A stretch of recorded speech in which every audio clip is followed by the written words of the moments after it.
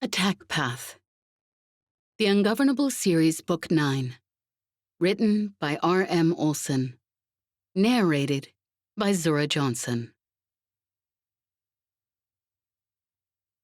Attack Path. The identification of one or more vulnerabilities in a system that can be exploited by attackers. Chapter 1. Jez. Day 1. Early. Jez was going to die in about 5 minutes and 37 seconds. Well, assuming Lev's calculations were correct, but then they usually were. Anyways, she was pretty busy at the moment running for her damn life. The streets were dark, ice and snow making a treacherous surface under her feet, and the flickering artificial streetlights were barely visible through the thick fog. Even through the fog, though, she could hear the footsteps behind her. At this point, 5 minutes and 37 seconds might be generous. Jez, where are you? I'm on my damn way, she muttered into her calm. Behind her, the footsteps were getting louder. They shot down my skybike. Honestly, that was maybe the thing she resented most about the plaguers chasing her. She'd run halfway across the city at this point, and it felt like halfway across the damn planet. Thing had been a piece of crap, though. You'd think a skybike would make it through more than a couple heat blasts. Are you being followed? Tay asked. What the hell do you think? She snapped. The footsteps behind her were getting closer, and were punctuated now by terse commands and labored breathing.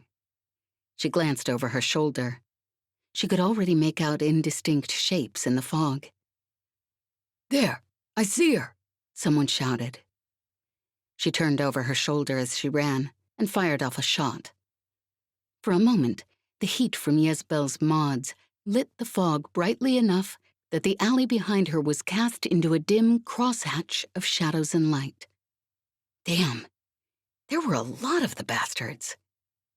She could feel the adrenaline grin spreading on her face. Running had been getting kind of boring anyways. She rummaged in her pocket, yanking out a small metal sphere. This should do the trick, probably.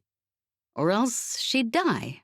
But hell, if you worried about crap like that, you'd basically never do anything. She gave the device a quick twist and tossed it over her shoulder, stepping back smartly against the wall and shielding her eyes with one arm. The alley behind her exploded in a flash of noise and light that jagged across her vision. Even through the sleeve of her jacket and with her eyes tightly closed. She lowered her arm, blinking against the sudden blackness. Her night vision had been blown to hell, but she could hear the angry swearing from the alley behind her. She braced her hands on her knees for a moment, panting, then straightened, sauntering back towards the noise. Where did she go? An officer shouted. I think I saw her, Jez called helpfully, still slightly breathless. She threw the damn flashbang, then took off down that alley. All right, go, the officer barked, and the cursing, light-dazed huddle of police started forward, slipping on the uneven cobblestones in the sudden darkness. Jez jogged after them slowly, letting herself fall towards the back of the group, grinning to herself. And then, from the front, someone let out a startled curse. Stop! I have a tracker on her. It says she's... There was a moment's pregnant pause. Damn it. Jez grabbed the officer beside her, swung him around, and shoved him hard into the small knot of officers who'd just begun to turn towards her. He lost his balance on the icy streets and went down, taking 2 of his companions with him. And Jez turned and sprinted up the street the way she'd come. She'd actually been looking forwards to not having to run for 5 plaguing seconds there. There was a moment of massed confusion as the entire squadron of police turned like a herd of stampeding swamp oxen brought up short. Then they started after her again. Jez swore under her breath. She was going in the wrong damn direction now, and they had minutes left at this point.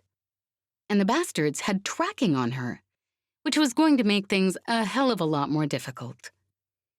Her legs were shaking now, her lungs burning. She'd been running for a long damn time, and she wasn't sure how much longer she could keep going.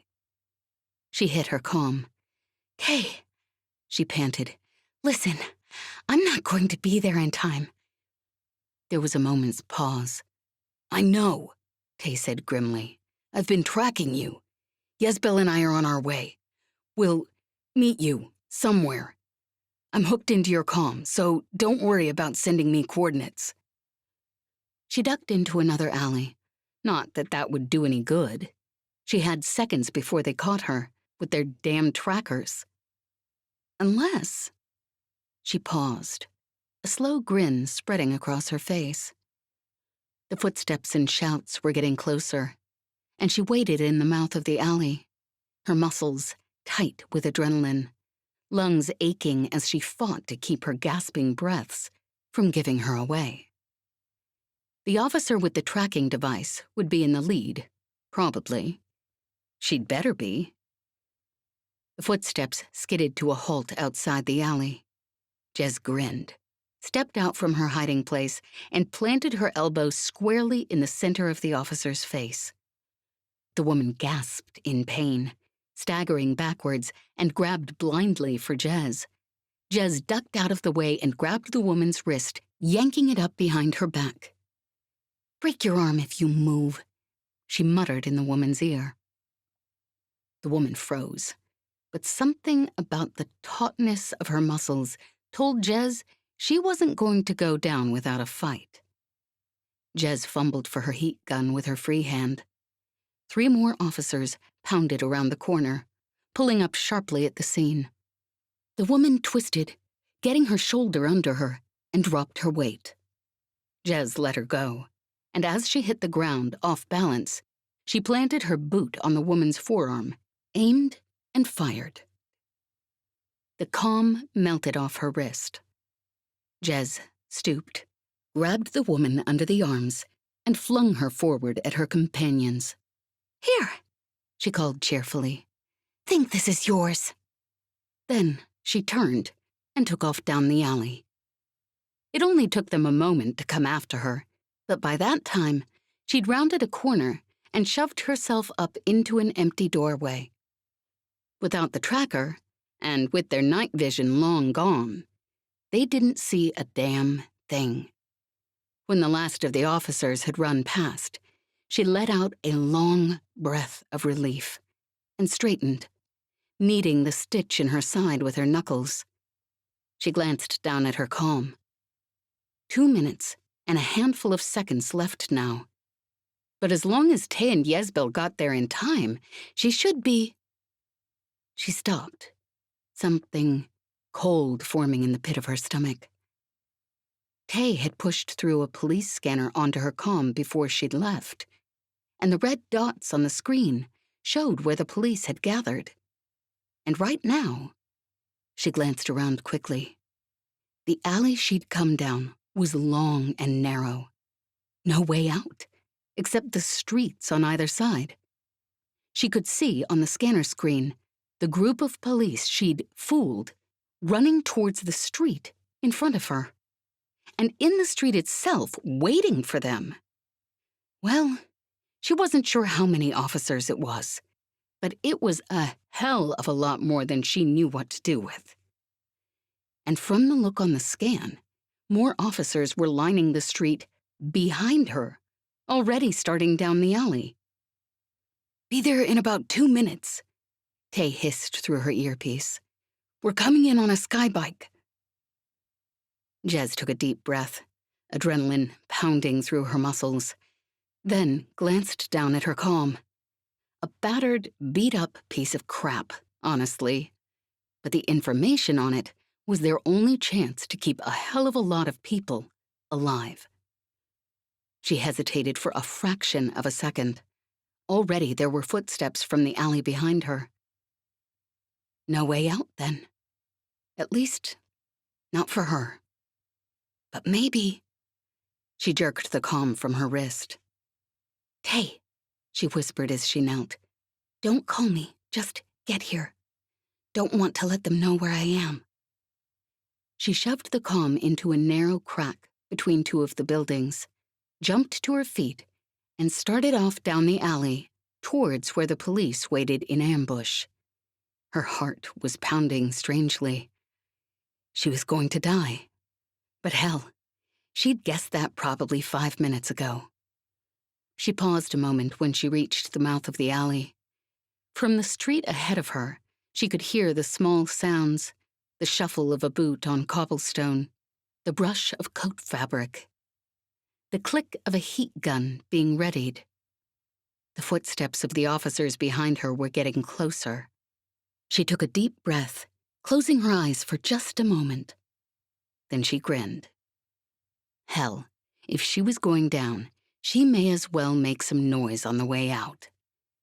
She snatched out her heat pistol, stepped out into the street, where the line of grim-faced police officers waited for her, and fired it right at the damn face of the plaguer who looked like he was in charge.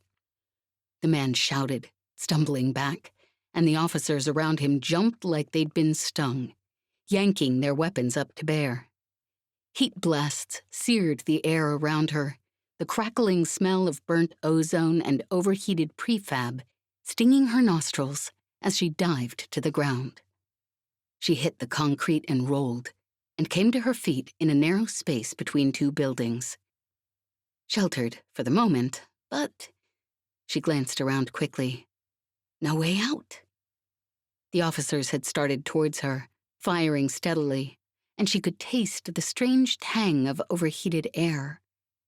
And then, from behind her, came a voice she hadn't expected to hear, probably ever again.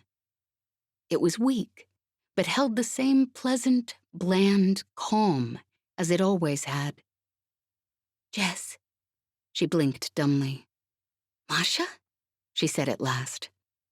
"Jess, catch." She reached up on instinct, grabbing whatever it was out of the air. A mask. "Put it on, please," came Masha's voice, "and duck." The heat blasts were hitting the edges of the buildings on either side of her now, blackening the prefab. Jez did as she was told. There was a tink of metal hitting concrete, and then another, and then the world went white. Chapter 2.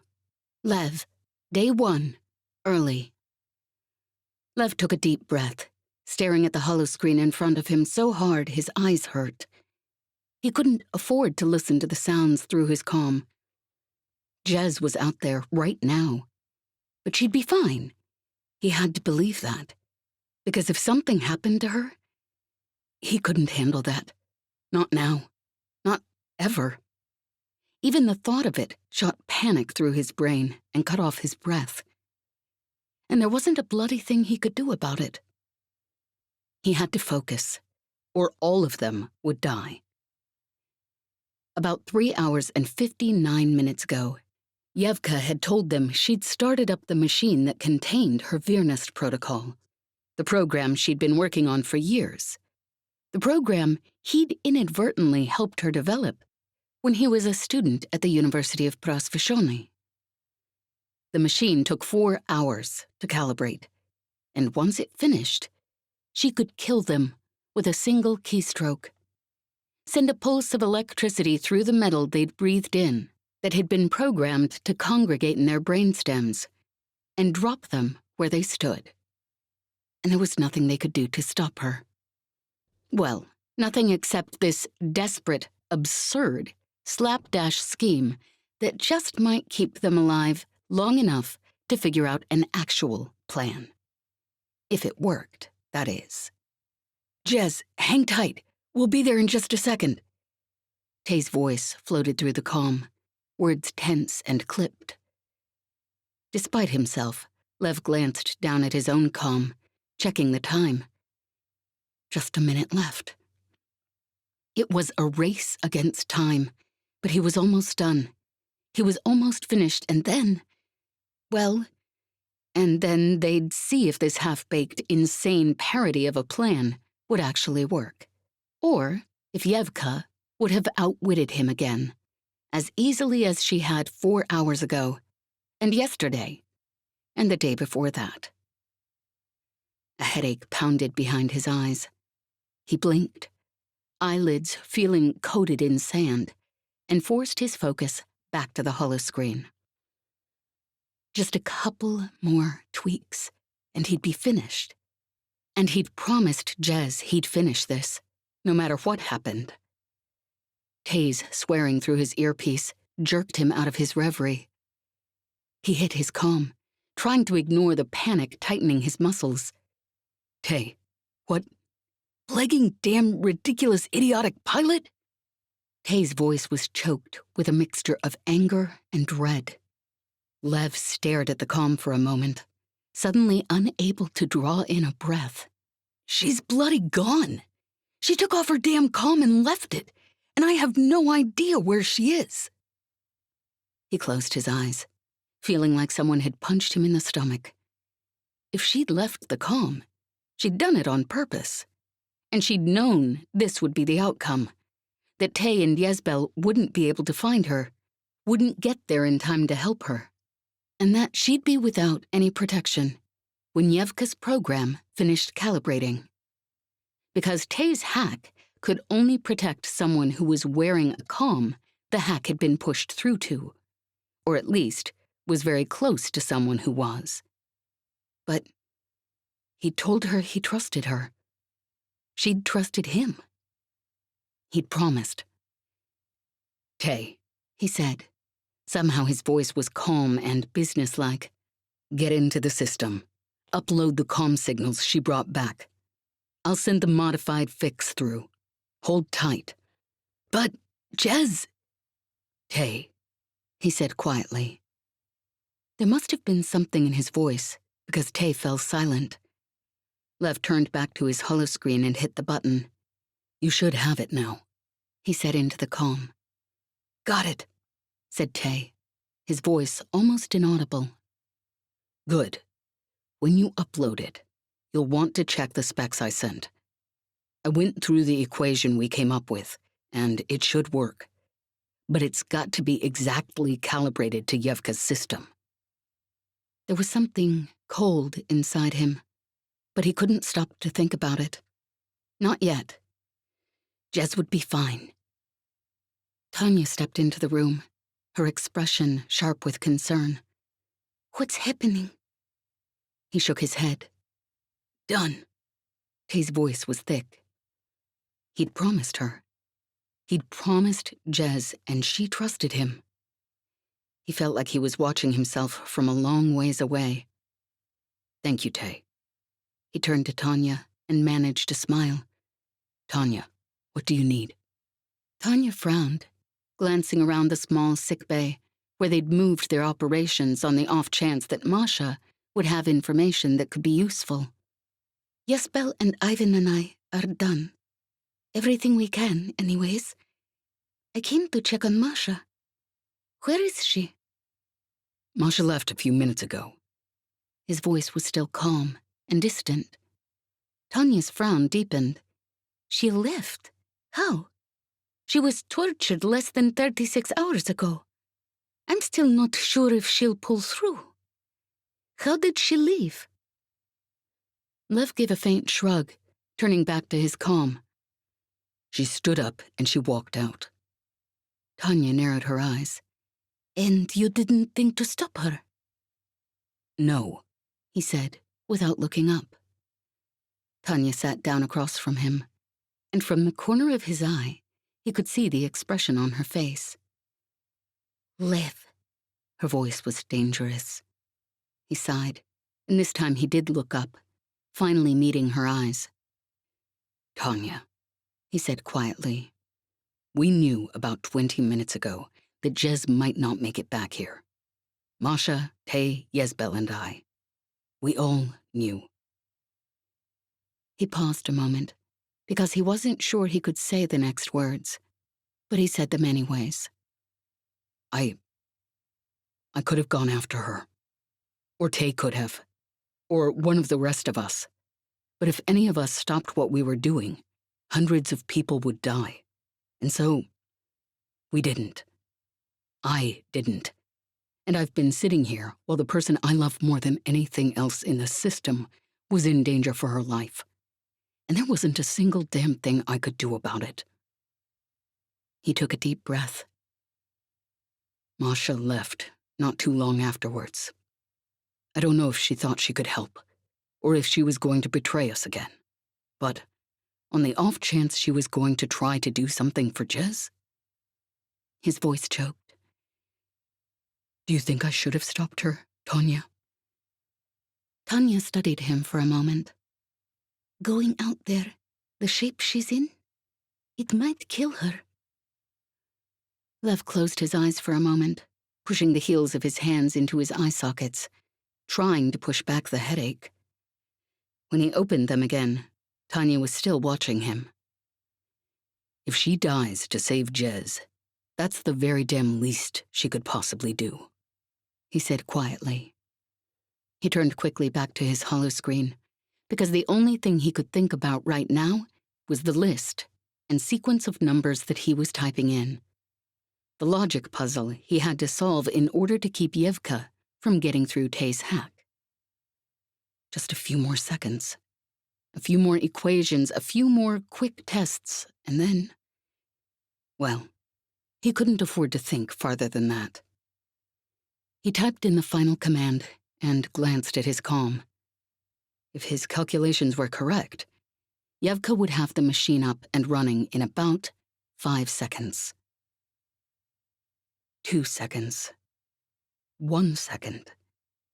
He held his breath, waiting for the jolt through his brainstem that would kill him. But nothing happened. He slumped back into his chair, too numb and weary to feel relief. Wait until Tay got back. Wait until there was nothing left he needed to do. Wait until he knew for certain. Hey! The voice through his earpiece jerked him out of his thoughts. For a moment he stared dumbly at the comm on his wrist, his brain refusing to believe what his ears were telling him. Did Techhead find my comm? He was still blinking at his comm, not certain whether he was actually dreaming. Jez? What the actual hell? Tay had recovered faster than he had. His tone was frantic. It's all good. I'm fine. What happened, you idiot?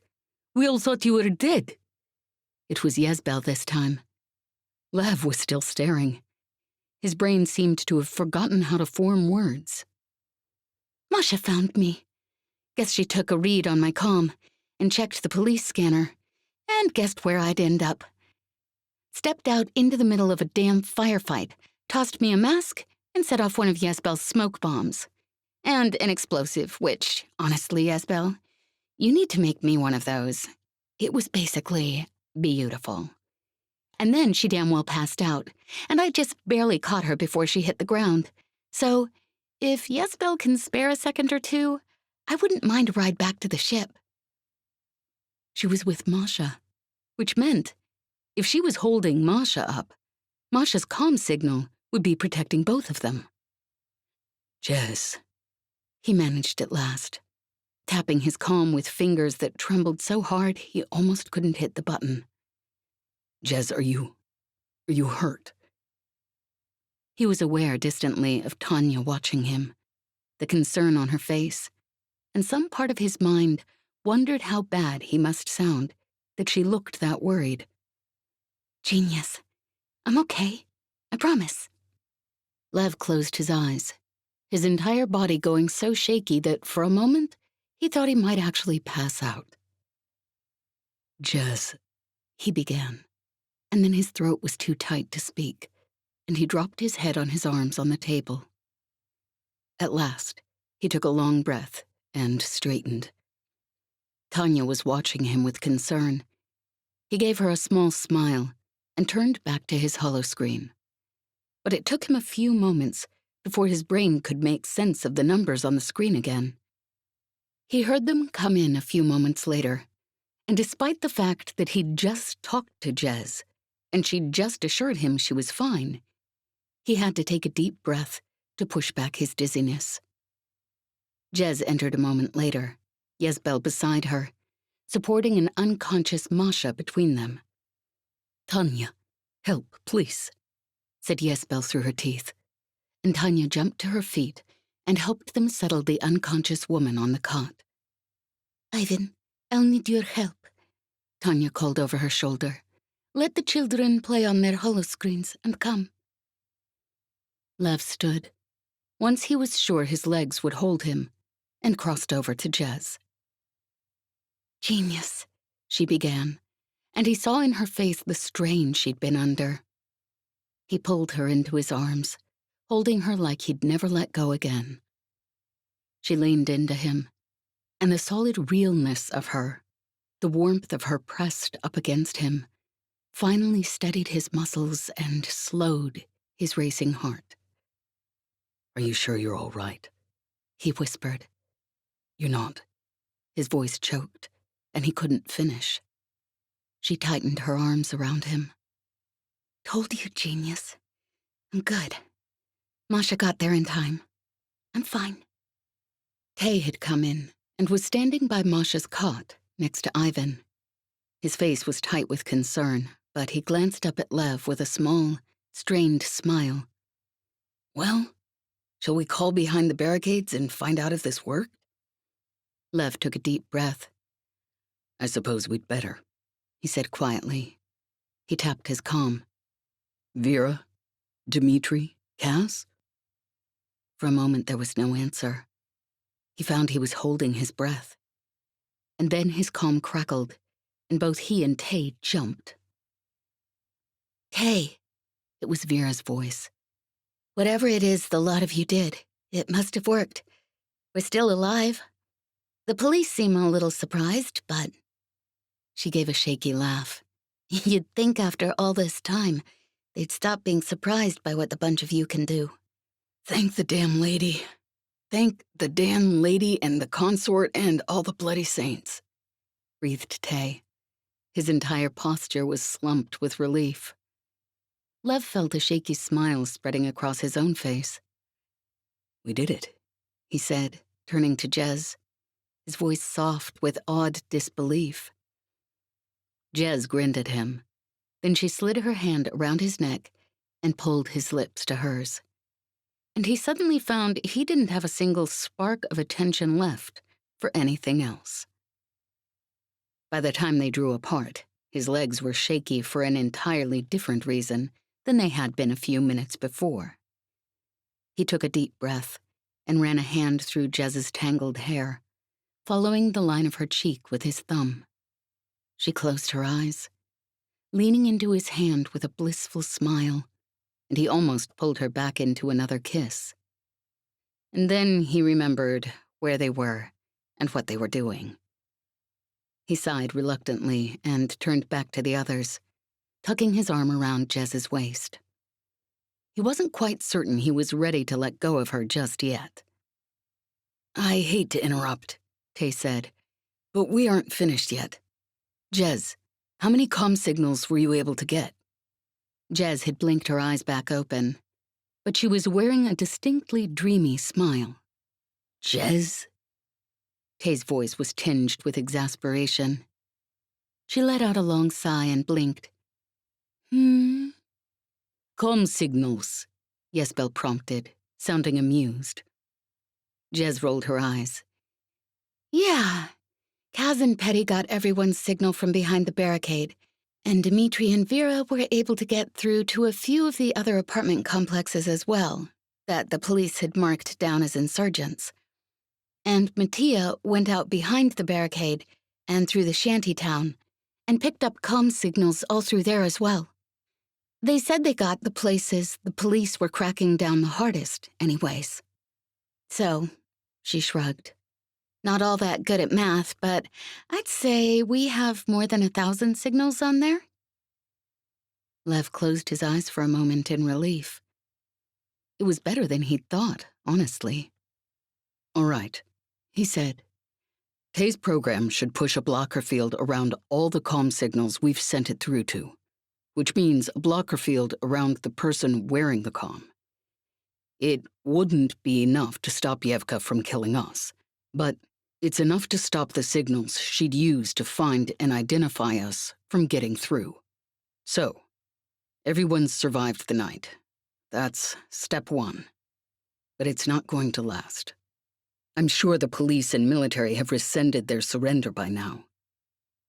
The people in the apartment blocks and the shantytown should be safe enough. If Evka can't track them with the protocol, she'll have no real way to find them. But it's not going to be hard finding people behind a massive set of barricades. And we haven't exactly been inconspicuous these last few weeks.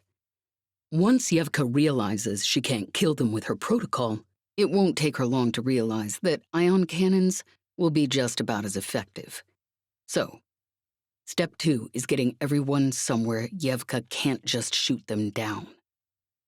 Good, said Jesper. So we get everyone somewhere safe. And step 3? He smiled grimly, pulling Jez a little closer. Step 3? We figure out how to bloody well take Evka down. There was a moment of silence. Jesper raised an eyebrow. I see. That's the plan. Jez shifted in Lev's arms, glancing around at the others with a dangerous grin. Sounds like a pretty decent plan to me, she drawled. Way I figure it, we're all supposed to be dead right now. We were supposed to be dead about 60 seconds after I dropped my comm back in the damn alley. If we die 5 minutes from now, that's still 5 minutes more than that bastard Evka wanted to give us. Her grin grew wider. So, maybe we die. But we're damn well going out with a bang. And we're damn well bringing that plaguing scumsucker Evka with us. Because hell, at this point, what have we got to lose? Chapter 3. Jesper, Day 1. Early. I think I may have something, Professor. Dimitri's voice over the comm was grim. Yes? Jesper asked sharply. The others were watching her, faces tense. They'd moved from the Ungovernable's sickbay to the conference room. The shape Masha was in, there was slim chance she'd wake up in time to contribute, and less chance still that she'd be coherent enough to talk if she did. They were running on borrowed time, and they all knew it. Once Evka sent in the military to surround the barricades, getting the ragged, exhausted band of insurgents out would be next to impossible. One of the undersecretaries my mother works with is over infrastructure in the warehouse district. There's an old warehouse that was recently scheduled to be demolished. I think it's still there. It's big enough to fit all of us, and it's set back in the smaller streets, over by the university. Good, she said. That makes defending ourselves easier if it comes to it. And would anyone be able to trace it to you or your parents? Asked Lev. They discussed this earlier. Masha had more than enough apartments, vacant hangar bays, and various other safe houses to shelter half the city. But there was always the chance, no matter how careful Masha had been, that Evka would be able to trace them to her, and from there, track them down. And if Evka found them, they'd die. I don't think so, said Dimitri. It's not my mother's ministry, so there shouldn't be any traceable connection. What about supplies? Jesper asked. We still have some left from Lev's negotiation, said Vera. We'll bring what we can carry. Jesper took a deep breath. They didn't have time to be picky, and this sounded like their best option so far. All right, she said. Dmitri, send the coordinates through, and we'll meet you there. You'll have to get everyone out, and you may have to split up. We can't afford to attract attention. We've got it, Professor, said Vera. Turns out, Lev's parents are very good at organizing things.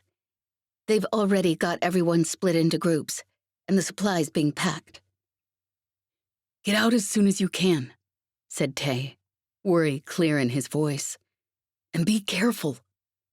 We will, said Vera. You too. The comm clicked off, and they looked at each other for a few moments.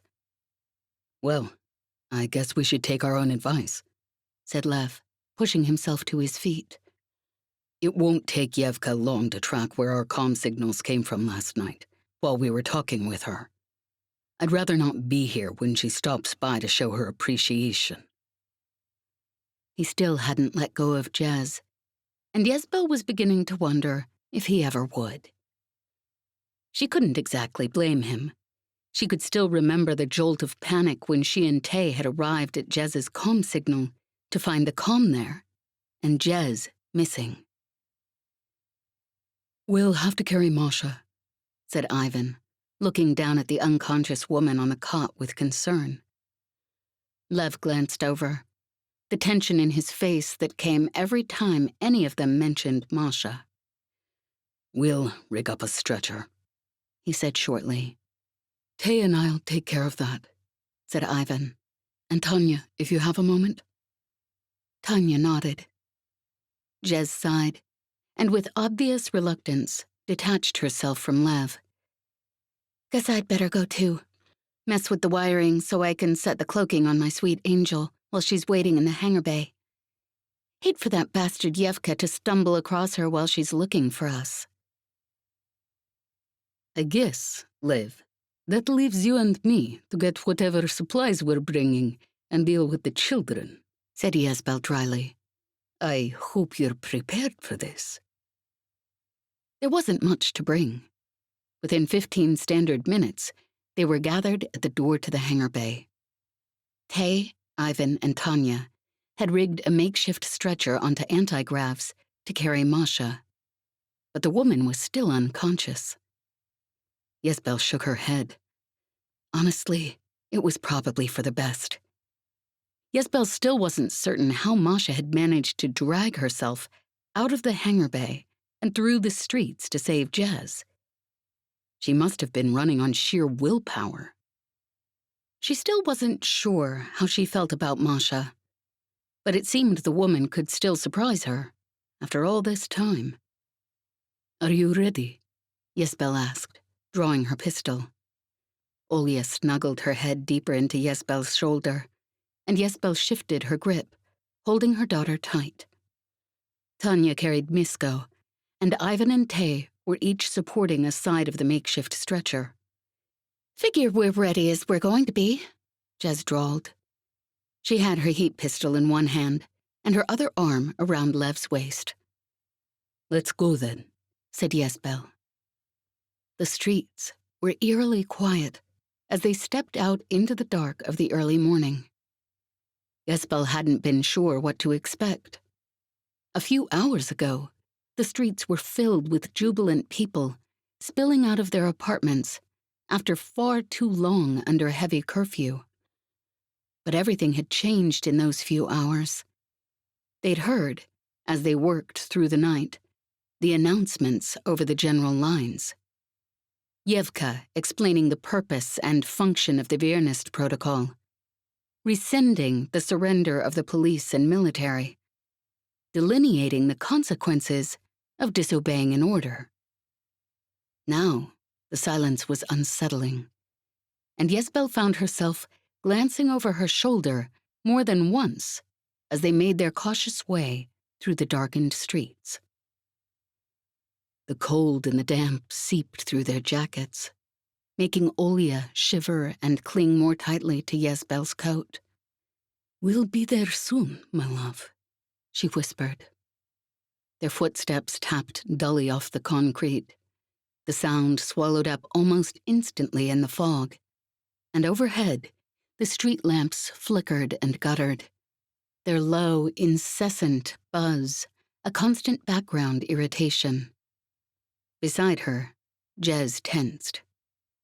Yesbel froze, and for a moment they stood still, listening. Then Jez shook her head, and they started forward again. Yesbel glanced around her uneasily. It would be next to impossible to see or hear anything in this smothering, choking mist. "How soon, Mama?" Olia whispered. "Just a few more minutes."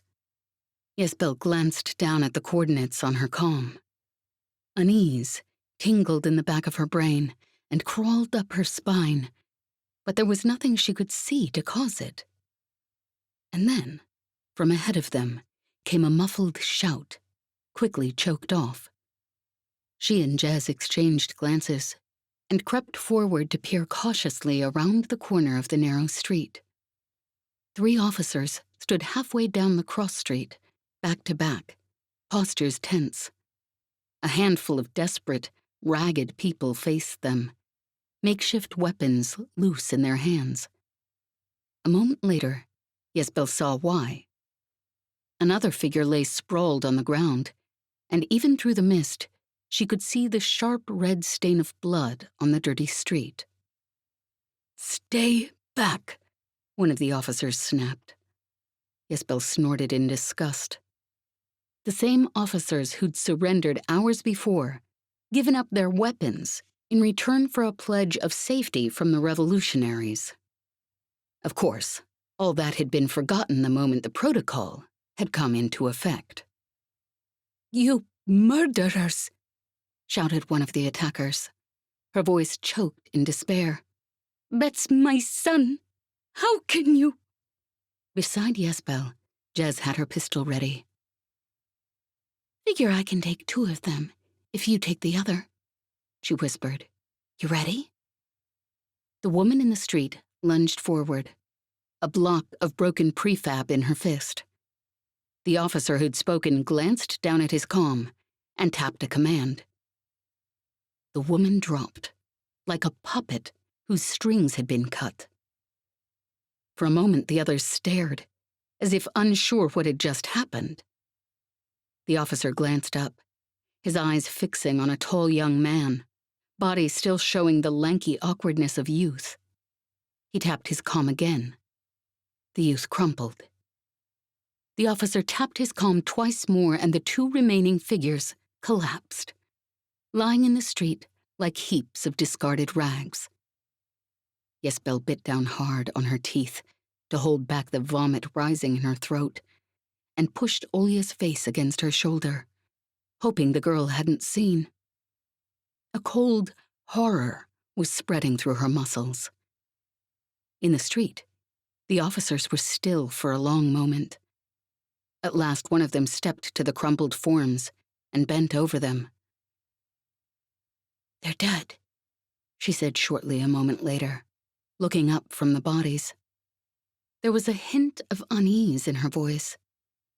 "Just like that. All dead." The officer in charge shrugged. "It's called the Viernist Protocol for a reason, and it's better than the streets being in chaos, like they have been the last few weeks." The officer kneeling by the bodies got slowly to her feet, brushing dirt and snow from her knees as she stood. "I'm just saying, I'm not sure I like it." "You don't have to like it," snapped her superior. But Yesbel could hear the unease even in his tone. "We used the tools we're given. Would you have preferred to cook their insides with a heat blast?" The other officer met his eye for a moment, then dropped her head. "Let's go," the man said, turning. The other officers followed him down the street, disappearing into the fog. The crumpled bodies lay where they'd fallen, dark shapes in the mist. "Those damn plaguing bastards," Jez whispered, her voice choking. "Those damn Plaguing. She broke off abruptly. Yesbel glanced over. Jez was clutching her heat pistol so tightly, It was a wonder it hadn't snapped in too. "We couldn't have done anything," Jesbel said quietly, even though her mouth tasted of bile. "There's no way we would have been fast enough. They were dead before they hit the ground." She turned away from the gruesome scene, with a quick jerk of her head, in the direction opposite the one the officers had taken, and they set off again. When they turned at last down the twisting, winding streets that marked the northeast corner of the warehouse district, Jesbel could feel the tension easing from her shoulders. Almost there. A small breeze whispered through the streets as they turned down the street that would lead them to their destination, clearing away the mist as it went. Jesbel came to a sudden, sharp halt. They were face to face with a dozen grim-faced officers, who did not look happy to see them. There was a moment of shocked silence. Then an officer grabbed Jez by the arm. "What are you doing in the streets? Didn't you hear about the curfew?" "Oh, don't worry. Heard all about it," Jez drawled.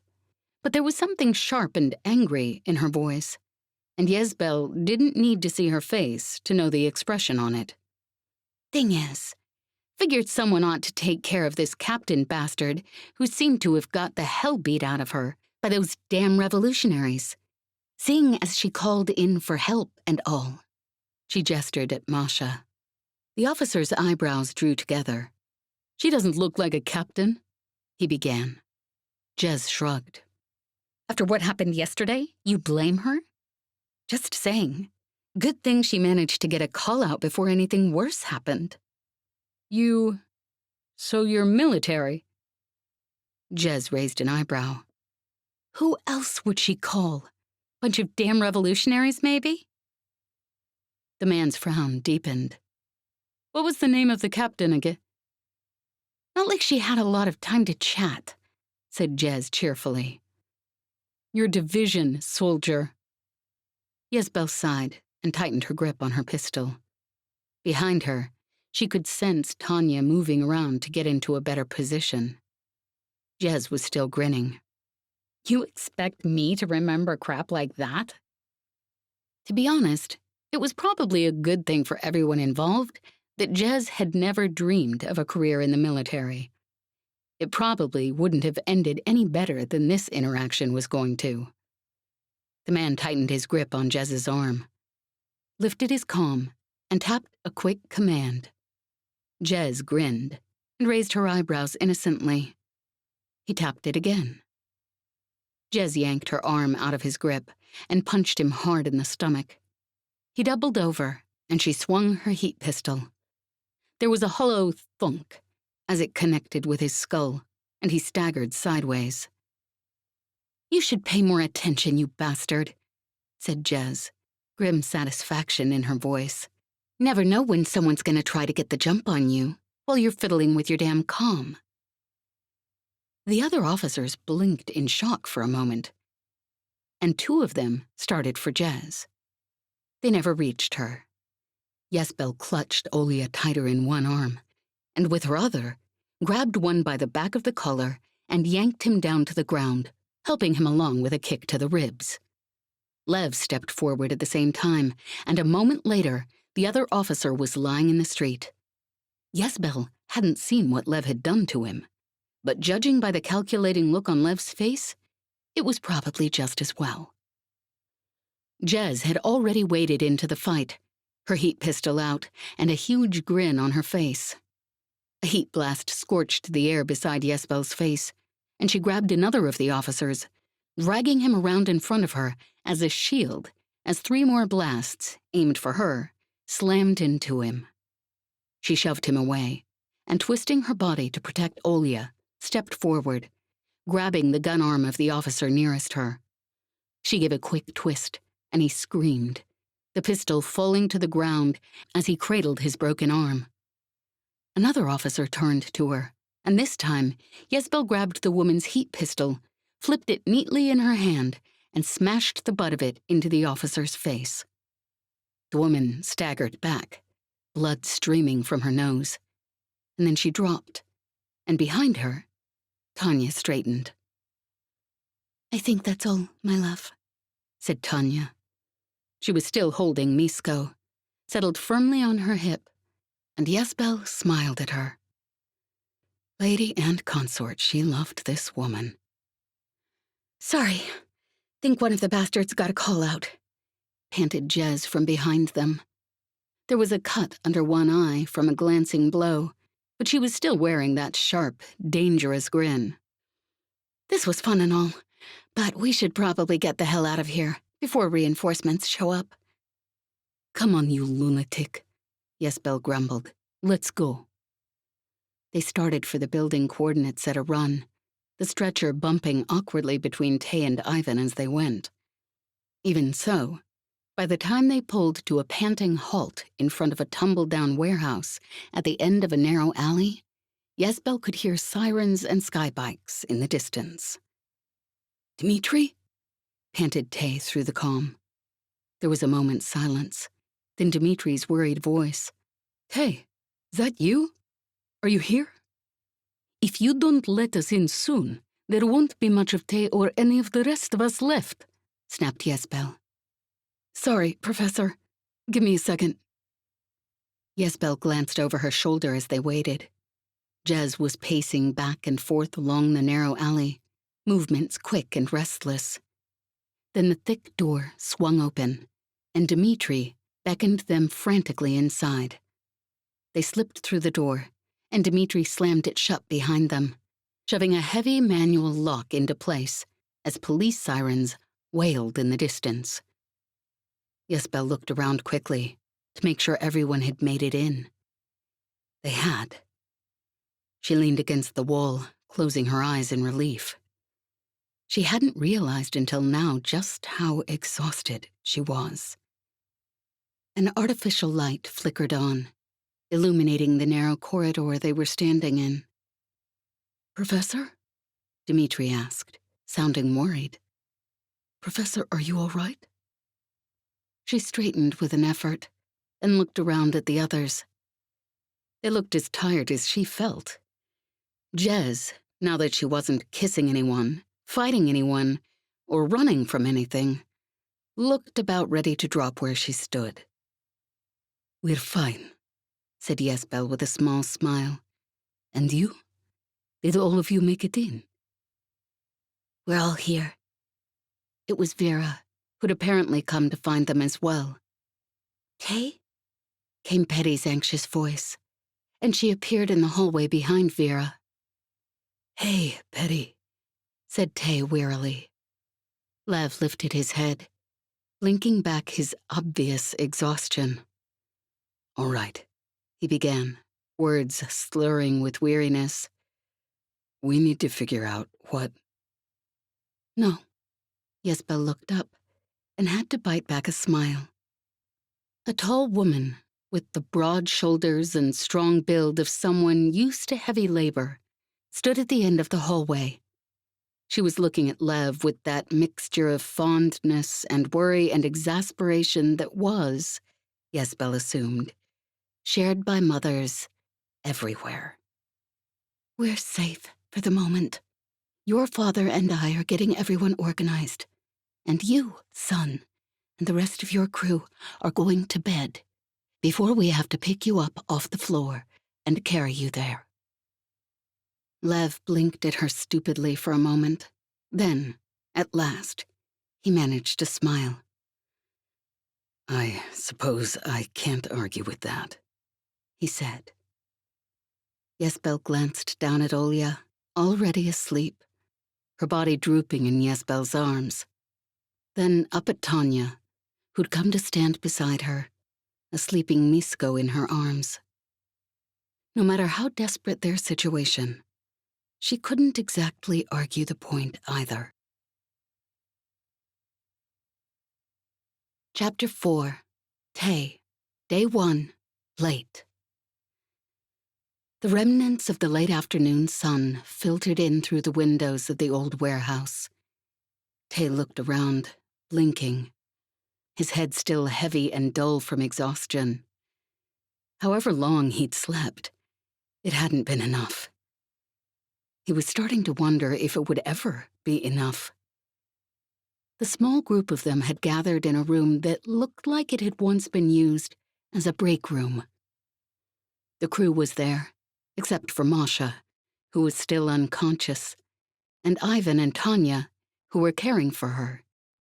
But also Vera and Dmitri, Kaz and Petty, Felix, Mattia, and a few of the other street kid gang leaders, just like they had so often over the past few weeks. Like he'd hoped they wouldn't have to anymore, when it had looked like they were on the verge of winning yesterday. A few broken chairs were propped against a moldering table in the center of the room, but after one look at it, they'd all opted for sitting on the floor. The fading light from the Prasvishoni afternoon seeped through the high, narrow windows, its dull orange contrasting with the fitful, whitish-blue glow of the artificial lights overhead. "So," said Lev, "since we all seem to be still alive, I guess now we discuss how we're going to stay that way. Tay, how long do we have to come up with a plan?" He didn't look much more awake than Tay felt, his eyes puffy with sleep and his hair flattened on one side. He still had his arm around Jez, as if he hadn't actually let go of her for even a moment at any point between the time she'd returned to the hangar bay and now. Maybe he hadn't. Tay shook his head. "I'm sorry," he said, his voice cracking slightly with sleep. "We won't have long. With the resources Evka would have, I'd give it a week at the outside for her to get through our hack. And that's only if the police or the military don't find us here first." Jez turned to him with a grin. "You always this cheerful, techhead? Or just when you've finally gotten some sleep?" He glared at her. "Well, I've been looking at how easy this place would be to defend if they do find us," grunted Jesbel. "Considering the options we had, this is probably the best we could ask for. But it's still not good. There are only a couple of entrances, and the narrow streets mean it would be hard for them to come at it with any sort of force. But that also means it would be hard for us to get anyone out. If they find us, we'll be trapped." So, sitting here until Evka finishes us off isn't a good option. "Got it," said Vera, with a small, tired grin. Lev sighed and shook his head. "Evka isn't going to stop until she kills us. You have no idea how much she hates people who get in her way. And I suspect there are several people in both the police and military who feel the same way, not to mention government ministers. A week is the very longest we can expect this to last." Felix snorted in disgust. "So, you're trying to break it to us gently that you don't have a damn plan? So we're all going to die anyways?" Tay glanced over at the kid. He was glaring at Lev, his wiry body as tense as he'd ever been, waiting on the barricades for police. But Tay could see the hopelessness under the anger on his face. He closed his eyes for a moment. Damn it to hell. The problem was, the kid was right. They needed more time. But more than that, he needed to get these kids somewhere safe, in case they didn't figure out a plan in time. "Lev," he said. "you know Evka better than any of us. What will she do when she gets through my hack? Kill us all at once?" Lev shook his head slowly.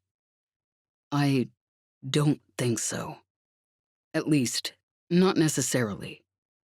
There are probably students here whose parents she wouldn't want to offend.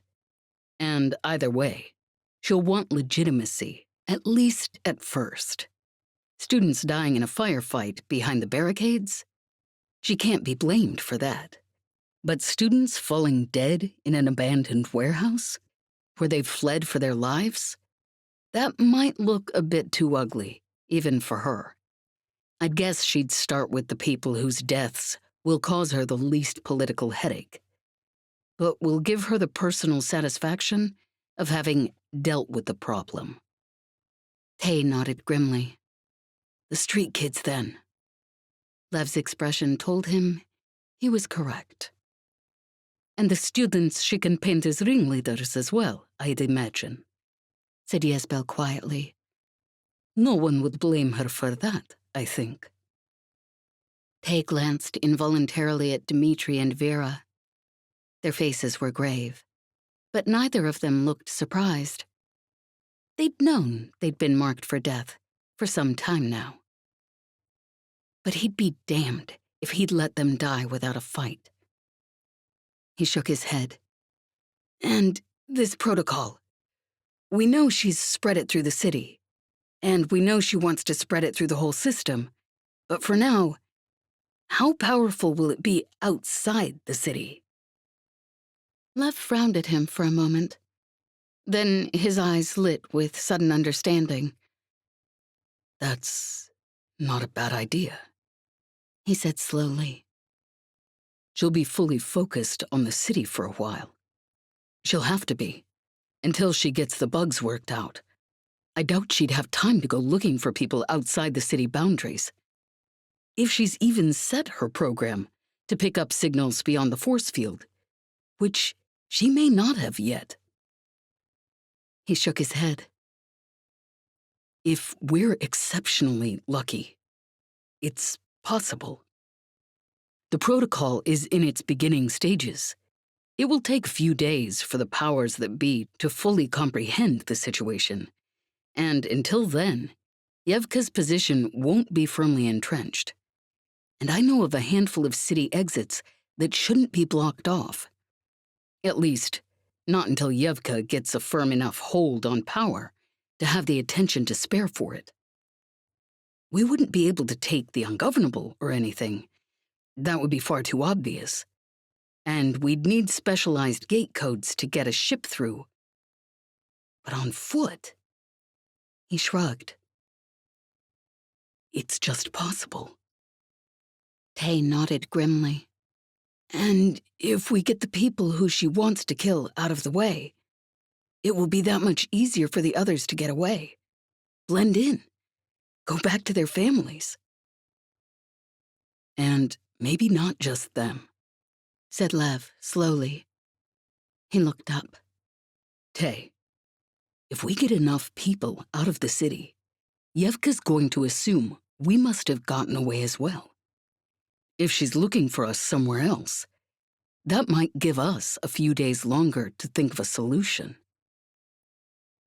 Tay stared at Lev for a moment, then felt a small, relieved smile tugging at his lips.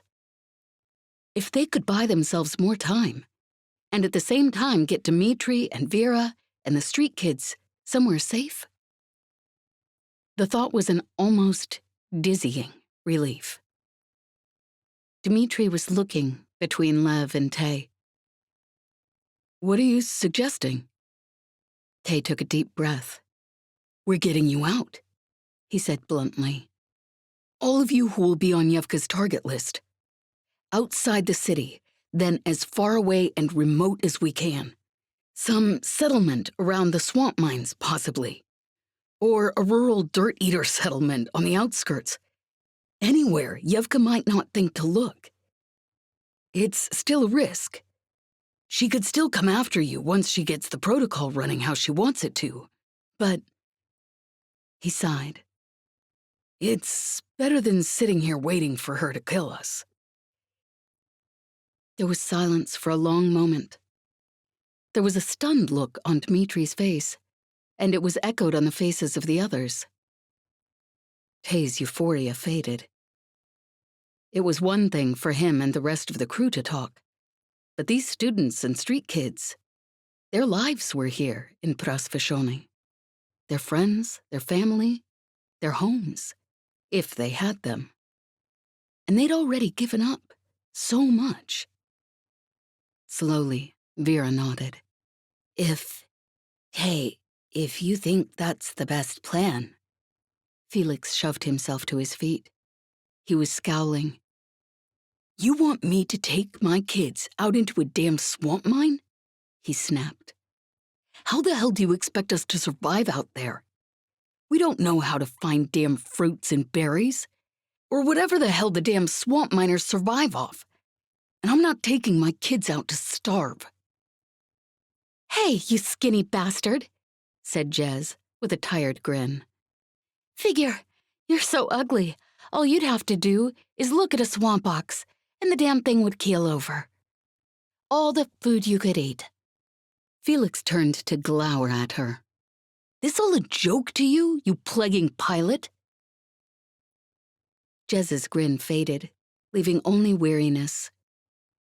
Listen, she said quietly. Just about got my damn face cooked this morning, trying to get your comm signatures back to Techhead here. And I get it. I wouldn't want to go to the damn swamp mines either. But you want to stay in the city? Well, you don't know that bastard Evka. She got the police to kidnap street kids, used them to test her protocol. And now that it's working, if you think she's not gonna use it to kill every last damn street kid in Prasvashoni, you're a hell of a lot more innocent than I figured you were. Felix glared at her. Then, reluctantly, he turned to Tay. She right? Tay sighed. Why the hell did everyone think he had all the answers? If Ivan was here, something about the calm, soothing comfort of his presence, the concern in his face and the steadiness in his voice, would make all of this so much easier. But they were all working with their backs to the wall right now, and none of them had the luxury of making choices based off what they wanted. She's right, he said, shaking his head. I'm sending Kaz and Petty out too. If I didn't think it was the only way. Felix was watching him, suspicion in his gaze. But at last, he gave a short nod. Fine, he said, his voice low. Fine. I'll take my kids and watch them damn well starve to death in the swamps. Because at least that will take longer than letting them be killed in the streets. He was scowling, but Tay could see the worry and fear behind his sullen expression. He couldn't blame him. Don't know when I got stupid enough to start trusting you plaguers, Felix muttered, dropping back into his seat. Probably gonna damn well regret it. Petty turned to Tay. Wait, she said.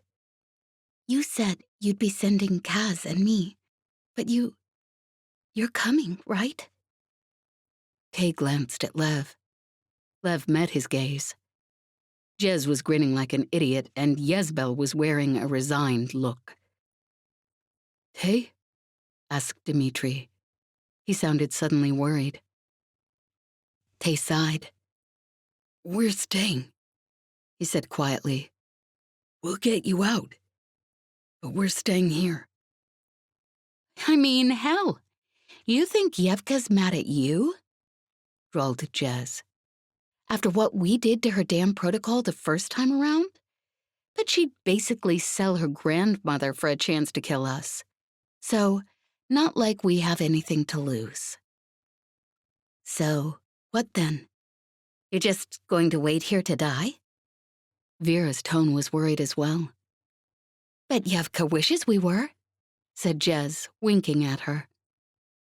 Tay shook his head grimly. No, we're going to get you out. And then we're going to come back here. And we're going to figure out how to take Evka down. Somehow. But he could worry about that when the others were safe. Dmitri and Vera and all the street kids were staring at him now. I thought you said that was impossible, said Dmitri at last. Tay shrugged. Maybe it is, but we've done impossible things before. Tay, I'm not going to be able to talk you out of this, am I? Asked Kaz.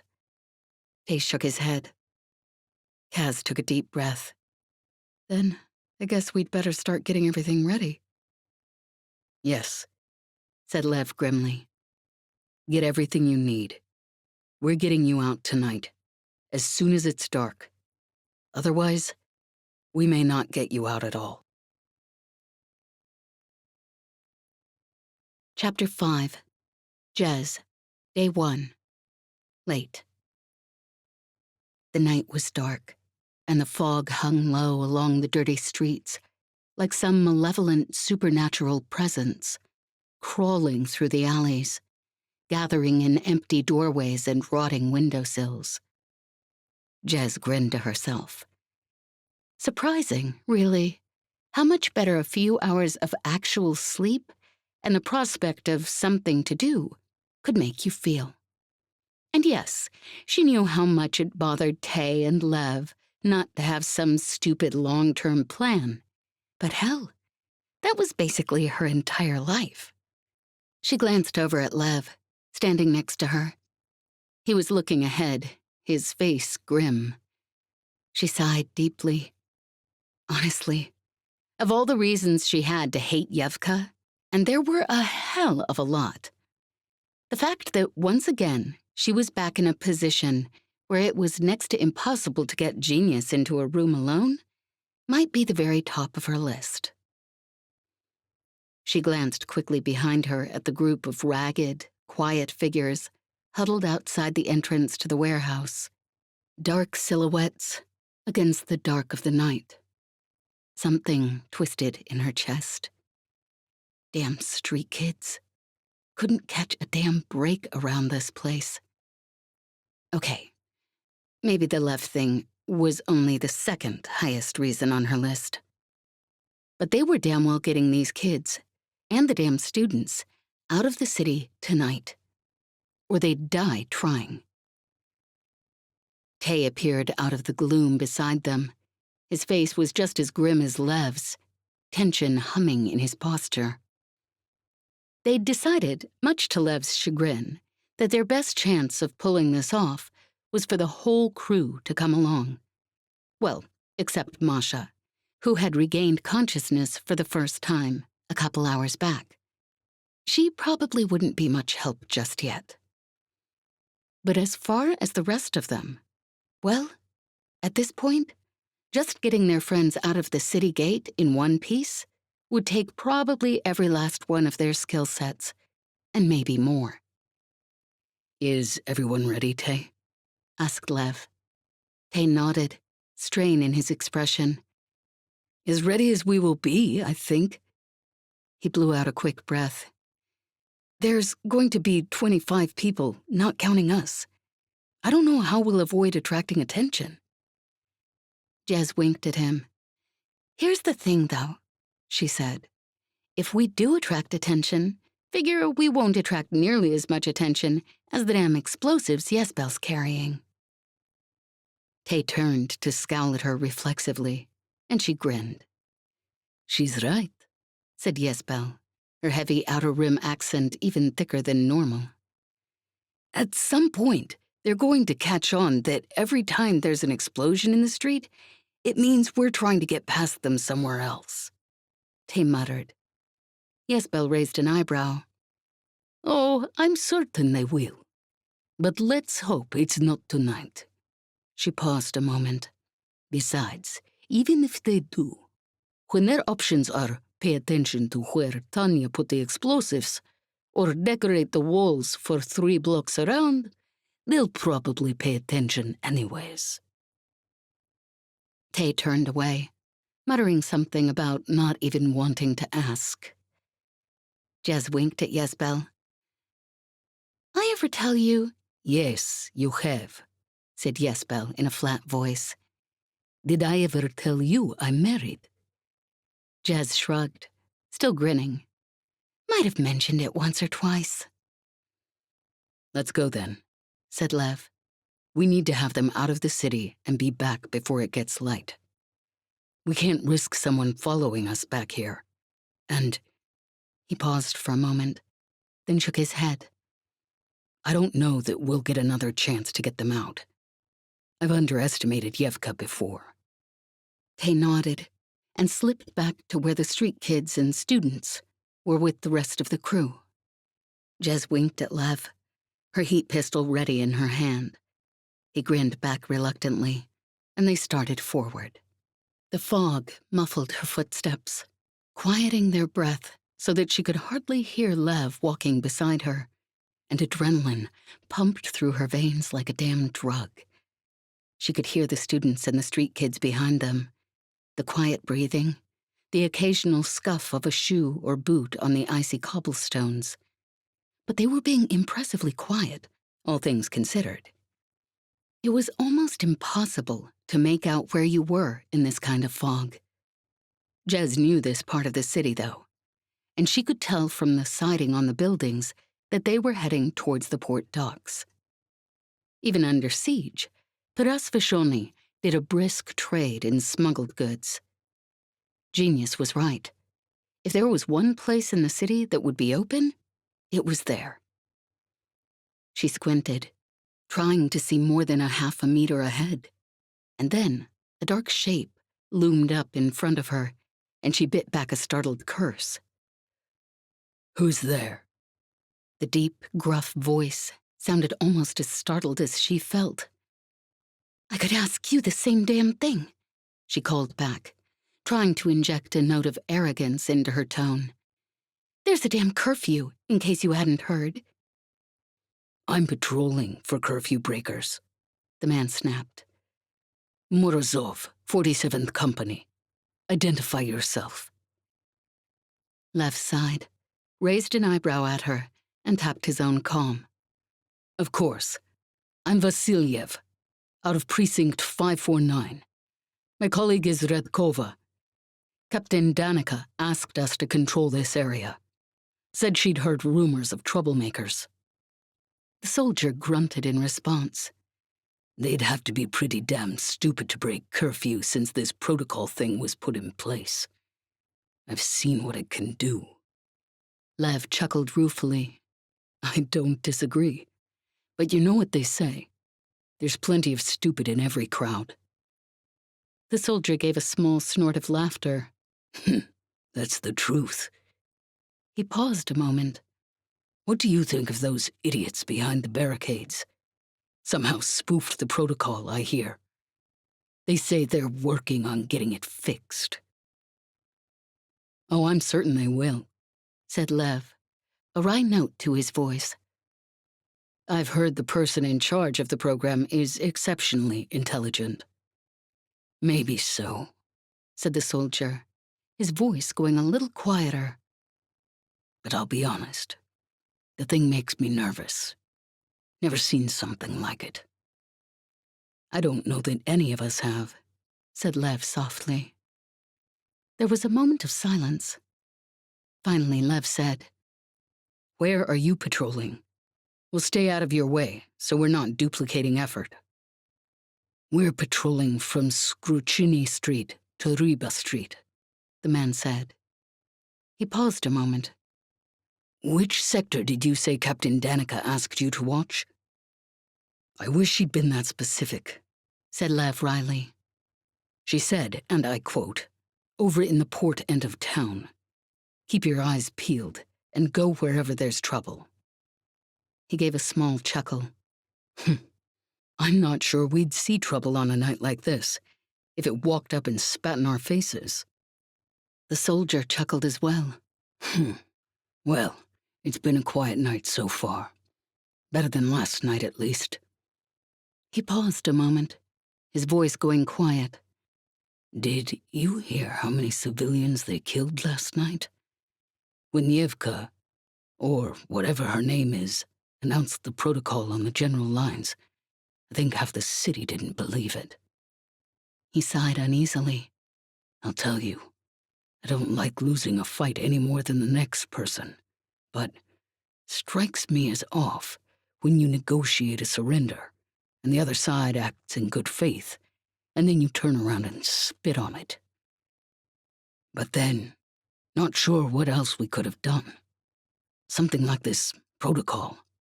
You're either the one enforcing it, or you're the ones it's being enforced on. And as between the two, He trailed off. I don't disagree, Said Lev quietly. Go on then, Said the soldier at last. You keep looking for trouble by the docks, and we'll keep looking for it in the streets. He paused a moment. And we'll pray to the lady that neither of us finds it. The muffled sounds of his footsteps moved off into the darkness, quickly swallowed up by the dank mist.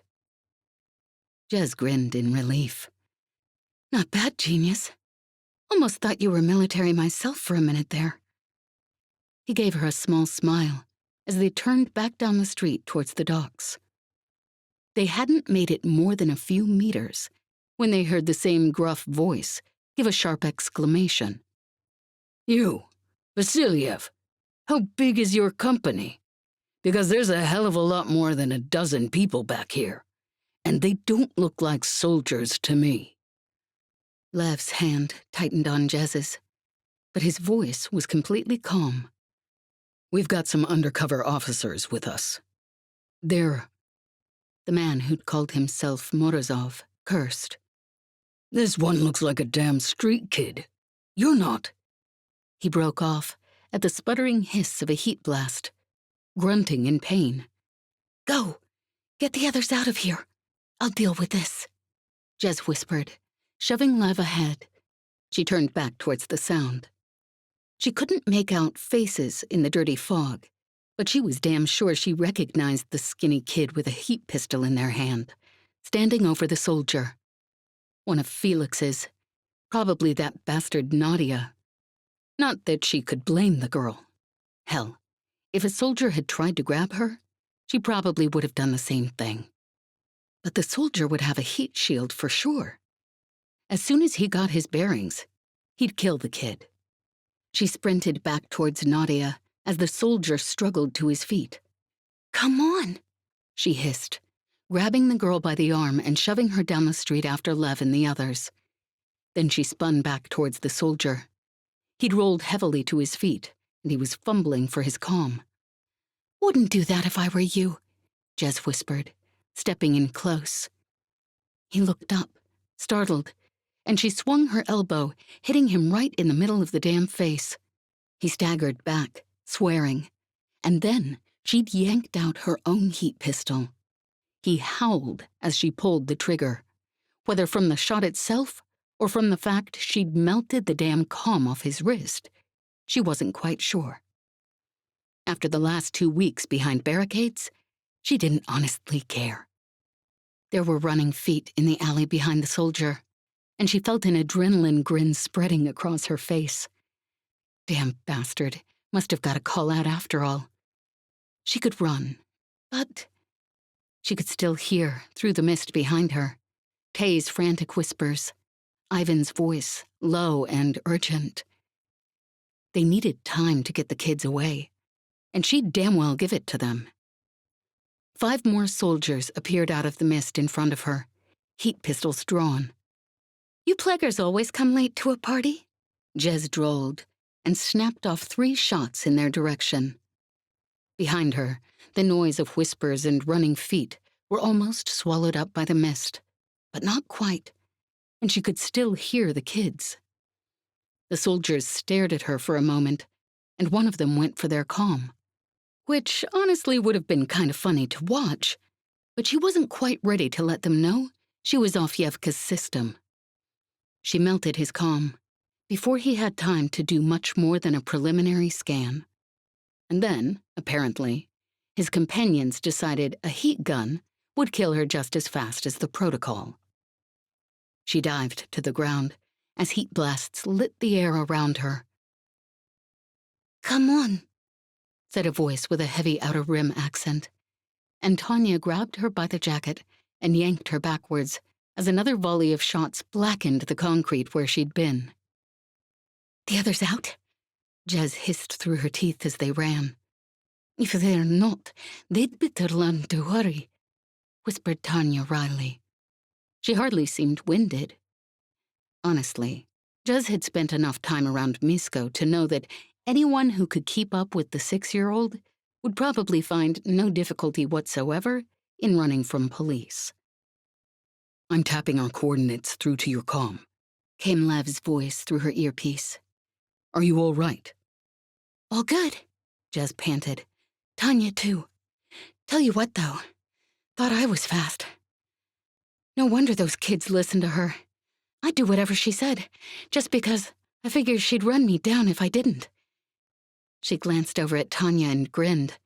I mean, hell, I'd do whatever she said just because she's so damn hot, but...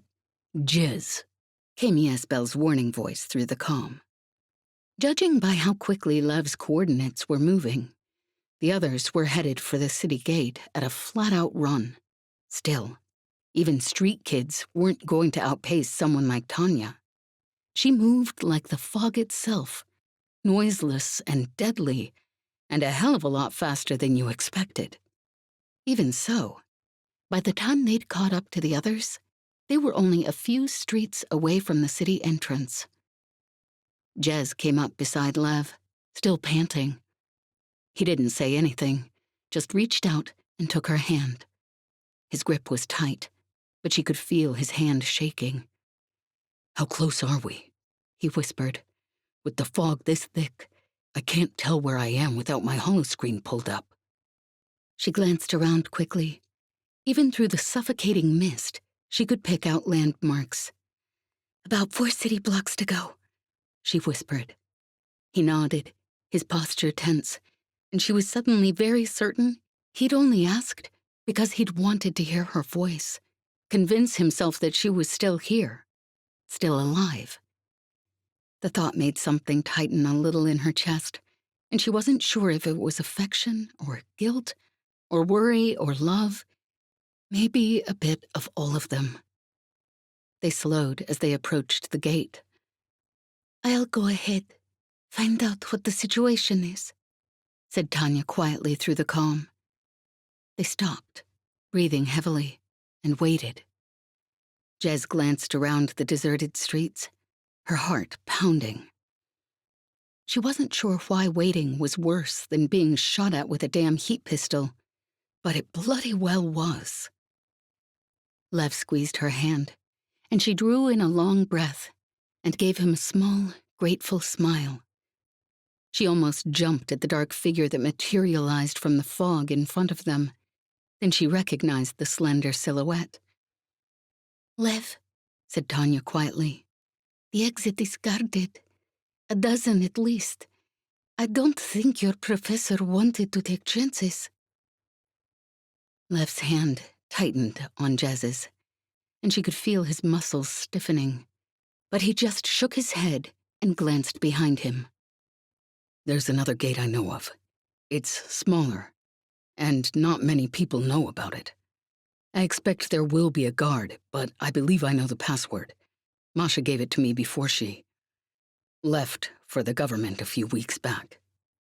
There was that hesitation in his voice before he said Masha's name, and the unease in his tone when he spoke of her. And much as she hated it, just couldn't blame him. Lead the way, then, said Tanya quietly. She faded into the mist behind them, presumably to rejoin her wife. Lev took a deep breath, glancing around uneasily, then gave a small, rueful shrug. I suppose there's nothing else to do at this point, he said quietly. It wasn't a far distance, but the adrenaline pounded through her veins, and every damn sense was on the alert. Something was wrong. Lev hadn't said it, but there was a reason he hadn't expected there to be guards here. The fact that there were meant there was something he'd miscalculated. She knew Lev well enough to know that there were only a finite number of people in the system who could cause him to miscalculate. It didn't help, though, that chief among them was the woman who was currently trying to kill them all. "It should be just a street down from here," Lev whispered into his comm. "I'll go check it out. There'll be guards, but it's just possible that Masha's password will get us through." Jez put a hand on the butt of her pistol. The tight adrenaline grin stretched across her face. "And I'm coming with you, because let's be honest, genius, you're good at a hell of a lot of things, but I'm still better than you at shooting." She could see he wanted to argue, and that he knew it would be useless. He sighed and nodded, and they stepped forward into the mist. She couldn't see the entryway until they were only a few meters away from it. As Lev had guessed, it was guarded. Something like 24 soldiers lounged against the walls surrounding it. Their postures were relaxed, but their hands on their weapons were steady. "Who's there?" One of them called. "Captain Gavril, 39th Precinct." Lev snapped. "I need to get out for some reconnaissance. Orders from the top." His voice was cold and arrogant, and Jez grinned to herself. Honestly, Lev wasn't half bad at this, for a soft scholar boy. Of course, she'd learned damn quickly that there were a lot of things Lev wasn't half bad at. Not least of which involved her and him, and a room with a bed, and a damn door that locked. She sighed reluctantly, pulling her mind back to the conversation. "How many are you bringing through?" asked one of the soldiers, straightening. Lev hesitated for half a moment, then said smoothly, "Just over 24, but they're plainclothes officers. We had them infiltrating the street kids, up until not too long ago." The officer stared at them, and in the mist, Jez couldn't see his face well enough to read his expression. At last, though, he said, "Well, come on through in that case, and we'll scan you one at a time." Lev frowned. "Scan us? You must have heard the instructions," the guard said impatiently. "We scan everyone that goes in and out, no exceptions." "Oh, I'm fairly sure that this is a time you should make an exception," said Lev. "Evka doesn't want it on anyone's radar that we've left the city. Hers alone." "Scan, no exceptions," said the guard, and Jez noticed how his hand tightened on his weapon. "I'm sorry. I can't let you do that," said Lev, his voice firm and still slightly arrogant. "It would be as much as my position is worth. And," he added, "as much as your position is worth." He paused. "I assume the password will be sufficient?" The soldier was standing by now, and 2 other guards had drifted over to join him. Lev shook his head impatiently. "If you insist on being unreasonable, I'm going to have to get instructions." He gestured brusquely to Jez, and she followed him back down the street. "We're not getting through there," he whispered into his comm. "Tay, you have any suggestions?" From behind them, an alarm blared. Jez cursed, yanking out her heat gun. "Code yellow!" a guard's voice snapped, her tone carrying the sharp crispness of a military officer. "Get back to the warehouse," Lev hissed into his comm. At the same time, another woman's voice shouted, "It's them!" "Go!" snapped Jez, spinning around. The student behind her was standing open-mouthed with horror. She grabbed him by the shoulders, turned him bodily around, and shoved him back down the street.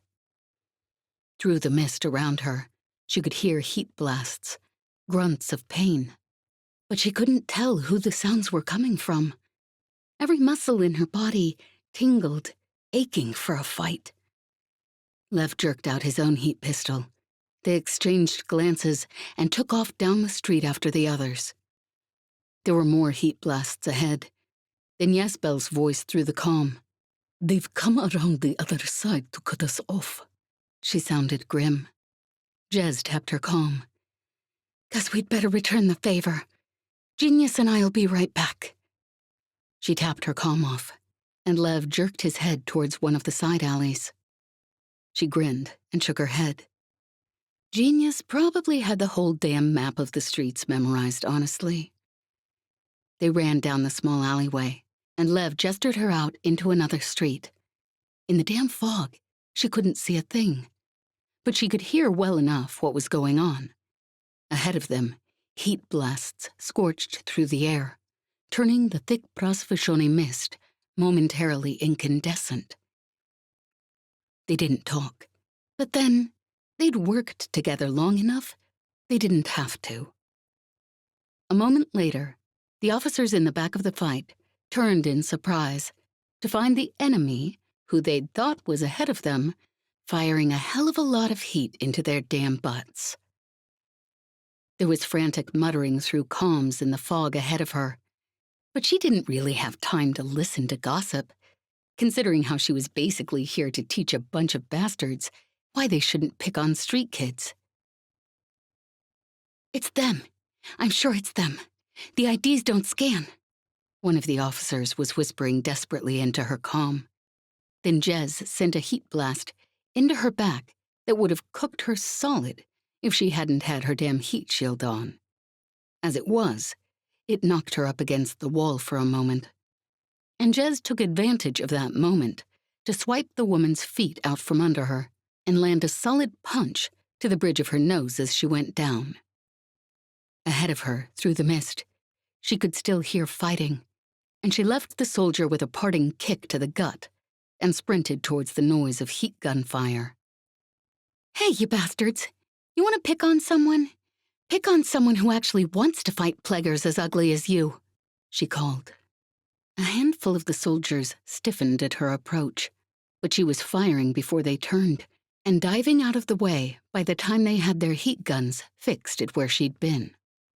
From beside her, she heard a familiar grunt of pain, and she swore, spinning in time to see Lev catch a fist to the stomach.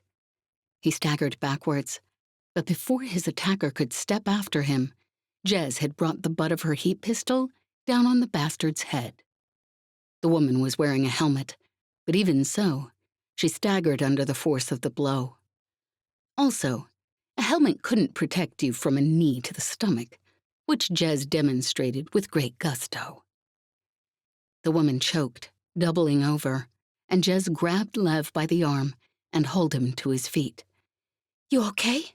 She snapped. He nodded breathlessly. Although, to be fair, she figured all of their definitions of okay had evolved significantly in the past few months. Get back, came Yezbel's voice through the comm. I'm going to throw a smoke bomb. On it, Jez panted, and dragged the still staggering Lev down the street. Meet up with us further down, Tay said through the comm, his voice tight with worry. I'm sending our coordinates through again. Jez glanced down at her comm, then took off towards the moving red dot that indicated Techhead and the rest of them. Lev had steadied on his feet and was running beside her, his pistol still in his hand. As they rounded a corner, he turned, firing a shot off behind him, and she grinned to herself. Genius Boy had always been hot, but there was something about the way he could fire off a heat blast over his shoulder at the police while running for his life that was ridiculously attractive. They met up with Tay and the others a few blocks later. They're still after us, I'm afraid, Lev panted. Evka must have guessed what we'd do somehow. We have to get back to the warehouse. We don't have another survivable option right now. Tay nodded. We didn't lose anyone, at least not that I know of. Ivan's taking up the rear to make sure that we don't have stragglers. There were shouts from the street ahead.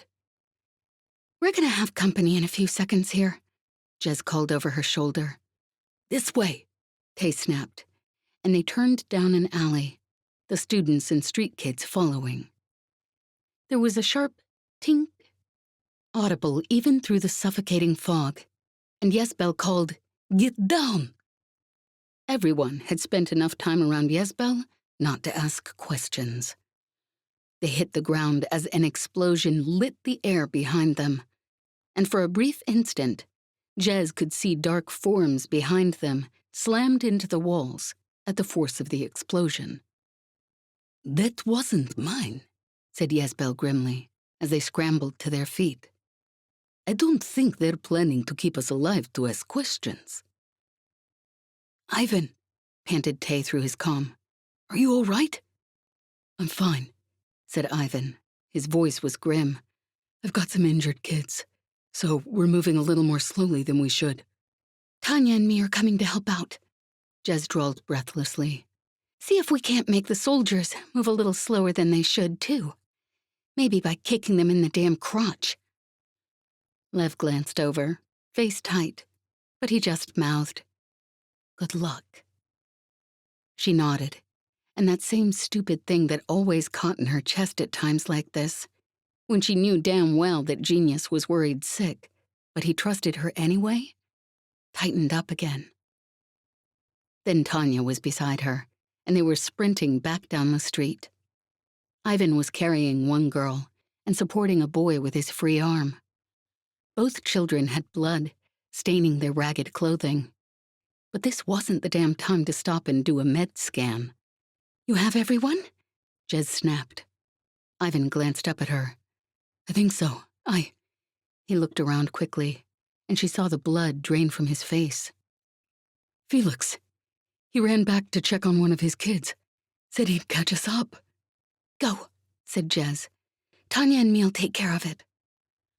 The girl in Ivan's arms moaned softly, and Ivan gave a short nod. "It's just those two. The rest are accounted for." Jez turned to Tanya, grinning. "All right, you bastard. Ready to raise some hell?" "Yes, Jez, I suppose I am," said Tanya, with a small, sharp smile in return. The soldiers were less than half a block behind them. Apparently, catching Felix had slowed them down some. Thank the damn lady the mist was thick enough that there was no one on a skybike. She could tell where Felix was from the muffled curses. With just one of them caught, or two maybe, she figured the soldiers would try to keep them alive, maybe use them as bait. But hell, she knew Felix, and he was almost as good as she was at making people want to shoot him dead. She and Tanya exchanged glances, and Tanya gave a quick nod. Then she stepped forward, disappearing into the mist like a damn ghost. Jez grinned, settled her pistol more firmly in her hand, and stepped forward like something that was about to make a hell of a lot of other people into ghosts if they didn't get out of her way fast enough.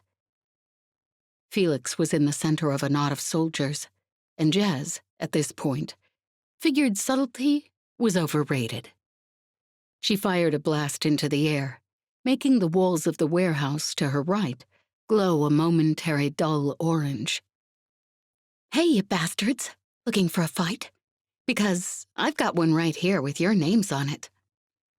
There was a moment of shocked silence from the officers, which ended pretty damn quickly when she shot 3 of them directly in the chest.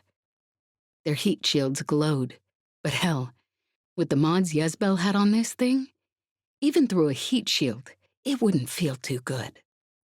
A handful of soldiers started towards her, heat visors pulled down low over their faces, the grim efficiency of their movements leaving no doubt as to their intentions. She fired off a couple more shots, ducked as a heat blast scorched over her head, and then dived towards them, pulling a gutting knife from her boot as she straightened. They managed to get off a few panicked shots, one of which burned a hole through the side of her jacket and probably scorched her tunic underneath. And then she was in the middle of them, and no one was going to shoot at that close range unless they wanted to fry one of their buddies to a damn crisp at the same time. From the corner of her eye, she could make out Tanya, her movements silent and fluid, her progress visible only by the quiet collapse of officers around her.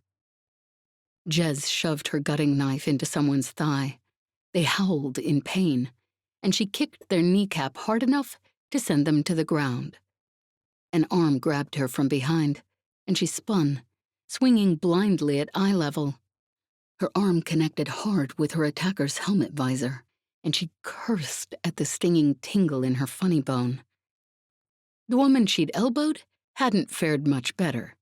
Staggering backwards on the icy cobblestones, helmet knocked askew. Still swearing, Jez stepped forward and kicked her hard in the stomach, and as she doubled over, grabbed the back of her neck and shoved her face down to meet Jez's upcoming boot. Even with a helmet, the bastard should be seeing stars after that. Someone else grabbed her, and this time she was smart enough to use the butt of her heat pistol as she spun. Whoever it was didn't let go, and for a moment they struggled, each trying to pull the other off balance. Then Jez stepped in close and bit down hard on the soldier's gloved hand. He cursed in surprise, letting go of her for an instant, and she jerked free of his grip and sprinted for Tanya. She reached the woman at the same time Tanya reached the two street kids, and together they disabled the officers holding them. Jez grabbed the injured kid Felix had been supporting, slinging him up over her shoulders, and Tanya grabbed Felix by the arm. He turned to glare at her, and then must have realized who it was, because he bit back whatever he'd been about to say. Smart kid, honestly. Even Felix knew better than to take on Tanya. "Go," Tanya hissed, and they took off running. By the time they reached the street that would turn towards the warehouse, the soldiers were close enough that Jez could feel the sting of the heat blasts on her heels. "Give me a moment," said Tanya, slipping away. Jez dumped the injured street kid in Felix's arms and yanked out her pistol. "Get him out of here," she hissed. Before Felix could protest, Jez turned with a whoop and ran directly at the soldiers pursuing them, firing her heat pistol like a maniac. There was a startled instant where the soldiers in front skidded to a confused halt, and the soldiers behind them narrowly avoided running into them. And then they recovered, pulling out their weapons, and Jez dived to one side as the air around her sizzled with heat. Then, from behind them, there was an echoing boom.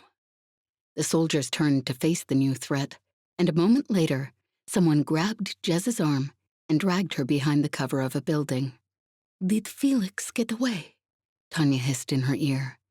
She nodded, still half stunned from the blast. "Good, let's go." They slid between two buildings and sprinted down another side street.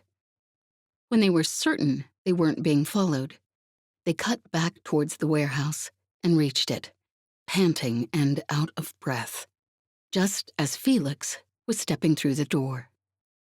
They ducked through behind him, and Tanya shut the heavy door firmly, pushing the lock into place.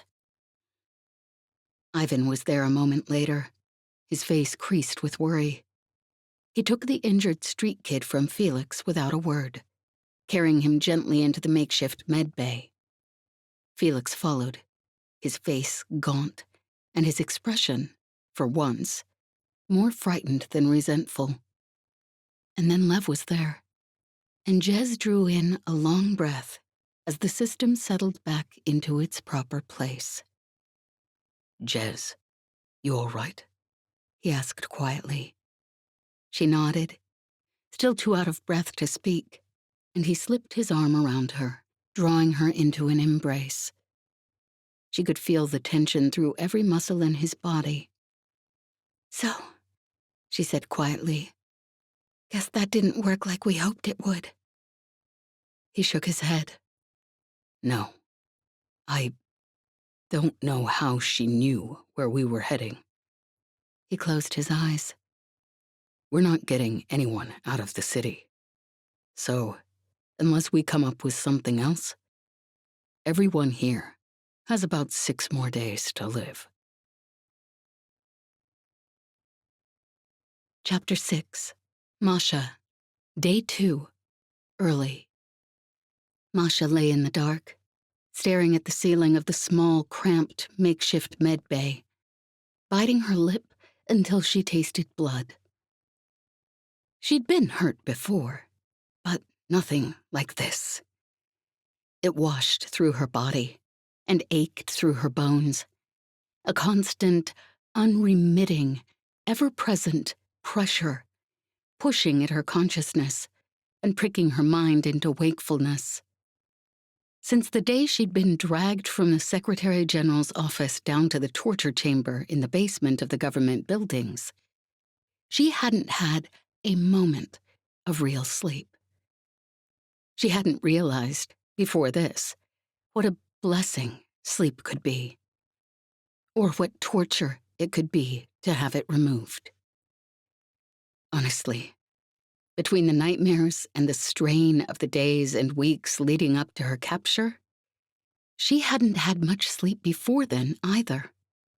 But now, with the pain thrumming behind her eyelids, knifing through every joint and muscle, sitting dull and heavy across her leg, and sharpening at her mutilated knee, the thought of sleep and the attendant unconsciousness was like the thought of water to a person dying in the desert, equally tantalizing and equally out of reach.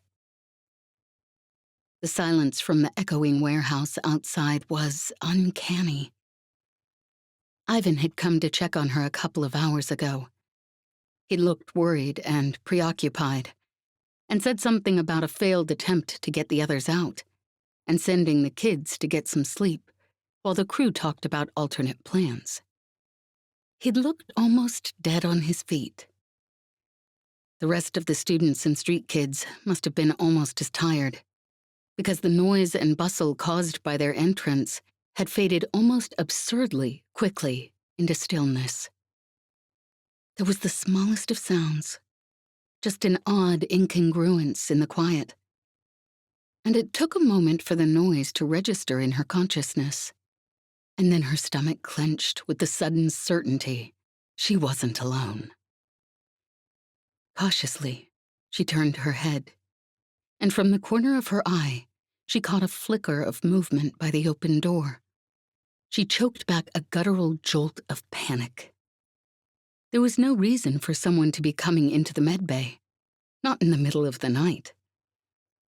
Barely visible in the darkness, a silent figure slipped through the doorway. Masha lay entirely still, hardly daring to breathe. She wasn't sure, for an instant, why she was so certain she was in danger. And then her mind registered what her subconscious had noticed immediately: the wicked glitter of a knife in the figure's hand. The figure came stealthily across the room, movements as silent as a shadow. Masha lay completely still. It was disconcerting how her body reacted to this, panic flooding her veins, tightening her lungs, weakening her already weak muscles.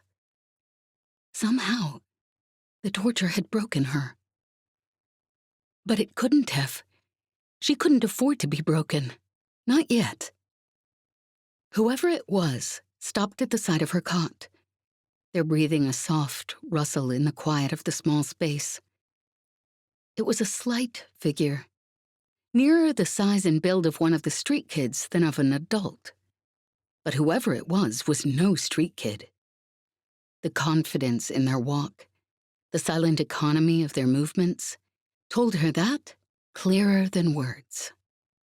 Whoever this was had been trained, and they'd learned well. The figure moved slightly, and again she caught the sharp, bright glitter of metal reflecting the dim emergency lighting. Masha moaned softly, turning her head restlessly and shifting on the blankets. She forced her breathing down to the soft rise and fall of someone long asleep.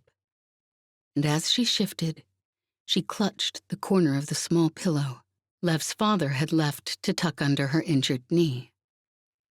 The figure over her tensed, and for half a second, she wondered if she'd miscalculated, and the knife would lodge in her chest before she had time to so much as cry out. But they relaxed as she stilled. She breathed a quiet sigh of relief. Under the dirty, sweat-soaked blankets, she gently tugged at the pillow, working it free, ignoring the agony the movement stabbed through her broken knee. After a few moments, the figure over her cot seemed satisfied that she was asleep. With movements almost too slow to pick out, they lifted the knife carefully. Masha's mind was sharp and clear, even through the haze of pain, danger cutting through the cobwebs of earlier. They weren't planning to simply stab her. There were 1,000 easier ways to kill her. No, this was meant to be a murder that looked like a natural death. Poison on the knife blade, most likely. The figure shifted slightly, knife raised in their hand. Masha forced her body to remain limp, despite the sickening pounding of her heart. The knife came down in a quick, practiced movement, dipping through a gap in the blankets, almost gently, just enough for a scratch. And without the pillow under the blanket, between her and the knife, she could have died without even knowing she'd been injured. She stirred slightly, like someone might if they'd been unconscious or heavily drugged. Her heart pounded dizzyingly fast, sick fear catching in the back of her throat. There was a small noise from outside the room, footsteps passing. Someone getting up for a drink, maybe, or to use the bathroom. The would-be assassin froze. The footsteps passed without pausing. The figure above her cot relaxed, slipping the knife back into the folds of their clothing, and slipped back towards the door. They paused a moment in the entrance, peering outside, and then, silently, ducked through. They weren't here just to kill her. That was clear. So why were they here? Masha took a deep breath and, with an effort that almost seemed too great, pushed herself into a sitting position. She was breathing heavily, sweat beading on her forehead, head spinning with the pain, but she was upright. She paused for a moment while the room swayed around her, then gritted her teeth. She knew how to work through pain. And perhaps this was worse than anything she'd experienced before.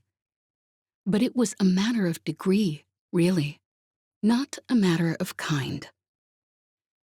She braced herself, trying not to think of the impossibility of what she would do next.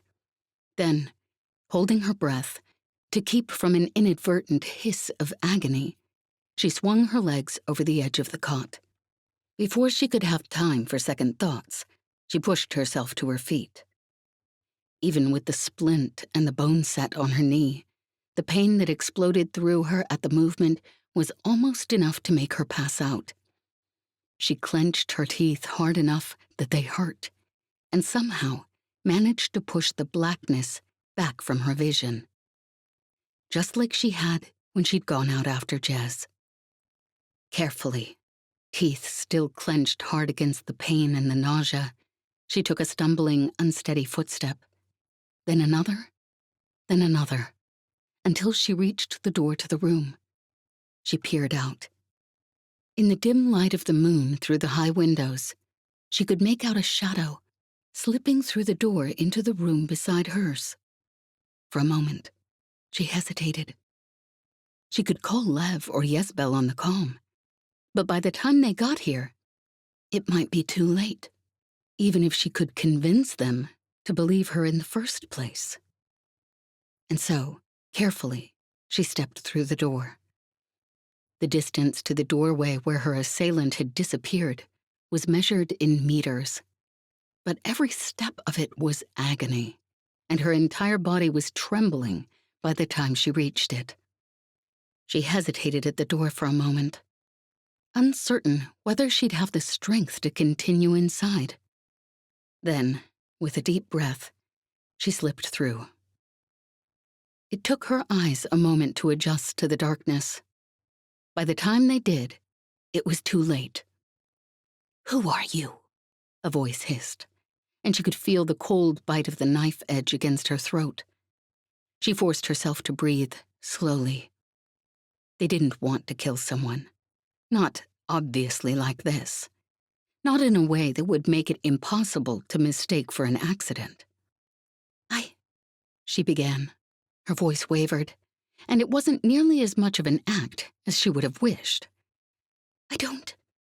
I asked you a question. Who are you?" The knife pushed harder against her skin. Masha took a deep breath.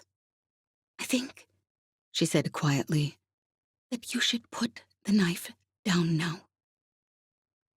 For a moment, her assailant didn't move. She saw the moment they noticed the cold, hard muzzle of her heat pistol digging into their ribs. They were close enough that she could feel their muscles tense, ready to plunge the knife into her throat. She braced herself and flung her free arm up, her knuckles driving into the soft skin under her attacker's wrist. The knife clattered to the floor, the sound loud in the silence. "Help me!" she shouted at the top of her voice. "Please, somebody help!" The figure hissed and shoved her backwards, turning to flee. Masha staggered, gasping in pain, but even as she stumbled back, she squeezed the trigger of the heat gun. The would-be assassin grunted as the blast hit home. She fired again, her hand on the weapon steady, even through the blackness, crowding the corners of her vision. The assassin collapsed, breath hissing through their teeth. "If you move, I'll kill you," said Masha. Her voice was shaking. "I know where to shoot you, so you'll live just long enough to answer my questions before you die." Then the door was flung open, what seemed like half a dozen artificial lights flooding the room, and Masha blinked at the sudden assault on her senses. "What the hell?" Lev's voice was strained and rough with exhaustion. "Masha?" She couldn't make out his form through the glare of the lights, and the world had taken on the watery tinge of bordering on unconsciousness. But Masha had spent enough time in the last few days bordering on unconsciousness to know exactly where her limits were. "Someone shot one of the street kids." Ivan was crouched over her assailant, his voice tight with worry. "Masha," said Lev through his teeth, "what the hell is happening?" "She shot me," said the young man lying on the ground. His voice sounded much younger and more frightened than it had when he'd had the edge of his knife shoved up against her throat. "I saw her sneaking into the supply room, and I came to see what she was doing, and she attacked me. I don't know what she was after." Masha couldn't hold back a slight, rueful smile. Clearly, this assassin, or whatever they were, was very well aware of the crew's recent history. Her eyes had adjusted enough now that she could make out Lev, glaring at her, his eyes hard. "Masha," he said quietly, "so help me, if I find out you've been going behind my back again." Masha was struck with the strangest desire to laugh. "He has a knife," she managed to whisper. "Poison. Tried to kill me." "And why the hell should I believe you?" Lev snapped. "My cot. Pillow. Tried to stab me. I couldn't.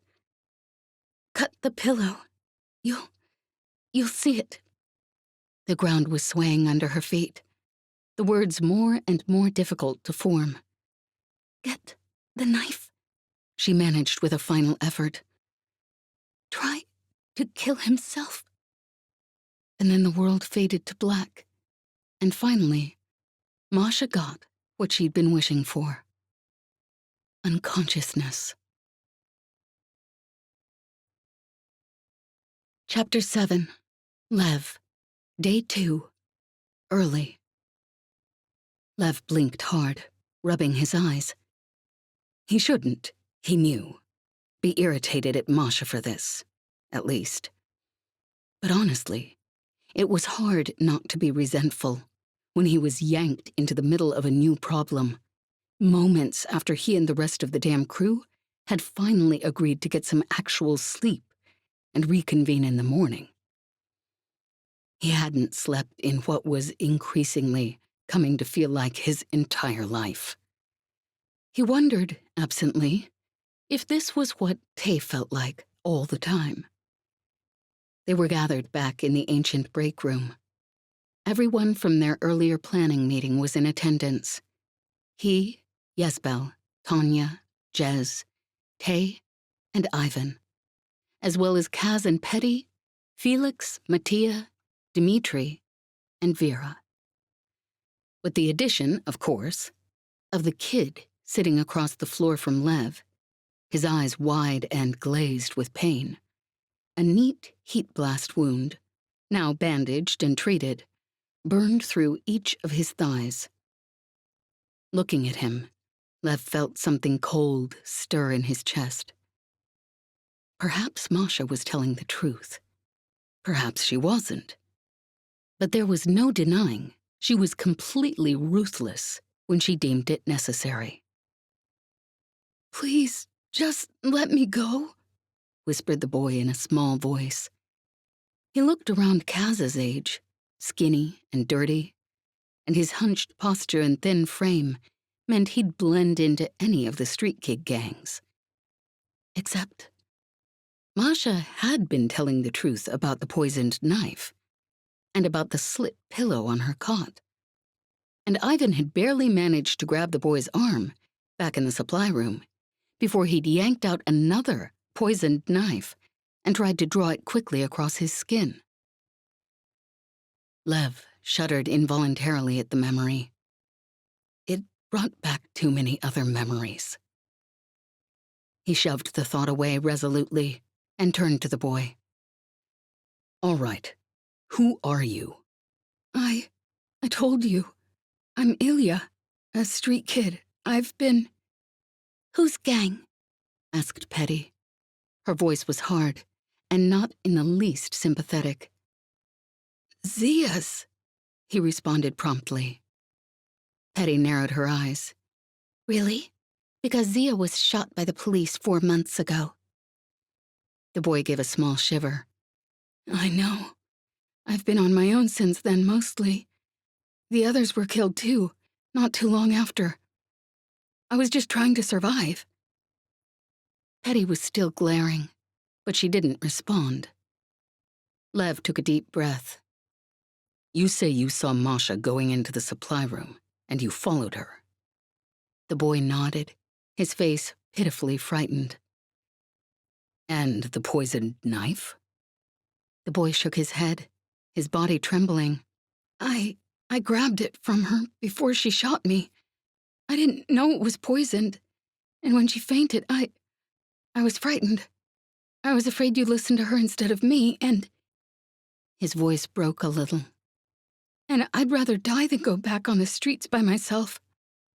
He turned to Tay, his eyes pleading. "You know what it's like." Tay didn't answer.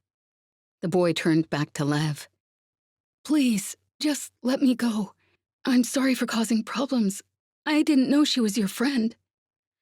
"Friend might be a stretch," said Lev wryly. "But we've worked together in the past, and a poisoned knife isn't exactly her style." "I don't know what's her style," said the boy. His eyes were panicked, his breathing rapid. "All I know is what I saw. You..." He gave a small, helpless shrug. "You don't have to believe me. There's nothing I can say to make you believe me. I know that, but..." His voice broke, and he fell silent. Lev bit his lip and glanced over at the others. Jez was watching. Not the boy, but him. Her eyes fixed on his face. Tay was scowling at the table. Yesbel was scowling at the world in general. Ivan's face was still cut with concern, like it always was when he was called in to treat injuries. Petty scowled at the boy, and Kaz watched his sister, seemingly willing to take his cues from her. But Felix hadn't taken his eyes off the boy, and there was a thoughtful look on his face. "So, you were in Zia's gang?" Felix said at last. The boy turned to him, frowning slightly. "Yes? You knew her?" Felix gave a quick shake of his head. "Nah, never met the bastard. Never wanted to." The boy's face darkened with anger. Felix gave a derisive chuckle.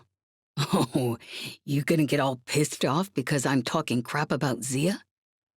He grinned and leaned forward.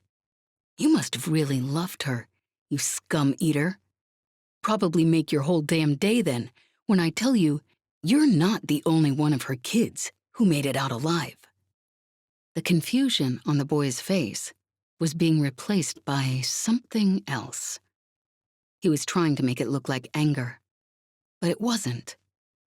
It was fear. "What do you mean? I wish to the lady I wasn't the only one who'd survived, but—" "Well, look at that," said Felix sardonically. "The lady must have heard your prayers. Because turns out, you're not the only one who survived. Fact is, I've got a girl in my gang ran with Zia. Name's Nadia. Bet you'd just love to have a little reunion, wouldn't you? Should I call her in? She's a damn killer now. Kill you as soon as look at you if she doesn't like you. But hell, someone from her old gang. Bet she'd be thrilled to see you." For a moment, emotions warred on the boy's face. Then he twisted, yanking something out of his boot between his bound hands. Lev just had time to realize it was another knife before Jez stepped forward, slapping the weapon neatly out of his grip. "Don't think so, you bastard," she drawled, stooping and palming the knife. The boy jumped to his feet, but Yesbel caught him easily. He struggled in her grip until finally, seeming to realize it was useless. Then he sat, panting and glaring, and the malice in his eyes sent a shiver up Lev's spine. "I'll ask again. Who are you, and why are you here?" said Lev quietly. The boy just glared. Lev took a long breath. "I know Evka sent you. There's nothing to be gained by pretending otherwise, and I'm not very happy with Evka right now. So, if you want to live past tonight, it would be a good idea to tell me what you know." The boy glowered at him, face twisted with hate.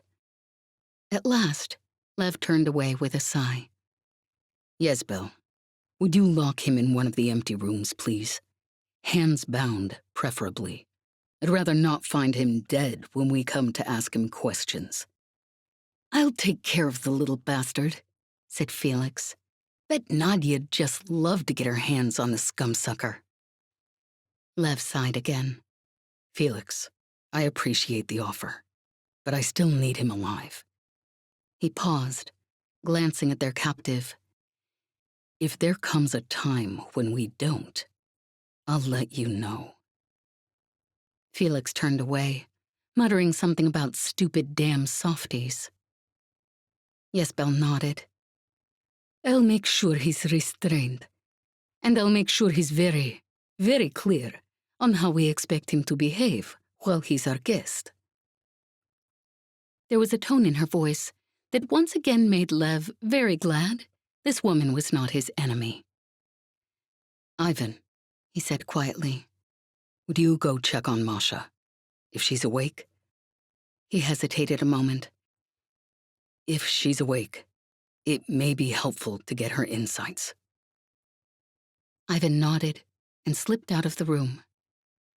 Lev dropped his head into his hands. "Hey, genius," said Jez quietly. He heard the rustle of her jacket as she sat down beside him.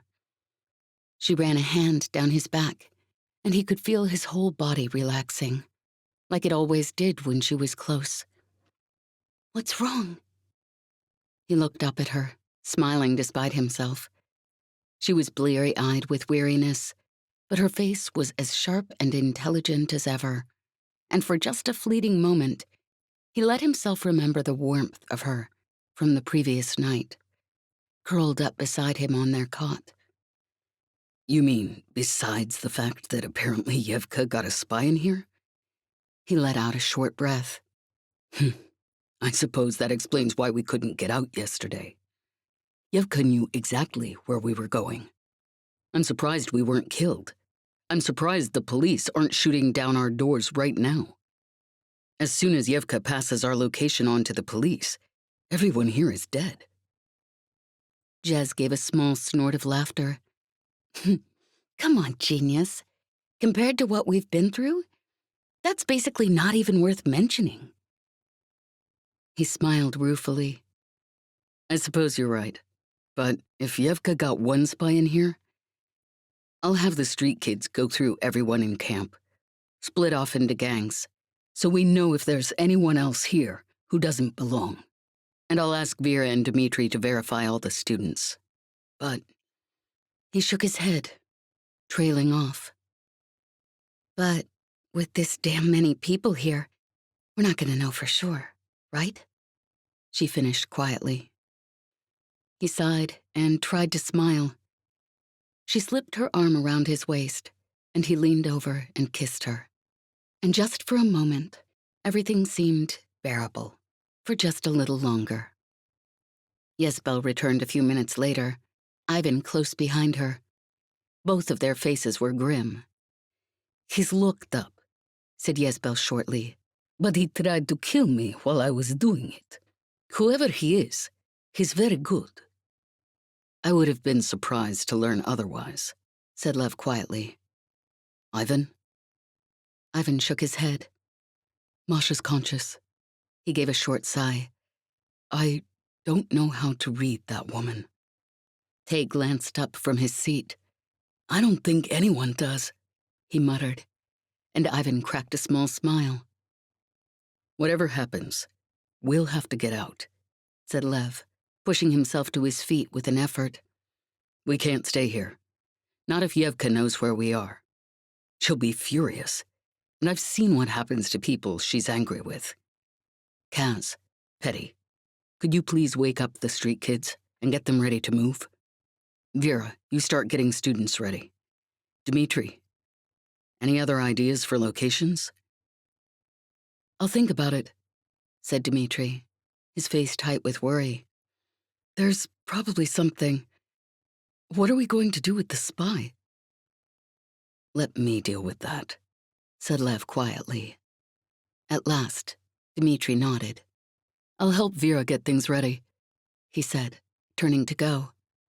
Lev sighed and glanced around at the others. Well, I suppose we reconvene in Masha's room.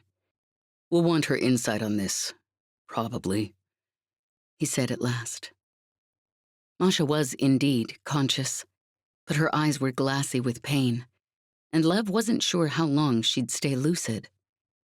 Masha, he said, forcing his tone to be polite. You found Evka's spy for us. I think it would be more accurate to say he found me, murmured Masha. Her voice was weak, but there was a tinge of wry humor in it. Lev didn't smile. Do you know anything about this? Any more than what you told us? She took a deep breath. I'm sorry, Lev. She stopped, and he could see the tension in her. She'd never told them everything. Not from the moment he'd met her in prison so many months ago. But he'd seen the look on her face when they'd rescued her from the torture cell. And somehow, despite his best judgment, some part of him couldn't help but believe that, As absurd as it sounded, she was actually trying. From the way he tried to kill me, I assumed he wanted it to look like an accident, she said at last. I concluded from this that he was here for some reason other than just to kill me. I'm sure you've already considered the fact that Evka seemed to know your plans for getting the others out. But the police aren't pounding at the door yet, although Evka almost certainly is aware of our location. Lev nodded.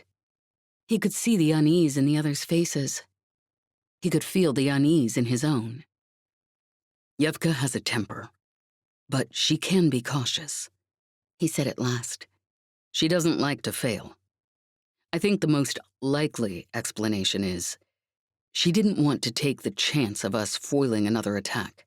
Like Jezebel said, this place is fairly defensible. She was likely hoping we'd be killed when we tried to get the others out, and when that didn't work, went on to the next option. Maybe murder everyone on the crew, or poison the food supply, or spoil it, so we'd give ourselves up, or starve. Then she looks like the hero of the hour.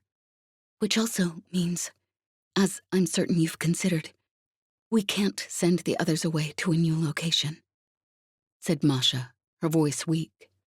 She may not be sending the police in yet, but I'd be surprised if she hasn't had the place watched since you got back. He nodded grimly. So, with that in mind, what do you suggest we do?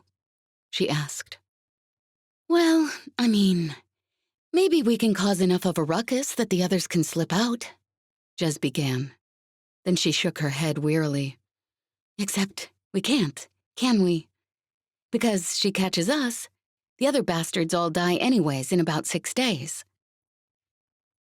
It's too bad the protocol doesn't work like the implant we had in prison, said Tanya, with a hint of tired amusement in her tone. Get her angry enough that she tries to kill all of us at once and shorts out the machine. Wouldn't that be nice? Tay muttered. Except it doesn't. Lev managed a small smile. Then he stopped, sucking in a quick breath. Wait, he said. They all turned to look at him. His mind was spinning. Well? Asked Jezebel impatiently after a moment. Tay, he said, I don't know if this will work, but I may just have an idea. An idea to get everyone out? Or an idea to keep Evka from killing us? Asked Jezebel dryly. Or an idea to take out her protocol? Lev took a deep breath. I don't know. I don't know if it will work at all, and honestly, it leaves far too much up to chance. But if it works, and if we're very, very lucky, it's just possible it will do all three. He paused a moment and shook his head ruefully. Or it will kill us. That's a possibility too. I see, said Jezebel wryly. There's really no downside, is what you're saying. He smiled reluctantly. I suppose when you put it that way. By the time the light from the Prospicione winter morning had grown from an anemic sliver of sunrise to a pale mid-afternoon sun, Lev felt a strange mix of exhaustion and jittery tension that set his nerves on edge and nausea churning in his stomach. They'd pulled off ridiculous plans before. In fact, pretty much everything they'd done as a crew had been an absurd impossibility. But this? If anyone had suggested that one day he'd not only agree to a plan like this, but be the one who came up with it in the first place, he would have laughed in their faces. But, like Jezebel had said, Tay was hunched over his holoscreen, looking so exhausted that likely the only reason he was still upright was that Ivan was beside him, holding him up. From the look on Tay's face, Ivan was holding him up more than just physically. The fact that Tay had done what he'd done was honestly miraculous. But everyone had a breaking point, and Tay looked like he was getting very close to his. "Hey, are you ready?" He asked. Tay started, blinking. "As ready as I can possibly be," he muttered, his words slurring with weariness. Lev took a deep breath. "All right then." He tapped his comm, and the line Tay had spoofed through to Evka's comm buzzed. She answered a moment later. "Lev." Perhaps it was simply the mix of exhaustion and nerves, but Lev couldn't help a small jolt at the sound of her voice. For half a second, he was back in university, 16 years old, stepping into the small office where they worked together on Evka's research projects. Jez squeezed his hand, and he managed a quick smile. He wasn't 16 anymore, and he wasn't the person he had been. "Evka, I'd say it's good to hear your voice again, but..." She chuckled softly. "I'm impressed, as always, by your very intelligent workaround to my protocol," she said. "It won't save you in the long run, but still, I am impressed." "We caught your spy, Evka, and I intend to kill him." The palms of his hands were damp with sweat, although he managed to keep his voice steady. This could go as they'd hoped it would, or it could backfire in unimaginable ways. There was a long moment of silence from the other end of the comm. At last, Evka said, "Again? Well done, Lev. I expect you want me to ask what you want in exchange for the spy." She paused a moment. "But I don't intend to do that." Lev took a deep breath. "Very well. It doesn't put us in any worse of a situation to kill him.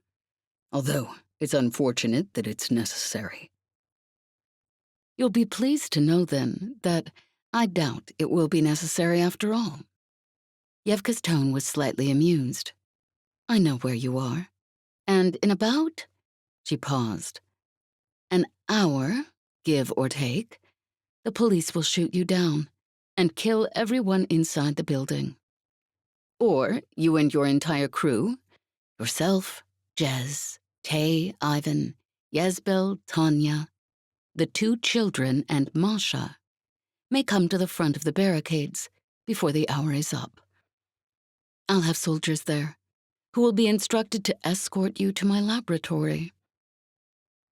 You'll bring the spy with you, unharmed, and if you do that, I will not instruct the police to take down the warehouse where you and your friends are sheltering." She paused again.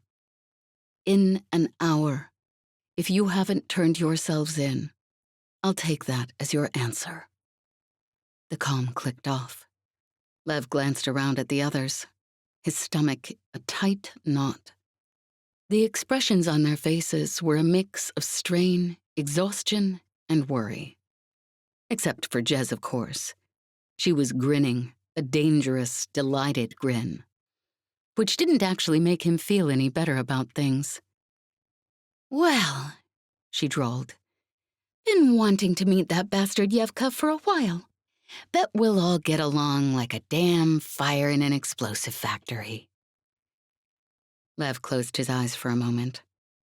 Honestly, that was probably an understatement. This was ridiculous. There was no way they could make this work. But then again, it wasn't like they had another option. Chapter 8. Tay. Day 2. Afternoon.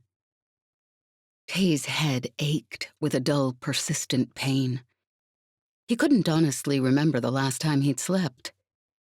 He couldn't remember the last time he hadn't been so tired that being awake was an effort almost beyond his capacity.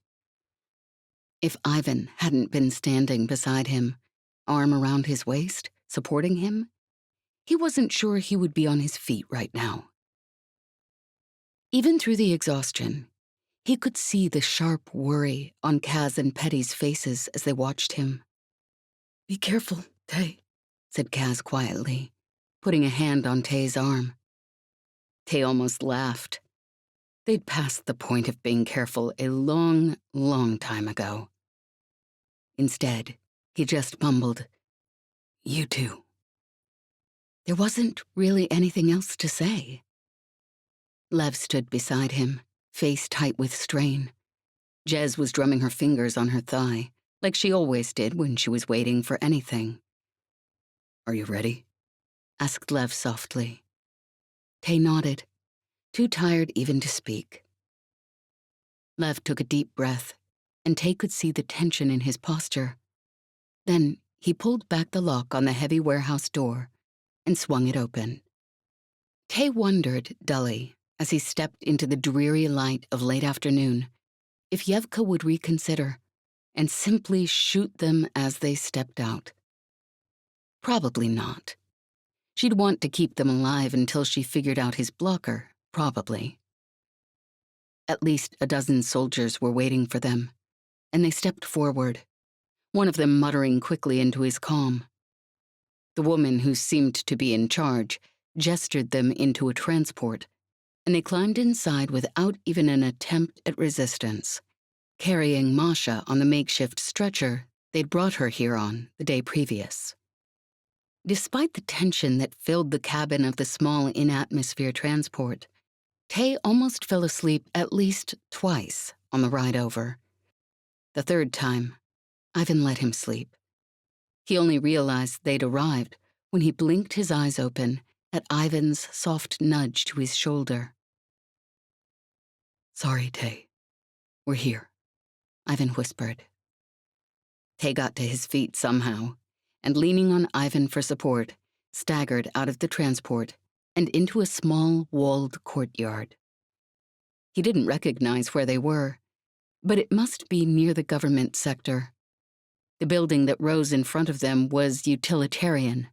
Straight lines, small windows, but neat and clean, the walls free of the rot and mildew that marked the buildings in the other sectors of Prasvashoni. A petite woman waited for them in the courtyard. She was probably a little older than Masha, her hair starting to gray, small creases around her mouth and eyes. She wore plain clothing, although the materials were clearly high quality, and practical shoes, her hair cut in a tidy bob. In contrast to Masha's air of slightly rumpled competence, everything about this woman was perfectly in place. "Hello, Lev," she said pleasantly, once the crew was standing in a small huddle in the courtyard. "I assume these are your friends I've heard so much about." She glanced around at the motley group of them, filthy and exhausted, with a look on her face like someone who's smelled something unpleasant and is trying not to show it. "I've only really met Jez and Masha, I believe."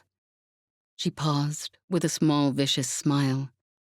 "And I understand that when I met Masha, she didn't necessarily consider herself a member of the crew."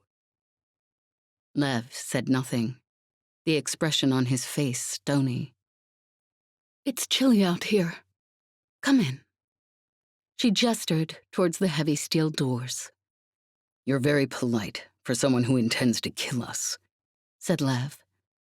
Evka gave him another smile. "Not yet. As I'm sure you've guessed, I'd rather not put you somewhere entirely out of my reach until I've solved your street boys puzzle. And perhaps you, in particular, can convince me to reconsider. My offer is still open." Of course. You were always very careful, weren't you, Evka? Lev's voice was flat and tired. She turned, and the guards prodded them after her through the doors. The inside of the building had the same stark, sterile atmosphere as some of the buildings in the warehouse district. Large, rectangular hallways of unpainted prefab, cement floors, steel doors.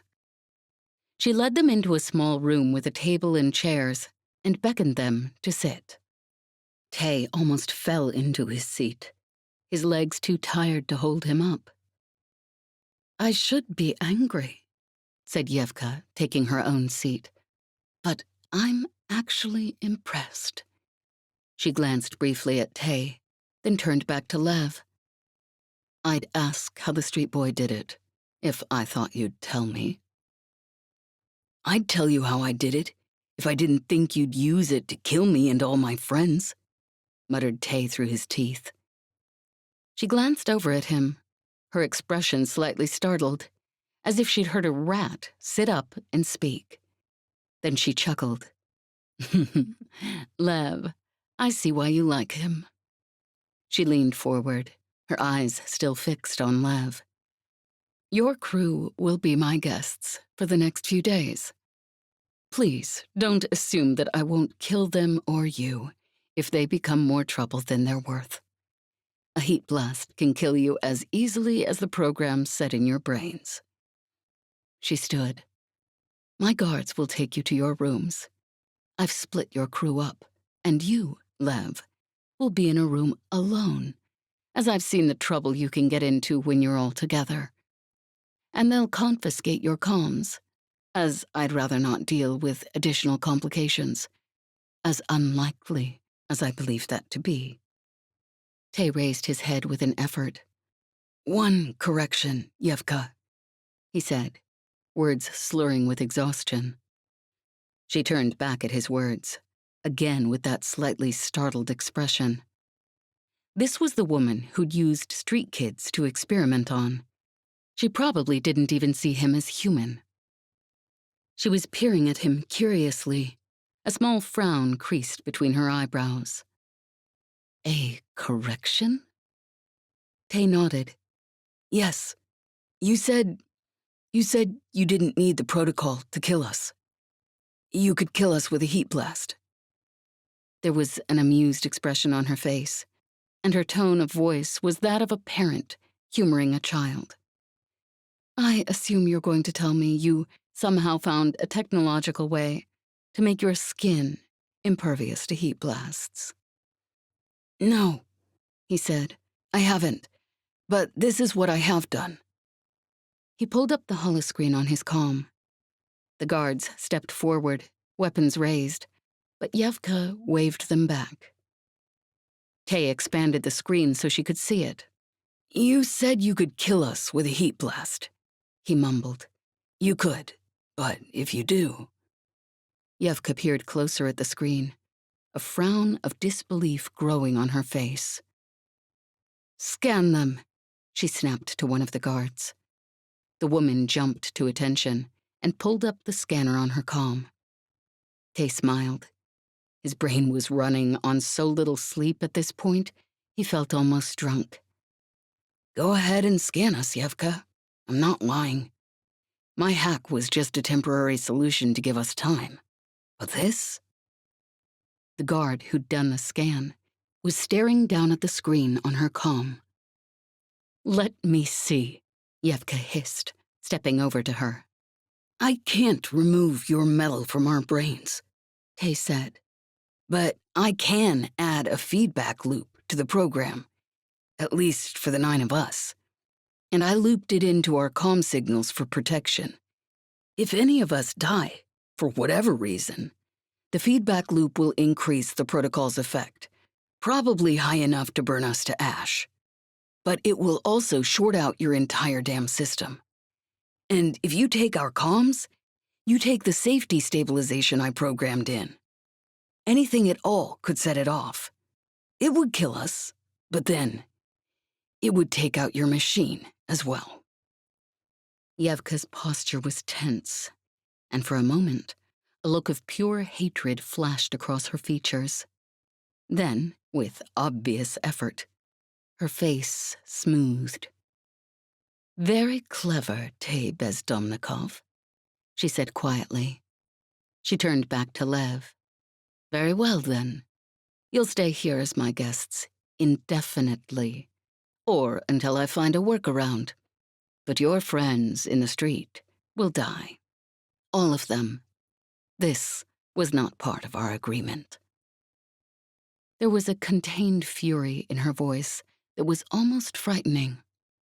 It probably would have been frightening if Tay hadn't been so damn tired. "You could do that," said Lev, the steel in his voice matching hers.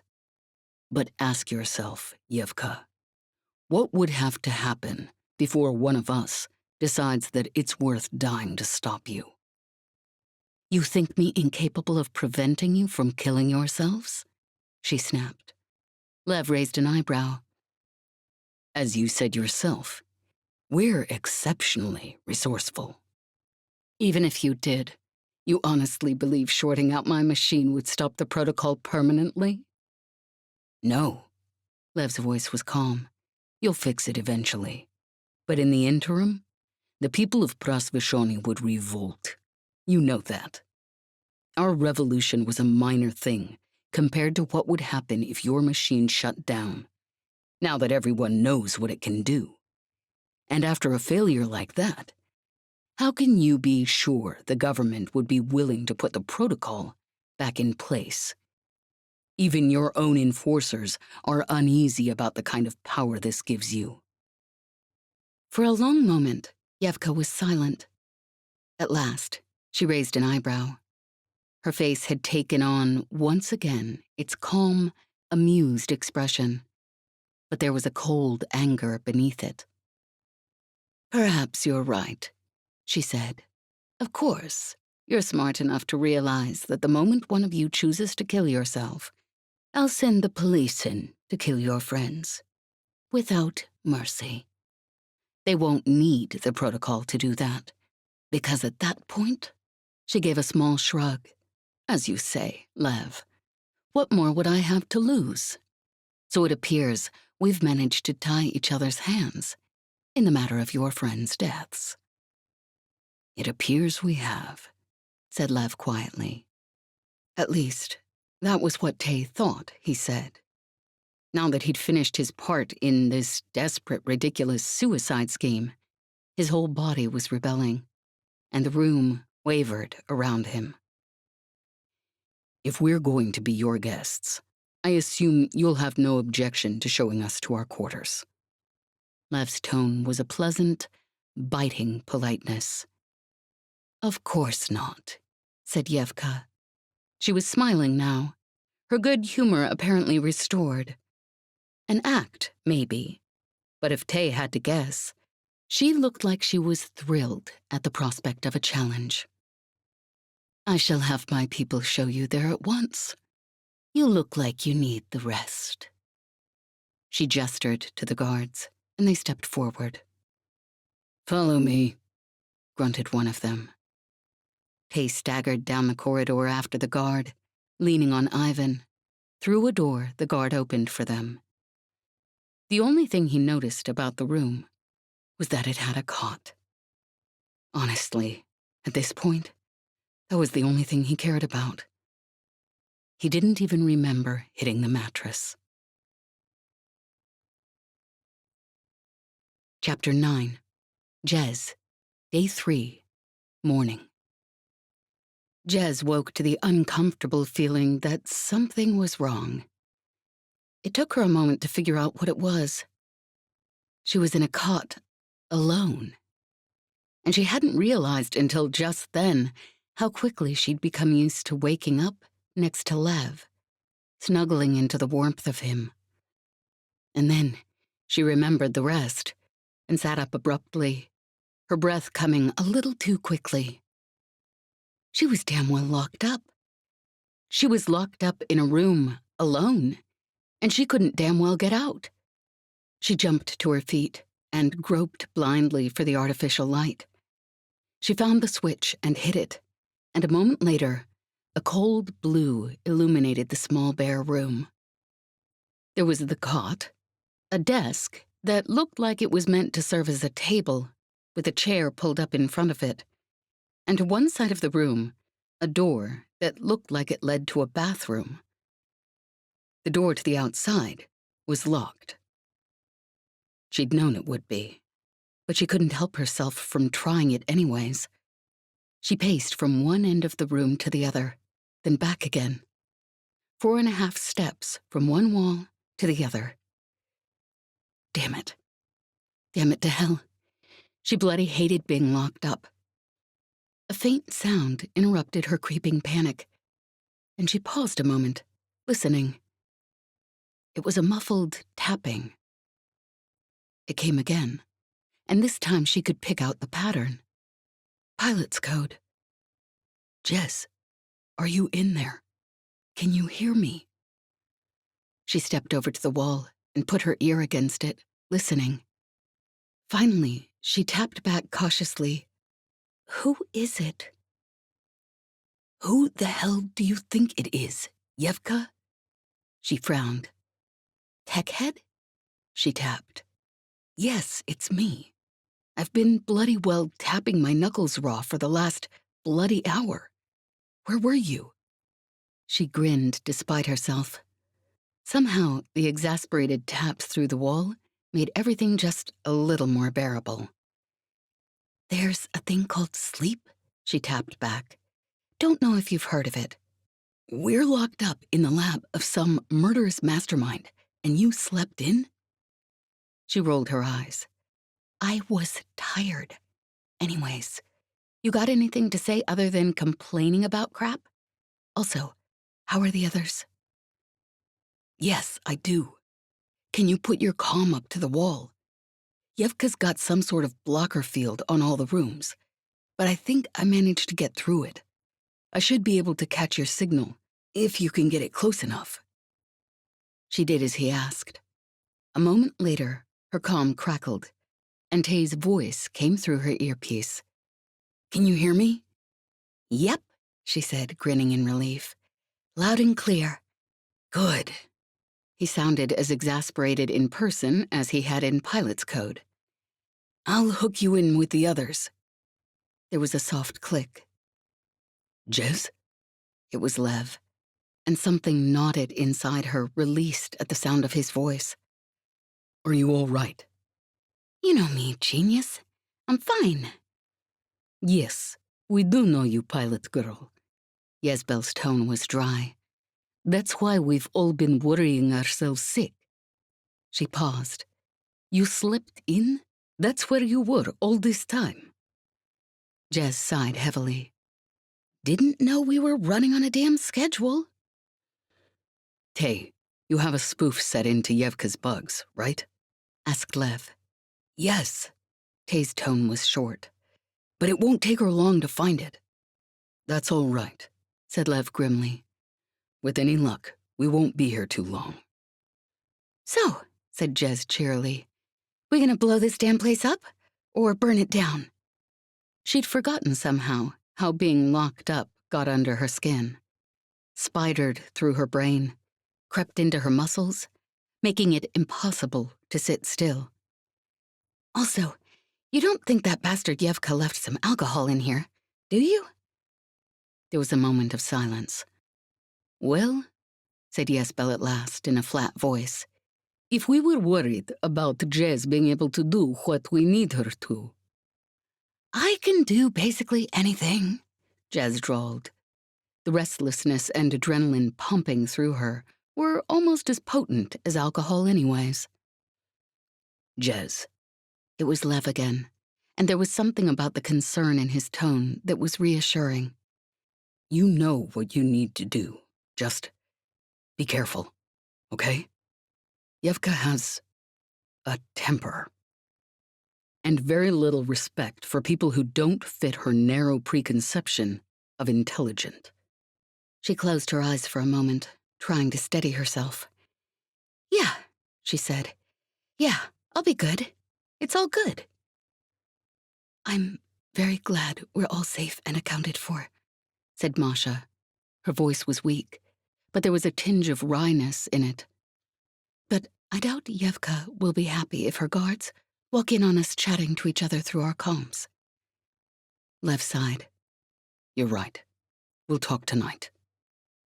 The comm clicked off, and for a moment, Jez sat staring at it. Her breath was still coming too quickly, and she closed her eyes and tried not to think too hard about the lock on the damn door. It would be fine. She'd be fine. She'd done this plenty of times now, and she'd damn well be just fine. She glanced around and took a deep breath. Funny to think that a few months back, what she was about to do next would have been instinctual. She wouldn't have stopped to consider anything. But then, a few months back, she didn't have people who she cared about more than she'd thought possible, who cared about her back, who might be affected if things went badly. But this time, well, their plan depended on her being able to convince Evka that she was nothing but a stupid, impulsive, trigger-happy pilot.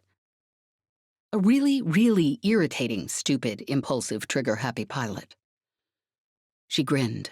So, not too far from the truth then, except for the stupid part.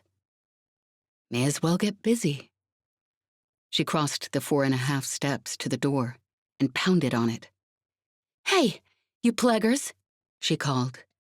"Your damn boss planning to starve me to death?" For a few moments, nothing happened.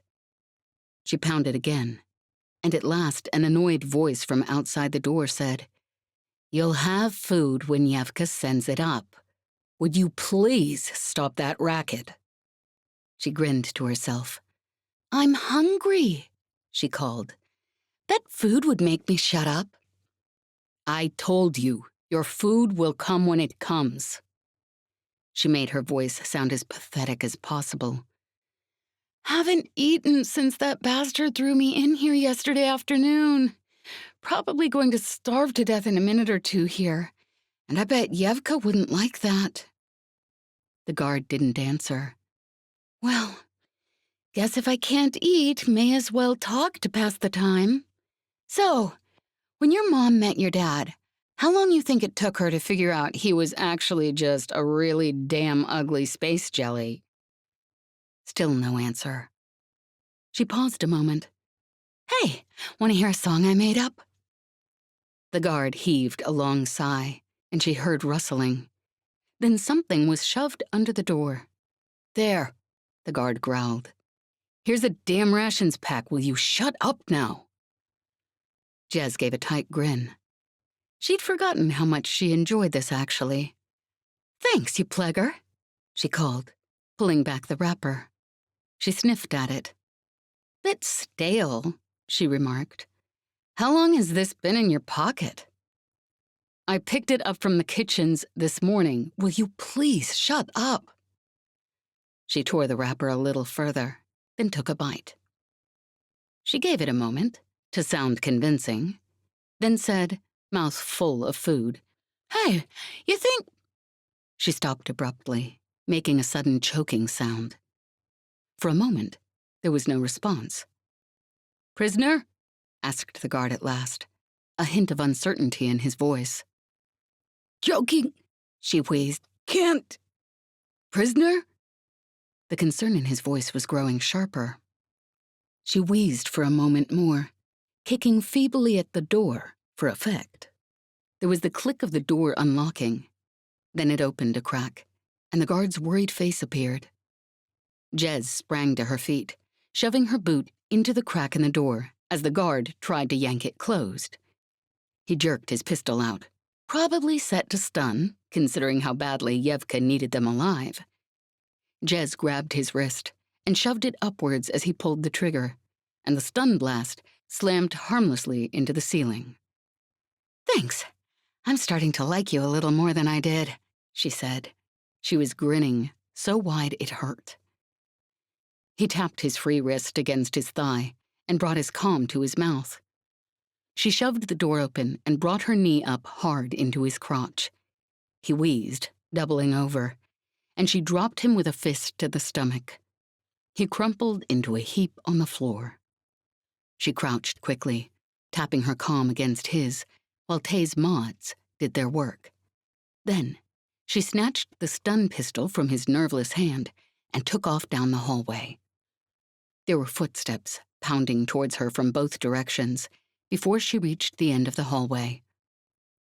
3 people, one of them still in a white lab coat, emerged from the stairwell at the end of the hallway, and she raised the stolen stun gun without slowing and fired off a shot.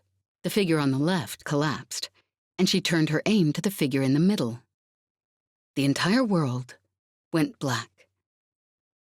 When she woke up, her head felt like it had been stuffed with manufab.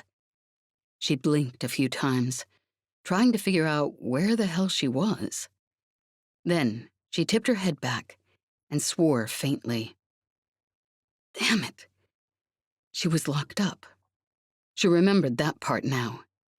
And as to what had happened in the hallway, well, she was still a little foggy on that. She was lying on the floor to her cell, as if she'd been tossed unceremoniously through the door, which, now that she thought about it, was probably exactly what had happened. She grinned slightly, despite the dull pounding in her head. That had actually been pretty funny, all things considered. Jez, are you there, Jez? The voice was coming through her earpiece, and she groaned and sat up, then promptly fell over again. Damn it. She hadn't expected to be quite this dizzy.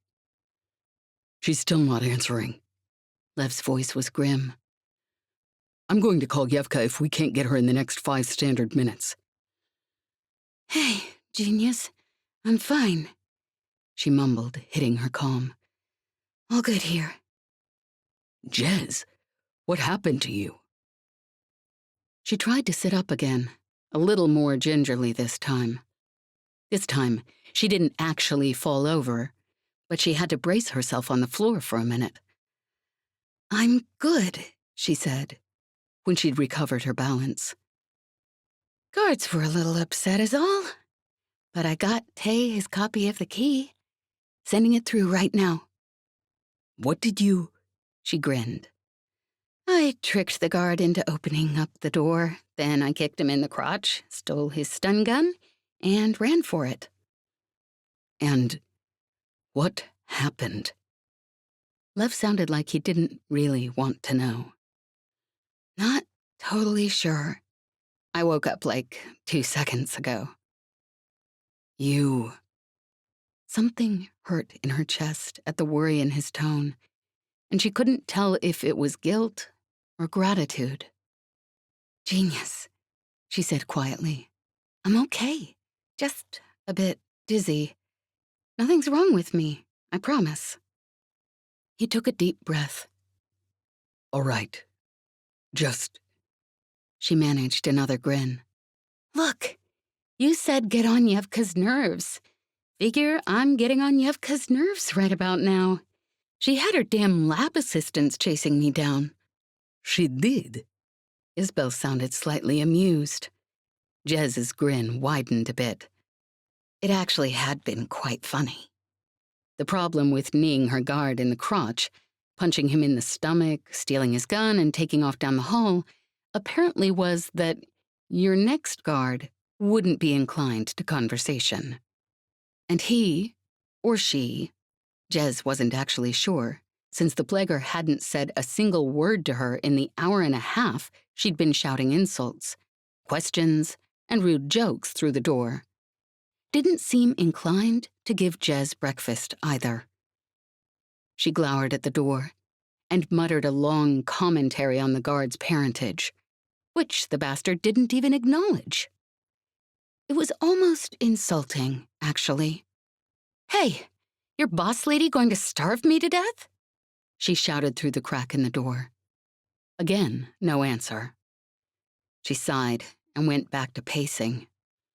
It felt like it must have been about 3 standard years, but was probably only another standard hour, when the lock clicked. She jumped to her feet as the door opened, but this time the guards were ready for her, stun pistols pointed at her face. Hold out your hands, one of the guards said, voice grim. Evka wants to talk to all of you. Yeah? Jez drawled. Well, maybe if she'd actually give me my damn breakfast, I'd think about... You can come walking, or we can knock you out and drag you. Your choice," the guard said. Jez sighed deeply. Bastards needed to work on their senses of humor. She held out her arms. The guard reached for them, and she pulled them away at the last second, snickering at the look on his face. Two of the guards stepped forward, grabbing her arms and wrenching them around behind her back, and twisted them painfully as one of them affixed the cuffs. She swore fluently and creatively at them, but they ignored her completely. When they'd finished cuffing her wrists, they put walking cuffs on her ankles for good measure. She rolled her eyes, but honestly, she couldn't help but feel a tiny bit gratified.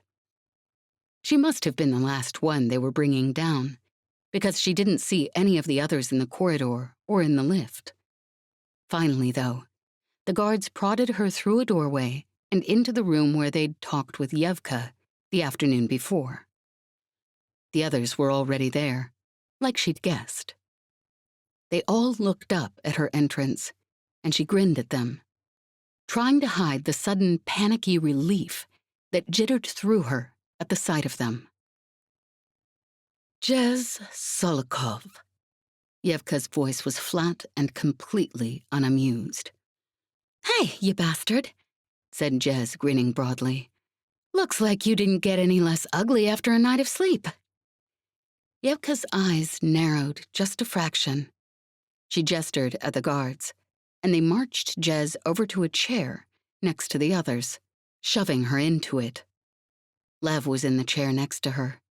He moved slightly, so his knee brushed hers, and the touch was steadying. She took a deep breath. She wasn't doing all this crap because she was stir-crazy, even though she was. Their plan depended on her being able to do this. "So," said Evka pleasantly, turning back to Lev, "I understand your pet pilot is quite the escape artist." Jez shot the woman a quick grin. "Guess you could say that," she drawled. "Or else you could say your guards are absolute crap. Hell, didn't even have to try this morning, although, ugly nasty bastard like you, probably hard to find good help." She paused a moment. "I mean, I'm good at what I do, but I figure you've been practicing being a bastard a hell of a lot longer." Evka's eyes narrowed ever so slightly.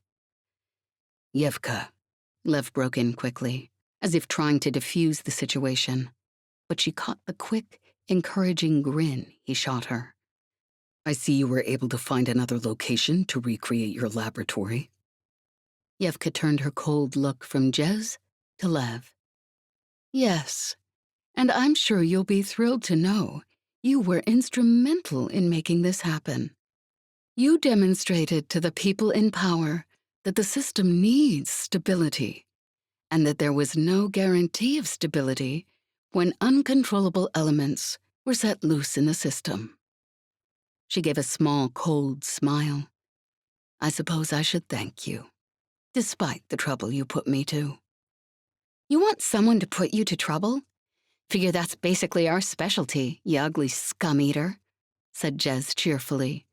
"Funny that a group of ex-convicts could set you swamp-footed for so damn long. But then, I guess after meeting you, doesn't really surprise me all that much. Kinda stupid for someone so smart, aren't you?" Evka's eyes had narrowed further. She was obviously someone who prided herself on remaining calm. But then, so was Masha, and Jez had managed to make Masha basically murderous. "That's precisely what I brought you down to talk to you about," Evka said, turning back to Lev. Her voice was icy. "Since yesterday afternoon, when you arrived, your pilot has made a very clumsy attempt to break out. Someone has been attempting to hack into my system. Your street boy's lover almost convinced one of my guards to resign, and apparently one of Yezbel's children set fire to their cot." Jez gave a badly concealed snort of laughter and glanced over at the kids. Olya was looking straight ahead with wide, innocent eyes, but there was the hint of a smirk under her expression. "Mama, I'm hungry," said Misko loudly. "How come we haven't had lunch yet?" Yesbel picked him up, settling him on her lap.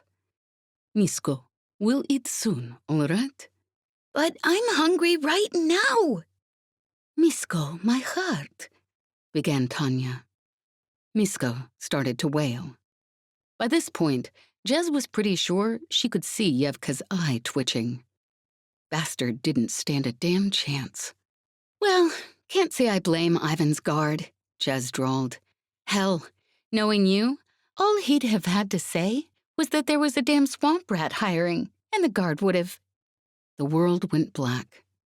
There was a pounding, throbbing ache in the back of her head, and something cold under her back, and noises.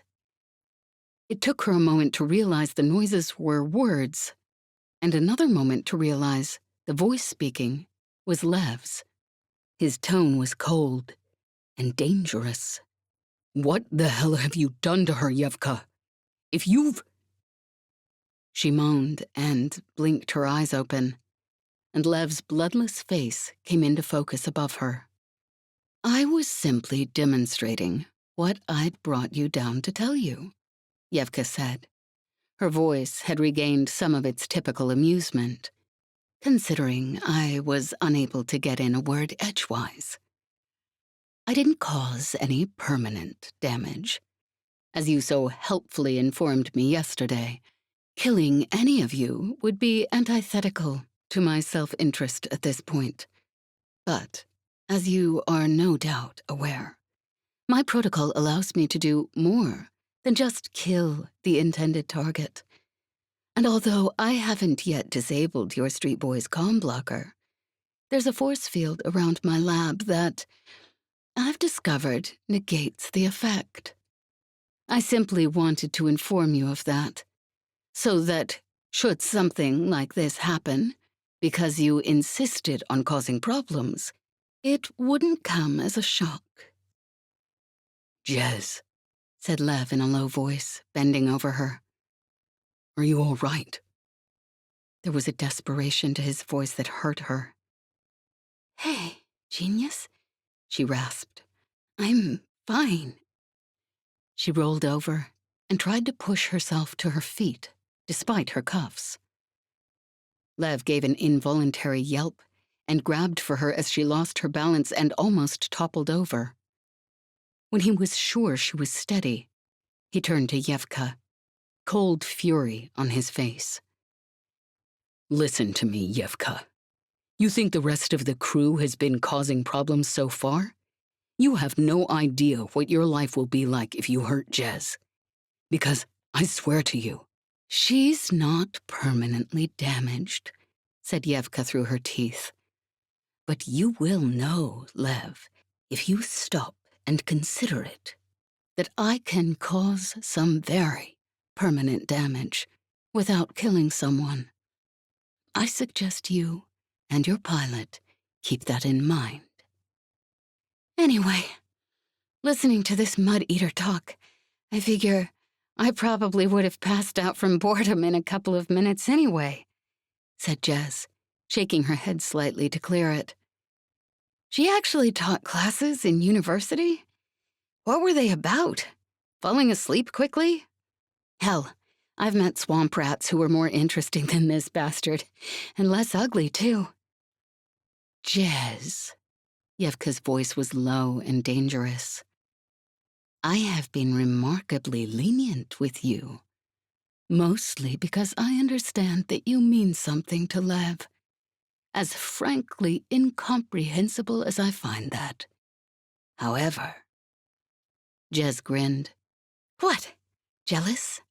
I mean, hell, not your fault you're not as hot as me. Can't help it, probably. Your personality, though? I'd say that's the thing holding you back. Evka, said Lev through his teeth. Is that all you brought us here to tell us? Because if so, I suggest you send us back to our rooms. I'm finding I have little desire for your company at the moment. He was still crouched beside Jez, and she could feel his hand on her back trembling slightly, and something twisted just a little in her chest. But they'd all agreed when they made their crazy, stupid, ridiculous plan. It depended on her making Evka bloody furious with her. Lev had clearly thought what Tay had done to the program would be enough to keep her safe, and she hadn't disabused him of the notion. But, hell, she'd been around enough to know that if you pissed off someone like Evka, it probably meant you were going to get hurt. And she knew as well as the rest of them did that this was probably the best chance they had at surviving the week. Maybe their only chance. But damn it, she hated to see him hurt like this. She closed her eyes for just a moment. Evka turned her cold gaze back to Lev. I had assumed that the people you associated with would be capable of behaving like rational adults. The others I have, perhaps, some hope of. I have shut down the communication between your comms again, and have spoken with the guards, who will be outside your street boy and his lover's cell. I can hardly blame the children for being children. This pilot of yours, however. Jez took a deep breath. Hey, she said. You have no idea how damn polite I can be when I feel like it. But here's the thing. Generally, only do it to people who don't remind me so much of a patch of damn swamp slime. But with less... The world went dark again. When she woke up again, her head was spinning, and faint nausea churned in her stomach. Damn that bastard Evka to hell. Lev, she began, her voice coming out shakier than she intended. There was no answer. She bit back her sudden, absurd panic. Lev? Still no answer. She blinked her eyes open and peered around. Then she swore, because swearing was better than losing her damn mind, and that was the other option. She was back in her cell, alone. She hadn't realized how quickly seeing Lev would strip away her equanimity. She'd always been good at being alone, but Lev's absence, even though he was only a couple rooms away, ached through her whole body. At least they'd taken the damn cuffs off. She hid her calm. Tay, she whispered. Then she remembered what Evka had said and swore again. Damn it to hell. She couldn't do this. They were all counting on her, but she couldn't damn well do this. She took a deep breath and closed her eyes for a moment, waiting for her heart rate to slow back down. It would be fine. She wasn't alone. Not really. And even if she had been, for this stupid crew, she'd learned she could do a hell of a lot of things she'd never thought she'd be able to. It was some time later that the lock clicked again. Jez glanced up, with the vague hope that Evka had decided to send dinner in after all. Instead, 2 guards stepped through the door, their heat pistols fixed on her unwaveringly. She managed to hold on to her grin, but adrenaline was pumping through her body so hard she was almost shaking with it. The door closed behind them. Hey there, she drawled. Her heart was pounding so quickly she could feel it against her ribs. Come in for some company? Here's the thing. I'd love to oblige, but I'm taken at the moment, so... And then a spike of pain unlike anything she'd felt in her life jolted through her, knifing down her spine in pulsing, breathtaking waves. She could feel her muscles loosen, feel herself slide to the floor, but honestly, she couldn't focus on anything except the stabbing, icy pain. Her muscles spasmed helplessly, her whole body twisting and arching to get away. Jez, it was Evka's voice through her earpiece. Hey, you bastard. Jez managed breathlessly, the words garbled through the pain in her clenched jaw. This is your last warning, Jez, the woman said. I've had enough of your antics. Control yourself, if you're capable of it. The next time, I won't be so lenient. The pain spiraled higher, and Jez screamed, the sound muffled through her clenched teeth. She couldn't handle this. Not for one more second. She was going to die. She was going to go mad. And then, as abruptly as it had started, the pain stopped.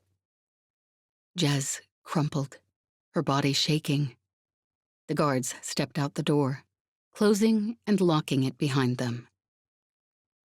Jez lay there for a long time, too drained to even try to get up. It took her a while to realize the soft tapping was coming from the wall beside her, not from something broken inside her head. Jez, what happened? Are you all right? Jez, can you hear me? Slowly, she rolled over. Her muscles were too shaky for her to stand, but she dragged herself over to the wall on hands and knees and collapsed against it, gathering herself. She raised a shaking fist and tapped back. I'm fine. Just Evka having some fun. There was a long pause. Are you sure you're all right? Tay tapped finally. I'm fine. She paused. Just be careful, okay? Evka can do more than just knock you out. She can hurt you. How badly are you hurt? The taps were slightly more frantic now. Not like that. In your head. She paused again. Don't tell Genius, okay? He's worried enough already. Again, a pause. At last, Tay tapped. Fine, but if it happens again, I'm telling him. Yeah, she tapped back. She was too exhausted to argue. She'd gotten the key, and she'd managed to piss Evka off well and thoroughly. But her muscles were still shaking from the icy shock of pain, and a sick nausea rose in her stomach at the memory of it. And she was more afraid than she really wanted to think about. Chapter 10. Lev, Day 4, Morning. Lev tipped his head back in his chair, closing his eyes for a moment. His teeth were gritted so hard they hurt. He hadn't bloody thought this through. He should have taken Evka's ability to problem-solve into account before he'd agreed to let Jez serve as the scapegoat for Evka's anger. Still, it wasn't like they'd had many other options. It was ridiculously early in the morning, but he'd finally given up rolling over restlessly in bed and gotten up. He'd honestly tried to sleep, but the sick panic from yesterday, when he'd seen Jez drop to the floor like a puppet with its strings cut, her eyes rolled back in her head, body limp, still jolted through him whenever he tried to close his eyes. And he was very, very certain that knocking someone unconscious wasn't the worst Evka could do, and still not kill them. He'd seen from the fear in Jez's face, hidden under her jaunty expression, that she'd guessed the same thing. Why was it that every damn plan they came up with somehow involved Jez getting the hell beat out of her? And why the hell did he keep agreeing to them? He trusted Jez. She'd agreed to this, and she'd known what she was getting into, and he had to be willing to trust her decisions. But in a very selfish way, he wasn't completely sure he'd survive if something happened to her. He sighed. He had to stop thinking about it. That was all. His calm crackled, and he jumped. Lev, came the familiar voice through his earpiece. I see you haven't changed all that much since you were my student. Up early as usual. He restrained himself, barely, from swearing at her. "What do you want, Evka?" he asked through his teeth. Yevka's voice was amused, as if he'd said something absurd but endearing. Lev, it's that pilot you're upset about, isn't it? I've truly never seen you so infatuated, and certainly not by someone who seems so entirely opposite of your type. He closed his eyes for a moment, trying to bring his anger back under control. "Maybe you didn't know me as well as you thought you did," he said at last, blandly, but even he could hear the tinge of fury under his words. You may be right at that. Or maybe you simply don't know yourself as well as you think you do. It's easy to get caught up in something that one doesn't belong in, for the thrill of rebelling against authority. And you always were a rebel. Not in the traditional sense, no. I was certainly surprised to see you standing on barricades a few weeks back. But you never did take kindly to authority. It's why you and I got along so well, I believe. "No," said Lev through his teeth. "You and I got along so well because you didn't bother telling me you were experimenting on damn street kids." Evka chuckled. That's the other thing no one would know to look at you. Your sense of absolute justice. That's what ultimately landed you in prison, did it not? If you'd bloody well found a way to tell me that you were still alive, and that you'd bloody well chosen to go with the government officials, instead of leading me to believe you'd been kidnapped and murdered, maybe I wouldn't have bloody well ended up in prison for trying to find out what happened to you," he snapped. His heart was racing, his breath coming too quickly. He swore to himself. Evka was nothing to him.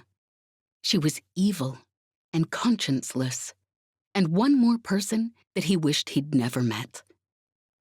But there was something about hearing her voice again after all these years, something about her patient, clipped professional tones that brought him back to a time when he'd been much younger and much more innocent, and the world had been a place that actually made sense. For that, I do apologize, said Evka at last, quietly. I assure you, it wasn't intentional. She paused. As you're awake anyways, perhaps you'd like to come down. I'll show you around my laboratory. I feel it would be easier to talk in person than through a comm. Love was tempted to say something rude, but she would only find that amusing. Besides, if Jez could handle being locked up, and whatever it was that Evka had done to her yesterday, he could handle spending some time with Evka. He sighed. "Very well," he said, the words almost choking him. "Let me get dressed." I'll send a guard to bring you down, she said, a small smile in her voice. Then her calm tapped off. He was ready by the time the guard tapped on the door, and he followed her down the corridors. Evka must trust him enough not to cuff him, at least. That, or she assumed her guards would be able to physically overpower him if he made a desperate bid for freedom. He sighed wryly. So maybe he wasn't Jez, but he was pretty damn sure he wasn't nearly as physically incompetent as everyone around him seemed to believe. He glanced at the time as he walked. It was even earlier than he'd thought. Apparently, Evka hadn't changed much since their university days. He'd never managed to beat her into the office then, either. They reached the door, and the guard touched her calm to the lock and pulled it open, gesturing Lev inside. Lev stepped in, and something that was halfway between anger and nostalgia caught in his throat at the familiarity of the scene. Evka bent over a holoscreen on the desk, a writing utensil in her hand, and a look of thoughtful concentration on her face. 5 other holoscreens pulled up around her, and documents spread across the available surfaces. She glanced up at his entrance and smiled. "Lev, I'm delighted you could join me." Feeling as if he were somehow walking through a memory, he came across the room to stand beside her. She gestured to a chair, and he sat. "It's been a long time, hasn't it?" she said, and he was surprised at the emotion in her tone. It has. He kept his voice intentionally short. She raised an eyebrow at him, still smiling, then turned back to the screen in front of her. "You know, your assistance on this program was absolutely invaluable. You saw things that I hadn't seen after working on the problem for years. I'm not exaggerating when I say you were by far my most talented student." And I'm not exaggerating when I say that you're the person I like least in the entire system, snapped Lev. "Why do you want me here?" His muscles were shaky with adrenaline. Perhaps he should try harder to be polite, but still, she wouldn't be expecting any less. She studied him thoughtfully. "As much as I wish I could say I was hoping for your insight, considering we got off to a bad start yesterday, I don't anticipate you being willing to provide me that." He didn't bother to answer, just gave her a cold glare. She smiled slightly. "Lev, you know there's really no need for that." "No, I don't know," he said through his teeth. "Because I thought there was no need for me to have to worry about you trying to kill people I cared about. After all the years we spent working together, I thought there was no need to protect myself from someone who I considered a friend. If you want an illustration of how stupid I was back then, that's your best one." Evka sighed, and there was something that was almost sadness in her eyes. "Lev," she began. Then she shook her head and pulled up her own chair. Something about the weariness in her posture as she sat sent something instinctive and unconscious through him. The urge to jump to his feet and hold the chair for her. Ask her for the lady's sake to get some rest, like he had when she was his mentor, and he'd cared for her as he would have, should have, his mother. "Listen," she said quietly. "I understand you and I have taken different paths, but I was being genuine when I said I wished I'd had more time with you. You see me as a villain. You blame me for deceiving you, getting you thrown in prison because you thought you could somehow track down the person who had hurt me or kidnapped me." She paused. "Believe me, that was never my intention. I was touched, more than I can say, to find what you had done." "Not touched enough to do anything to get me or my family out of prison," said Lev, his voice coming out harsh. She was still watching him, and her calm gaze had a hint of regret behind it. "No, I didn't try to get you out of jail." She paused a moment. "If I'd had my wish, you would have stayed there." "And you wonder why we're not on the best of terms," he said cuttingly. She raised her eyebrows. "I think you misunderstand me," she said. "I had hoped you would remain in prison, because as far as I could see, it was the only possible hope I had of you being kept safe." He shook his head. "You must think I'm very gullible indeed, despite what you've said about my intelligence. You truly think I'd believe that all this time you've been working for my well-being?" She gave a slight smile. "Of course not. You know me, Lev. I certainly would not throw away something this vitally important to rescue someone adult enough to make their own decisions. A sentiment that I once believed you shared. But I think you also know me well enough to know that if I could have kept you from harm, I would have. That was my miscalculation in the university, when you broke in a few months back. Assuming I could talk you out of your proposed course of action, rather than immediately informing the government officials with whom I was working of your true identity and the danger you posed. And so, in the end, I suppose I made the same mistake I'd been critical of you for, allowing sentiment to cloud my judgment. And although my mistake proved to be a costly one, it wasn't, ultimately, the death blow I once feared it was.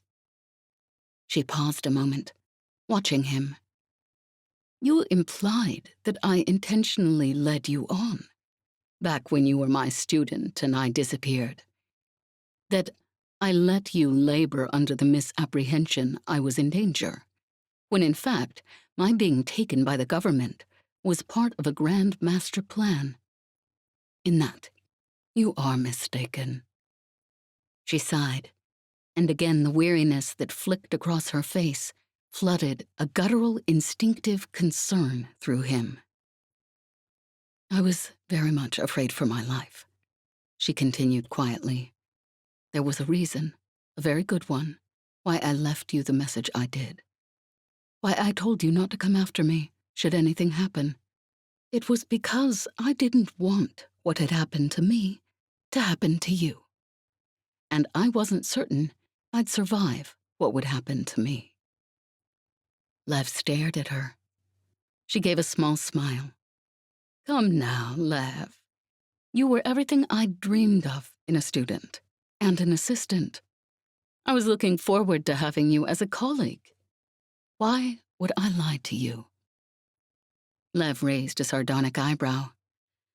That's exactly the question I've asked myself more than once. Evka smiled again, but there wasn't any humor in it. I was kidnapped, Lev, by government agents, as you surmised. The student, who you later exposed to the police for punishment, was, in fact, the student who turned me in. Yes, I heard that story eventually. Because what you and I were working on, Lev, what I've finally completed, was something far, far too many people in positions of power wanted, feared, and coveted both. Our work was government-sanctioned, of course. Everything you and I did. But you know how many factions the government has, and how many different hands are in our ministers' pockets. I very narrowly avoided torture when they came to take me. I barely escaped with my life. If the people who took me couldn't have what I was making, they were going to ensure no one else could have it either. But I've played enough university politics to know how to get along in government. I was able to buy enough favors to keep myself alive, and buy enough clout to keep my program running. Had I not? She paused again, a small shiver in her voice. Even after all this time, he could read the tiny traces of emotion in her, no matter how well she tried to hide them. I could have reached out to you, she continued at last. I could have contacted you to let you know that I was safe, but had I done so, you would not have been safe. Better for you to think that I'd died. Better for you to be thrown in prison for trying to find me, than to know what actually happened and get dragged into the same web of intrigue I'd been thrust into. This time, when she smiled, there was something a little more genuine about it. That dry humor he remembered so well, sparkling behind her eyes. So, you see, Lev, I did care for you, just as much as you once perhaps believed. And in return, well, you were searching for some way to save me, or at least to find out what happened to me. That landed you in jail, which drew you into Masha's sphere of influence. And your work with Masha, specifically your destabilization of the government and breaking out an entire prison planet, led to my work becoming once more relevant. So in a manner of speaking, you did, in fact, save my life. She shrugged slightly. I'm sure what I was doing would have become important the moment I finished it. A tool this powerful, the government would be stupid not to use it, even if they were afraid of it. If they didn't use it, they'd know someone else would. But I was working on a minimal budget, with almost no resources. This was a project begun by Jezebel's father years ago, before he realized what it was he was playing with. Before he fled with his family, too afraid to take hold of what was in his hands, and left it for hands much more unscrupulous to grasp. Hands like yours, said Lev quietly. Evka chuckled again. No, not like mine. You worked in this government, Lev. Me keeping peace in the system by means of a painless device implanted in the brainstem? That is not unscrupulous. Tracking down your political enemies and torturing and murdering their families. Forcing someone to sleep with you, or serve you, or worse, because you have the means to torture them beyond their ability to comprehend. Killing children in their father's or mother's arms as an act of revenge. Those things are unscrupulous.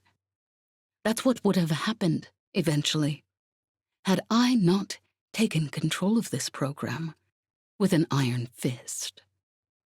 You hurt Jez. His voice was steadier than he expected it to be. I watched your protocol kill people in the streets. Just the click of a button, and they...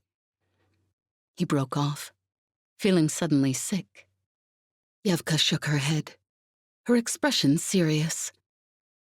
The people in the streets, from my understanding, were attacking police officers. Would you rather they'd been killed by heat guns? Would you rather the city devolve into total anarchy? Do you know how many people would have died then? And Jez.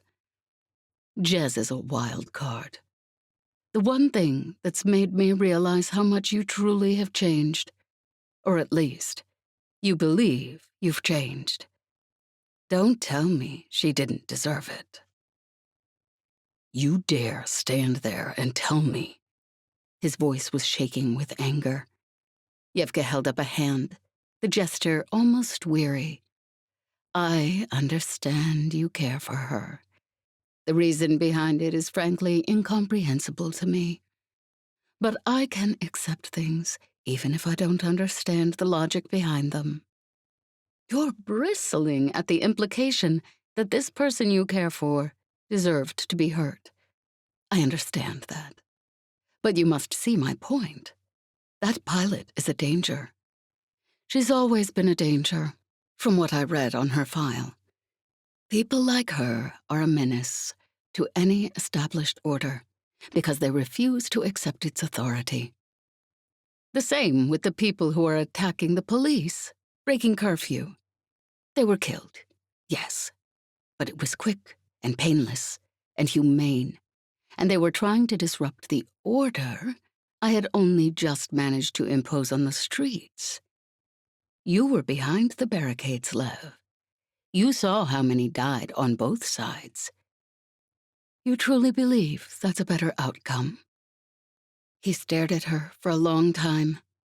His breath was still coming too quickly, and something in his stomach twisted to think how this 16-year-old version of him might have seen reason in what she was saying. Might have, at last, nodded in agreement. The 16-year-old version of him who'd never met Jez, who'd never understood what it meant to be free and what it meant not to be, who'd never understood a thing called morality or ideas called right and wrong. Evka gave him a small smile. I doubt you're capable of agreeing with me at the moment. You've invested too much in that crew, in that pilot, in your heroic rebellion, to be able to view things dispassionately. But deep down, you know I'm right. You too were trying to stop the city from going to pieces once Grigory and Olyesa were gone. The only difference between your plan and mine is that mine ends up with me in charge, and yours ends up with Masha, or possibly you. It's not a disagreement on means or ends or even morality. It's simply a disagreement over who is most fit to implement policy. It's much more than that, said Lev quietly. It's a disagreement on whether someone should wield the power to decide who lives and who dies, or whether people can be trusted with their own lives. But you won't see that, intelligent as you are. I'm not sure I would have either, when I worked with you. She sighed again and gave him a small smile. Another similarity between us. We both see you've changed. The only difference is whether we see that as a net benefit or a net detriment. She turned back to her holoscreen. Well, I asked you down here, and you obliged by coming. I may as well show you around. You haven't changed enough, I think, not to appreciate this at any rate. She closed down the screen with a quick, businesslike gesture and stood. If there's one thing I gained by having been taken by force from the university, it was the knowledge the government resources were vastly more impressive than the ones available to a professor, if you're lucky enough to have them allocated to you. As he followed her, Lev wasn't entirely sure what made him more uncomfortable, the undeniable efficiency and modernity of Evka's laboratory, and the accompanying realization of how very quickly she could work through any problems he and the others could devise. Or the fact that, despite everything, he was impressed. There was a small part of him that was calculating dispassionately exactly how much information he could glean from working with a system like this, and how much the thought of it thrilled him. Evka, apparently, could read him as well as he could read her, because she smiled at the look on his face. I told you you'd be impressed, she said. As I said earlier, we didn't get off to a good start yesterday. But should you ever change your mind, my offer still stands. Your cooperation in exchange for the lives of your crew. And this is what you'd be working with. Tools and resources that you've never dreamed of. It's much more interesting than a university professor's office, with a holoscreen that flickers when it's too cold outside. He found he was smiling at that memory before he caught himself. He cleared his throat. You showed me around your laboratory. Aren't you going to show off the program you've apparently perfected? She gave a soft laugh. I imagine it would have been even more sophisticated had you been helping me. And when you say perfected, I think what you mean is managed to repair after your clever attempt at vandalism. She paused a moment, the hint of a smile on her lips. I wasn't thrilled about that, to be perfectly honest with you. But upon consideration, I'd much prefer working against a sophisticated vandal than a stupid one. I was very impressed to see how your thinking had progressed since we parted company. But no, I don't think I'll show you into the system. And I think you know the reason as well as I do. Lev found he was returning her smile, despite himself. At least, will you show me the mechanism by which the algorithm identifies who you've determined deserves to die? I assume you don't simply wait on police calls for that. We hadn't finished that part of the equation before you were kidnapped, I suppose. If what you're telling me is true. Evka's smile broadened. That sounds much more like the student I thought I knew 9 years ago, she said. Of course, just like with the student I knew 9 years ago. I know better than to give you unfettered access to any source of information, no matter how apparently innocuous. Because you have the ability to ask with a completely straight face for information which you would use to burn the entire system to the ground. Or, she continued, her smile widening just a little, to infect a rival professor's research notes with a self-replicating error that destroyed all the information he'd spent the last 10 years collecting. Again, Lev found himself smiling. You know what he was going to do with that information, I assume. She raised an amused eyebrow. I didn't say I disapproved. Only that it taught me to be much more careful about providing you access to any information without thoroughly vetting your reasons beforehand. So, unfortunately, I am unable to show you what you ask. But, she paused a moment, studying him. I do have a self-contained file that may pique your curiosity, although it won't reveal any of the underlying equation. Lev gave her a wry shrug. I suppose that's the best I'm going to get. At the moment, yes. Although, If you did choose to work with me, she let the sentence trail off tantalizingly and turned to her holoscreen. I'm certain you're not asking out of pure curiosity, just like I'm certain that you understand that I'm not showing it to you purely for old time's sake. Evka said as she pulled up the screen. You, no doubt, are looking for some information you can use to stop me. And she swiped through to a screen, expanding it so Lev could see. I'm hoping that I can still tempt you to accept my offer. I can do this without your help, but I've always enjoyed working with intelligent people, and your way of looking at things and noticing patterns I don't would come in very useful. Lev bent closer, scanning the screen she'd pulled open for him. She was right. He couldn't help but be impressed at how she'd set up the algorithm. It was certainly not for the faint-hearted. The list of things one could do to be automatically entered onto the kill list was impressively long, and included infractions that were disturbingly minor. But it wasn't, as she'd said, vindictive, and it only took him a moment to realize she'd been telling the truth. The underlying algorithm was completely hidden.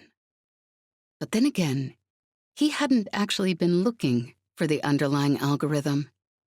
And there, in the corner, at the very bottom of the screen, he smiled politely, straightening. I assume you have individuals who will be reviewing the decisions after the algorithm has made a selection. Evka raised an eyebrow. At first, certainly. However, she gave a small shrug. I'm contemplating which would be preferable. The possibility of error inherent in trusting an algorithm, with its intrinsic imperfections, or the near certainty of error involved in trusting human judgment and biases. This was never intended as a tool of revenge, simply a matter of upholding an equilibrium that will allow the system's citizens to go about their business in peace. Lev gave her a challenging glance. You really believe the outcome of this protocol of yours is preferable to the system running without it? She gave a small smile and spread her hands. I don't know that that's a relevant question. The protocol has been created. Someone will use it. It's only a matter of who and how. You can't argue with a straight face that allowing power like this to go to the first person to grab it would be a wise idea. And so it should go only to you, said Lev quietly. She raised an eyebrow. You think you'd do a better job? He shook his head. I wouldn't trust myself to. I don't know if anyone can hold that much power in their hands without getting burned. You have a great deal of trust in yourself. I'll ask you again, Lev. If not me, then who? Whose hands would you rather see on the button? He didn't answer. He wasn't sure he had an answer. It wasn't until his stomach growled that he realized how long he'd been here. Evka turned to smile at him. Forgive me. You must be famished. I'll have breakfast sent to your rooms. But you're welcome to breakfast with me, if you'd like. Lev hesitated a moment, then at last shook his head. I'm sorry, Evka. I think I've made my feelings for you as clear as I know how. Despite his words, it was uncomfortable how easy conversation with Evka flowed, how simple it was, here in her lab, to forget the last few horrific months and remember nothing but the easy, shared camaraderie of working with her in the cold, dimly lit office on the 5th floor of the maths building. Evka smiled. Of course. I'd hate to make you uncomfortable. However, should you ever change your mind, my dining table is large enough for 2. She turned to the guard. Take Lev back to his rooms, please. She turned back to Lev, smiling fondly. Although I suspect you would disagree, I've thoroughly enjoyed our time catching up. He gave a stiff nod. I wish I could say the same. He could feel her eyes on his back as he walked out the door after the guard, and he could picture the calculating, analytical expression on her face. He had to fight to keep from shuddering. That could have been him. Without the crew, without Jez. That could have been him. As the guard led him back down the hallway, he paused a moment, glancing down, and swore. What is it? The guard snapped. My boots come untied, said Lev, shaking his head. Give me a sec. He bent down, leaning against the nearest door as he adjusted his laces. Tay's door. When the guard glanced away for just a moment, he placed the chip he'd slipped out of his comm during the walk carefully on the floor. With a quick brush of his hand, he knocked it through the gap. Are you finished? The guard asked impatiently. Lev gave his bootlaces a final tug, then nodded. Get up then, the guard said, waving him to his feet. Breakfast was waiting for him when he returned to his room, and once the guard had left, he sat, pulling it in front of him. It smelled delicious, but for some reason, he couldn't work up much of an appetite. His stomach was knotted far too tightly for that. Chapter 11. Yesbel, Day 4, Afternoon. The guard at the door glared at Yesbel. Yesbel gave him her flattest look. I'm sorry, I can't do what you're asking, the guard said, but she could hear the hint of nervousness under the belligerence in his tone. Well then, she said, purposely leaning into her outer rim accent, I'd advise you to get authorization to do it as soon as possible. Evka said, the man sounded even more nervous than he had before. Evka has made it clear she doesn't want any of us to die, said Yesbel, in her most reasonable tone. And you're saying you'll kill yourself if she doesn't give your kids playtime outside? Yesbel's lips twitched up into a small smile. Well, in a manner of speaking. Because I think eventually, after I'd killed you and your friends at the door here, Evka would do the rest herself. You have no idea what Evka can, the man began. Yesbel cut him off. I have a very good idea of what Evka can do. I don't think you have any idea, though, of how much pain I would be willing to endure in order to hurt you. If I have to sit through this stupid conversation any longer. But I know, you know, that I could hurt you. Very easily, if I decided I wanted to. He managed to hold her gaze for a moment, but dropped it quickly. I'll check with Evka, he muttered, tapping his calm and turning away. Evka would like to speak with you, he said, after speaking into his calm in a low voice for a few moments. Evka's precise, clipped tones came through Yesbel's earpiece. I understand you've been threatening my guards. Do you really think that wise? Well, it seems to have worked, said Yesbel, not trying to hide the amusement in her voice. There was a moment's pause. Then Evka said, I knew your father, you know, Yesbel. I worked with him for a short time, when I was a young researcher, barely out of university. He at least was a very intelligent man. He was, grunted Yesbel, and so I'm sure he absolutely hated you. You're likely correct, said Evka, but it sounded as if she was smiling. I don't know you, Yesbel, but I have been told you are remarkably like him in some ways, despite your clear lack of both judgment and ambition. Perhaps, said Yesbel. He didn't usually kill people if they were being unreasonable, though. I do. She paused a moment. But in other ways, I suppose, we are rather similar. He also would have done almost anything for his child. My children have been locked up in this room for 2 days now. My wife and I have been locked up for 2 days now with 2 children who've been locked up for 2 days now. Evka made a small, amused sound. You think it's very funny, I'm sure, said Yesbel dryly. I invite you to spend a day up here with them.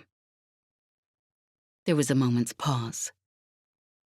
And why should I extend myself to offer you a favor, considering what the 9 of you have done over the last few days? You threatened to kill our friends, locked us up, and hurt Jez, said Yesbel. I know about the experiments you did on the street kids. I've built weapons myself, and I can guess what you must have done to them to get this program worked out just right. And having watched that, you'll know there comes a time when people stop thinking rationally about their situation. She paused meaningfully. And so, what I'm requesting of you, Evka, is that you let my children out for a bit of fresh air. That's all. There were a few moments of silence. At last, Evka sighed. Very well. I'll instruct the guards to take your children to the courtyard to play for an hour. You'll instruct your guards to take my children to play for an hour with me accompanying them, said Yesbel. Forgive my mistrust, but you haven't proven particularly trustworthy thus far. Don't push your luck, Yesbel, Evka said in a cold tone. I might say the same to you, Yesbel responded. I have watched my children taken away from me twice now, and I swear to you, by the lady or the consort or whatever you believe in, that I will die before I do that again. For a long moment, Evka didn't speak. At last, though, she snapped. Very well. But Jezebel, I know your reputation. You'll be searched before you can leave your room, and you and the children will be under heavy guard. You won't do anything other than stand in the courtyard and watch the children. And the reason you will do that is your children have breathed in the metal as well. Jezebel took a deep breath, fighting to keep herself under control. I'll do as you ask, she said at last, quietly, and you will not hurt my children. As I told you, there are things about which people lose the capacity to think rationally, and I think you know enough about me to know that you don't want to see what happens when I stop thinking rationally. If you abide by the restrictions I've outlined, I have no reason to hurt your children. There was a slight weariness to Evka's voice. Despite what you clearly believe, I don't injure people for enjoyment. Violence is a tool I use only when necessary. Very good.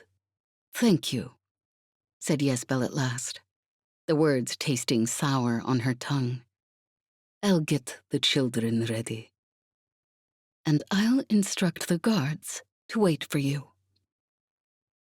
Tanya was waiting when she turned back from the door, and there was sharp worry on her face.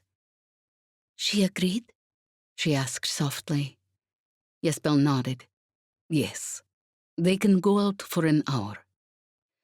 Good. Tanya's voice was light, but Jezebel could hear the strain under it. I'll help get their coats on. She paused a moment. I've spoken to Olya and Misko. They know what's expected of them, but be careful, please. Of course, my love, she said, leaning in to kiss Tanya. But there was unease twisting in her stomach as she called to the children to get their jackets and shoes. It took only a few minutes to get the children into their winter clothing. She tapped on the door to let the guards know they were ready, then stood with her hands on the wall, legs apart, as they patted her down. When they were satisfied, one of them grabbed her wrists, wrenching them down in front of her. Jezebel gave him a flat look. You're going to cuff me? You expect me to keep a 6-year-old and an 8-year-old under control while I'm cuffed? Your children will have to learn to behave. They spent time in prison, didn't they? It should be a familiar concept. The guard growled impatiently. Reluctantly, Jezebel nodded. But as the guard snapped the magnetic cuffs over her wrists, she said quietly, Remember, as I told Evka, there are things that would make me lose my ability to rationally consider consequences. I'm sure you know the reason I was thrown in prison 5 years ago. 35 people dead. Believe me when I say it would be more than 35 people this time. She was gratified at the slight spark of nervousness in his eyes. Olya, my love, she called over her shoulder, straightening. Come along. Hold your brother's hand, please, since I can't. I'll need you to be on your best behavior. Yes, Mama, said Olya promptly. She took Misko's hand, and he yanked it away, scowling at her. Mama says you have to, she said, in a self-important tone, grabbing his hand again. He scowled and glanced at Jezebel. But whatever he saw in her face must have convinced him that obedience at this juncture was the wisest option. Still, he looked exceedingly sulky as they started down the hallway to the courtyard. Jezebel kept her eyes fixed on her children as they walked, watching for a sign that Misko's burgeoning rebellion would break out. But from the corners of her eyes, she watched the hallways, trying to memorize the corridors and intersections that led to the courtyard. 3 floors down in the hololift, they paused before a large doorway, and when the guards pulled it open, the cold outside air rushed in. One of the guards gestured them forward, and Jezebel stepped out, blinking in the bright sunlight. They were in the same courtyard they'd been brought to when they arrived, but now the large gates were shut, and Jezebel could make out the faint glimmer of a force shield over the compound. "May my children act like children now for a few minutes?" asked Jezebel, her voice thick with sarcasm. The guard sighed and nodded, and Jezebel crouched down. "Olya, Misko, listen to me. I want you to run fast. See how many times you can go from one wall to the other. Whoever makes it the most times can have a bite of my dessert at dinner tonight." "It's not fair," Misko wailed as Olya took off running. "Her legs are longer than mine." Jezebel smiled. "Well, if I see that you're trying very hard, maybe I'll give you both a bite." Misko considered this for a moment, then took off after his sister. Jezebel smiled to herself as she watched the children run. It didn't take them long to forget about the contest, and their running devolved into a makeshift game of tag, with the accompanying screams and laughter. Jezebel took a deep breath and closed her eyes, an ache in her chest. Between the pleasure planet and the gangs and the barricades, it had been a very long time since her children had been able to play outside. She'd hoped, when the crew had rescued her family, that she'd be giving her children back their childhood. Instead, she'd dragged them into disaster after disaster, forced them to watch her and Tanya and the ragtag crew, who'd become like family, risk their lives over and over and over. She wasn't certain her children knew how to be children anymore. But she watched as Olya dodged Misko's clumsy grab for the back of her jacket, both of them giggling wildly. But that was what she was fighting for in the end, so that one day, perhaps, they could learn to be children again. Because in the system Evka was creating, no one would be free to be a child ever again. The guard beside her was watching the children as well, an indulgent half-smile on his face. Jezebel studied him for a moment, then leaned over. "You have children?" she asked. He looked up, startled. "I do. A little older than yours, I think."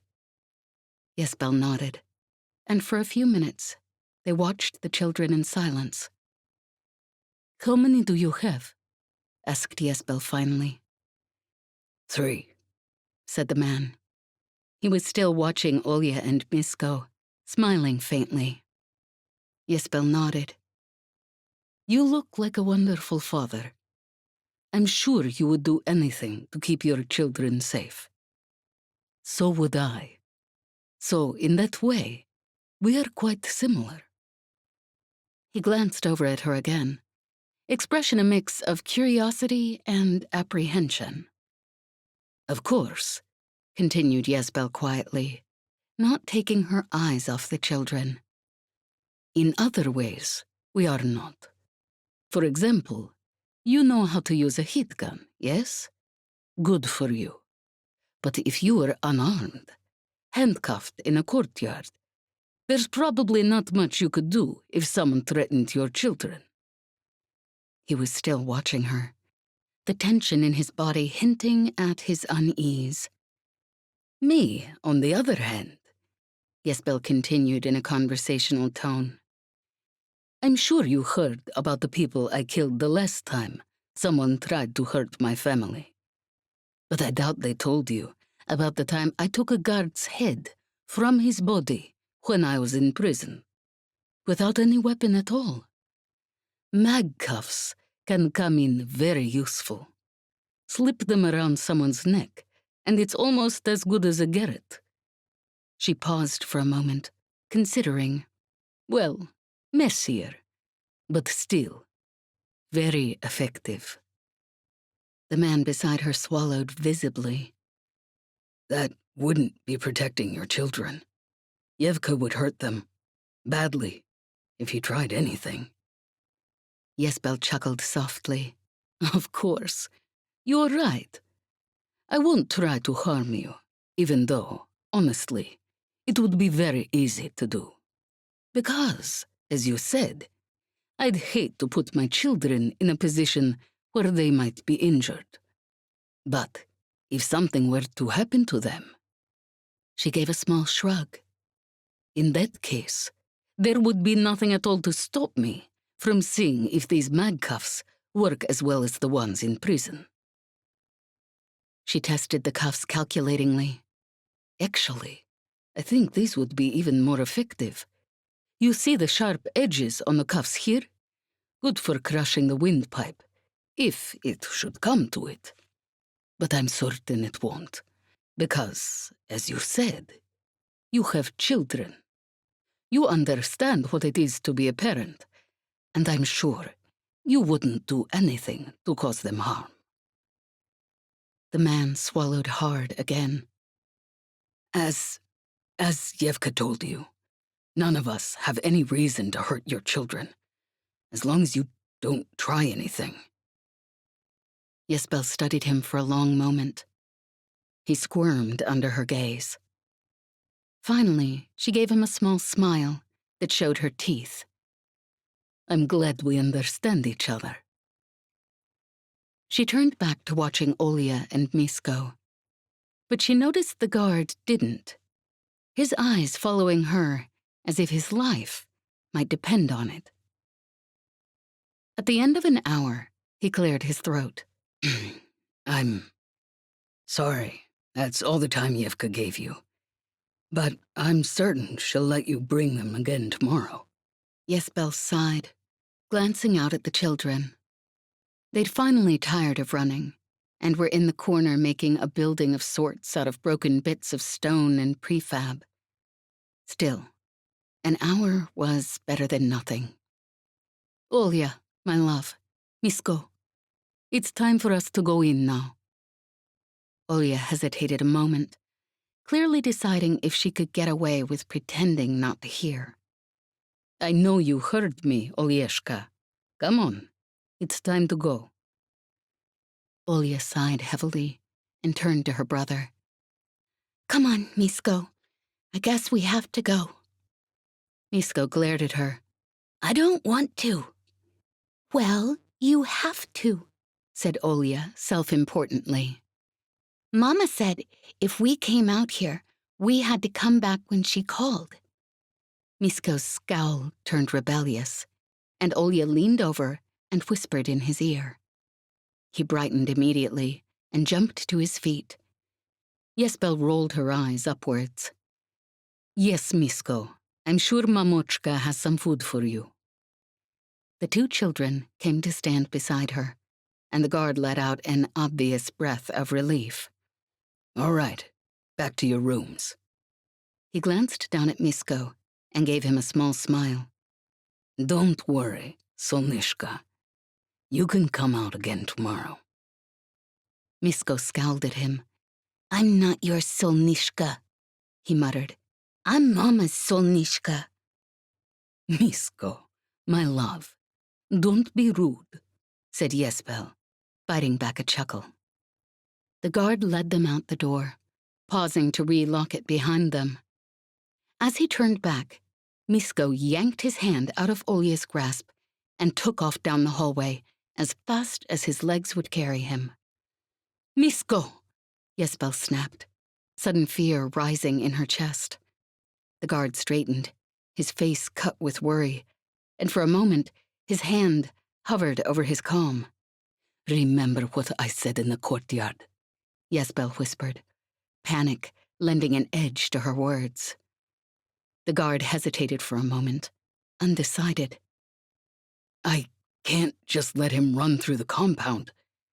Let me, Yesbel began, then shook her head sharply.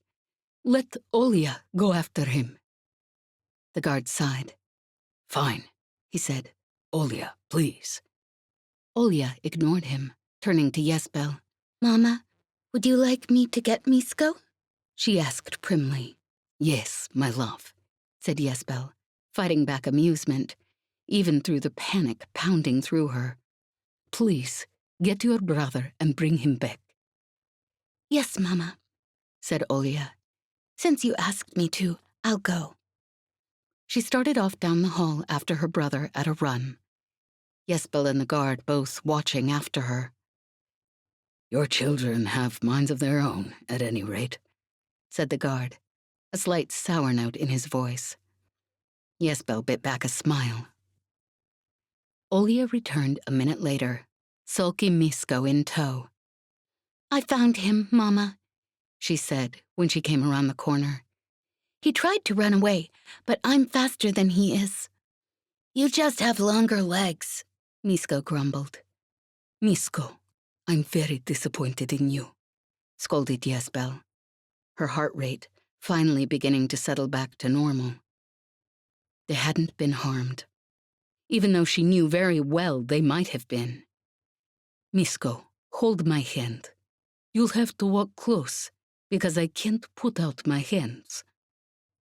Olya, you too. Her voice shook slightly.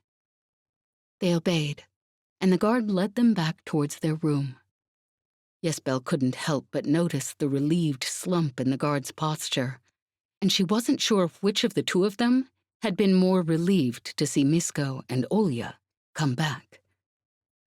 Something small and crumpled was being pushed into the hand Olya was holding. She restrained herself from glancing down, but from the corner of her eye, she saw the self-satisfied smirk on Olya's face. She let out a short breath. Deservedly so. Inconspicuously, she took the small, empty packet of explosive gel Olya had slipped into her palm. The gel Yesbel had given her before they left their room, and crumpled it quickly in her fingers, tucking it up into her sleeve. She was reminded, sometimes, how much her daughter took after her wife. When they reached the room, and Tanya had reassured herself the children were safe, Yesbel tapped the wall that connected to Lev's cell. The children enjoyed their time outside, she tapped, and they did everything we wanted them to. There was a moment's pause. Good, came the tapped reply. They're safe? Yes, they are. She tried not to think of how easily they could have not been. Chapter 12. Tay, Day 5, Early.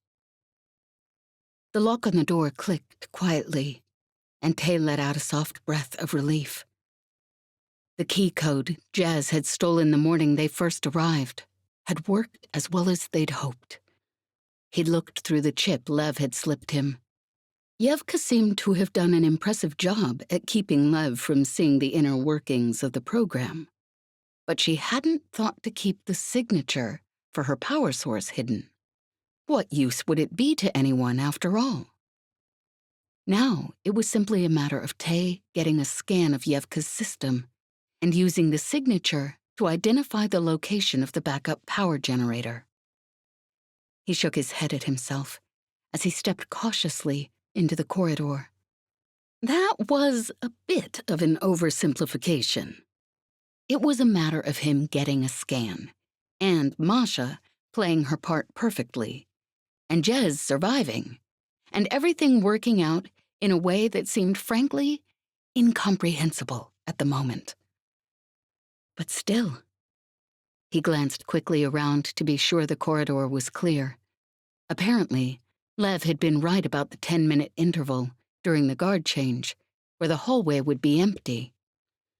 And Tay had programmed a simple blocker into his comm, a pedestrian solution that was hopefully so simple Evka would have overlooked protecting against it, which should hide him from the cameras, temporarily. If she found it, like she'd found the last 2 comm hacks he'd made, and the hack he'd done into her main system, and the hack he'd put through her general communication line, she wouldn't be happy. He shivered, remembering the choked scream he'd heard from Jez's room 2 nights before. He didn't really want to think what Evka would do if she wasn't happy. Ivan had been thinking about it, though. Tay had seen the look on his face as he'd watched Tay slip silently out of their room. Ivan was already on edge, his sleep broken, dark circles under his eyes. What it would do to him if Tay came back hurt? He had to get back all right. It was 0200 standard, but apparently, Evka's laboratory didn't sleep. The hallways were still brightly lit, and he could hear, from ahead of him, the soft murmur of voices through closed doors, the brisk click of boots against the hard floors. But for the moment, this particular corridor was deserted. Something about the artificial lights that made the hallway as bright as day, the murmur of voices and hum of machinery, the cheerful normality of it, almost made him sick. Had this brightly lit hallway, one of the small, unimposing rooms like the ones they'd been locked up in, been the last thing the street kids had seen when Evka had kidnapped them and used them to test her protocol? He shuddered. He reached a place where one corridor intersected with another and paused for a moment, picturing what he knew of the layout of the building. It wasn't much. The rest of them had passed on everything they'd gathered from their explorations, but it was woefully inadequate for what he needed. But he could at least make an educated guess that in a building like this, the central power system would be on one of the lower levels, considering how heavy the machinery running it would be, and fairly easily accessible for repairs. He took a deep breath, picked a direction at random, and started off. He'd taken off his boots to keep from making noise, but the quiet brush of his stockinged feet against the bare floor still sounded loud in his ears. It took him far too long to find the stairs. When he finally did, he breathed a quick sigh of relief, pulled the door open, and stepped into the stairwell, and ran head first into someone as he rounded the corner. He froze, his heart jolting in panic, but the woman muttered a brief apology, hardly glancing up from her holoscreen, and stepped past him. He stared after her for a moment, trying to steady his heart. Then he took another deep breath and started down the stairs, a little more cautiously this time. He counted the stairwells as he passed them. 3 floors down, and then the basement, and on the 4th, he tried the door gently. It was locked, as he'd expected, but Jez's key should open it. The lock clicked, and his shoulders dropped in relief. The basement, when he stepped out through the stairwell door, was just as brightly lit as the rest of the building. No dark, sinister underground room like in the university. Still, there was a creeping unease in the back of his brain, a tightness to his muscles, and he wasn't sure if it was something about this place or simply the thought of what would happen if he were caught. What would happen to their plan if Evka caught him down here and somehow guessed what he'd been after? There, at the end of the hall, a utilitarian-looking door, steel and bare of any decoration. That had to be it.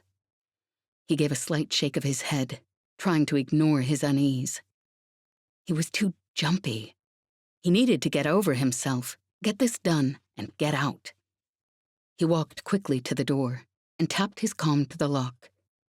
The door clicked, and he pushed it open and stepped inside.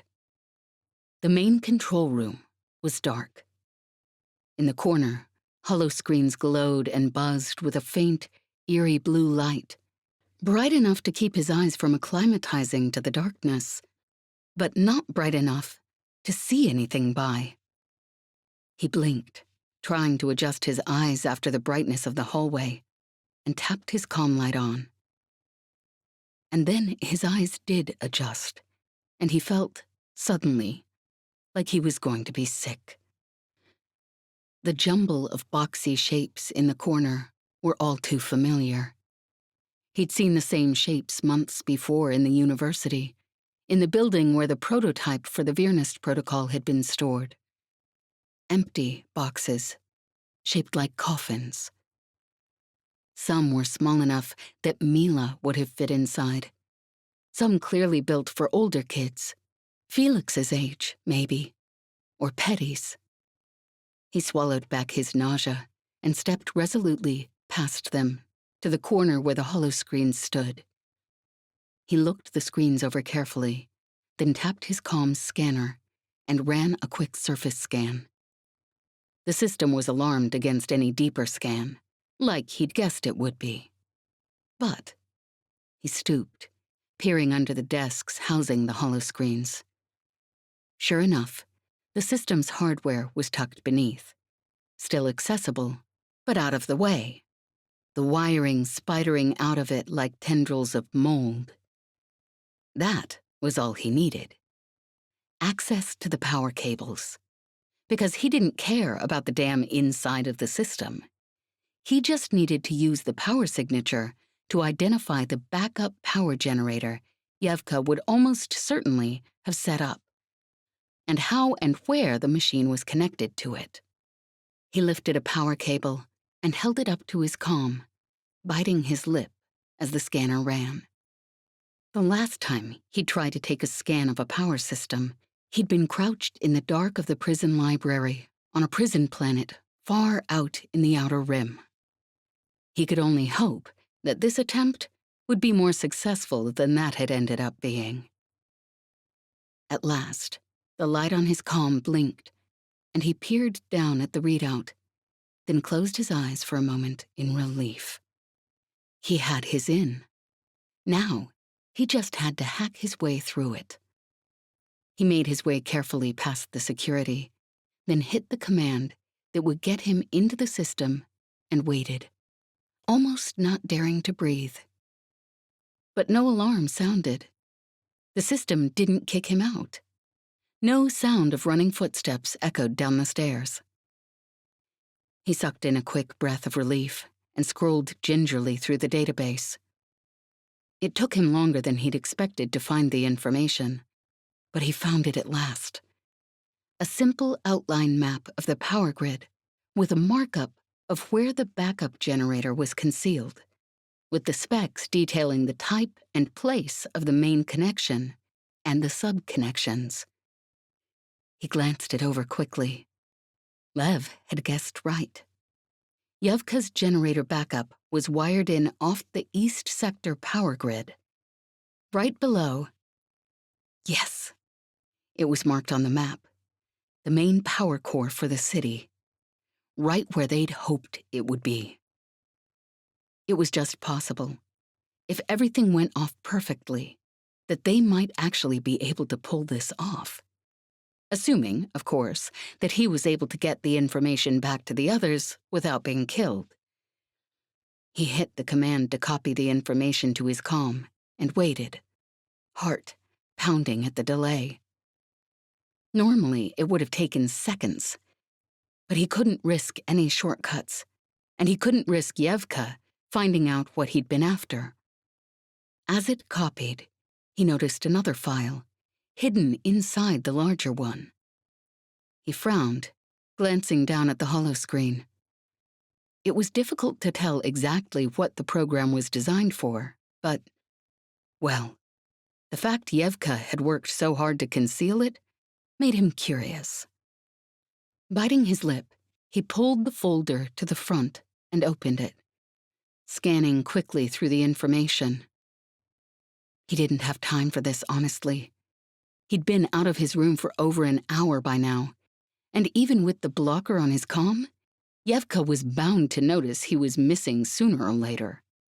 And this might be no more than a dummy system, or remnants of a preliminary startup system.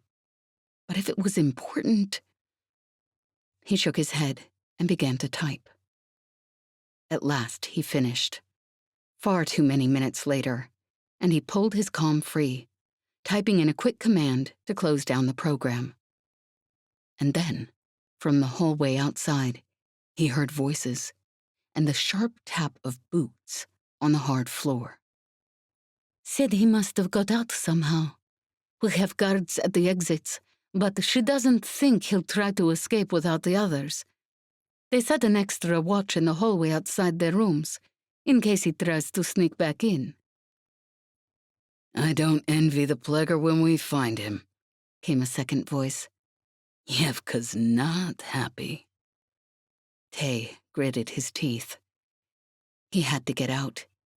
He couldn't afford for them to find him down here, and from what they were saying, he couldn't get back to the rooms, which meant... He swore silently. Which meant he needed them to find him somewhere else, doing something that Evka would believe he'd risk getting caught for. He knew exactly what she'd believe, and she might actually kill him for it. But then, with the stakes they were working with, he'd just have to take the chance. Assuming he could get out of this room in the first place, of course. The footsteps had stopped outside the door. He slipped under one of the tables, ducking down behind the tangle of wires. The warmth of the running machines should be enough to hide his heat signature if they took a scan. The lock clicked as the door swung open, and the two guards peered inside. The motion perfunctory. Clearly, whatever they'd expected him to do, coming down here, wasn't it. One of them held up a scanner, and when it beeped, she glanced at the screen, shrugged, and showed it to her companion. He nodded, and they stepped back out, closing the door behind them. Tay let out a shallow breath and waited until their footsteps had faded down the hallway. Then he climbed out from his hiding place and crept silently to the door, putting his ear against it to listen.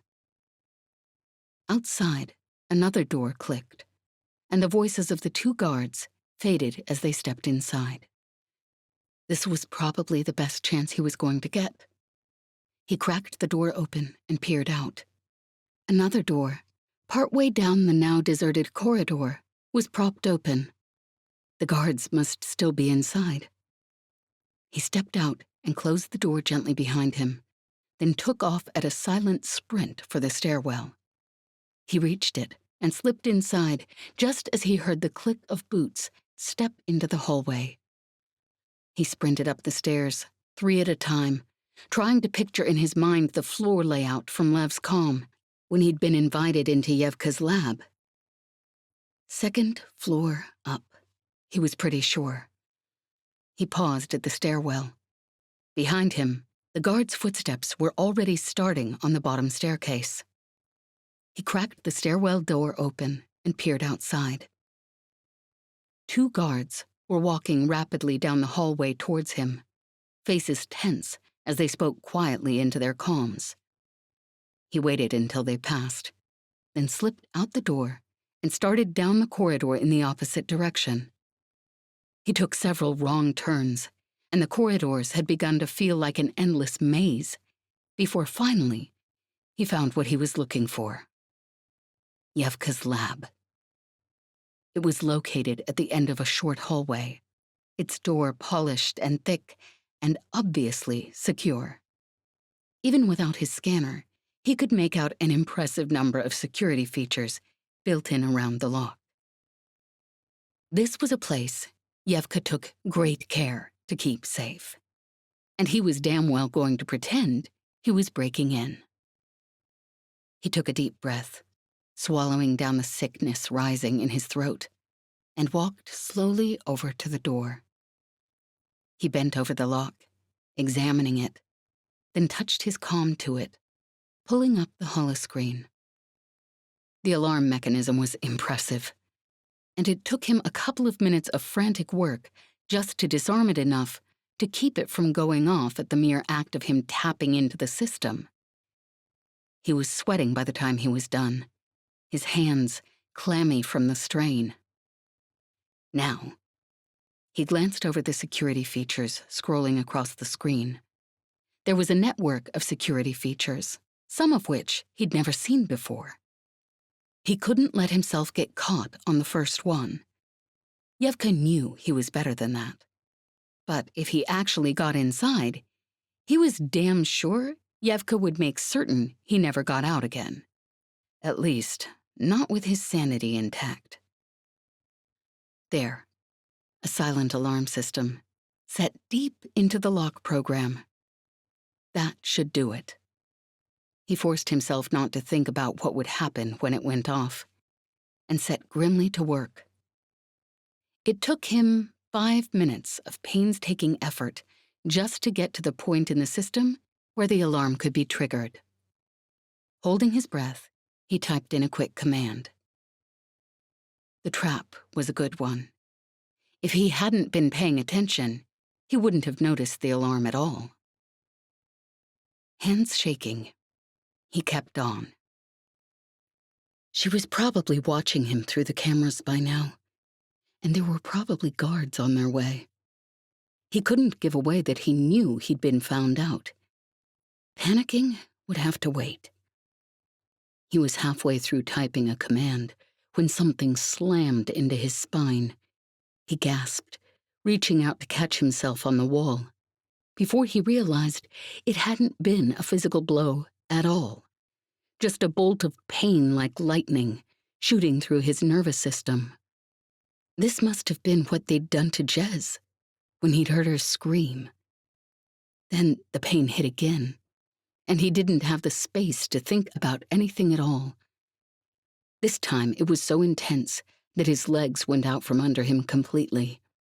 He landed hard, his face smashing the corner of the wall on the way down. His teeth bit all the way through his tongue as he landed, his mouth filling with the iron tang of blood.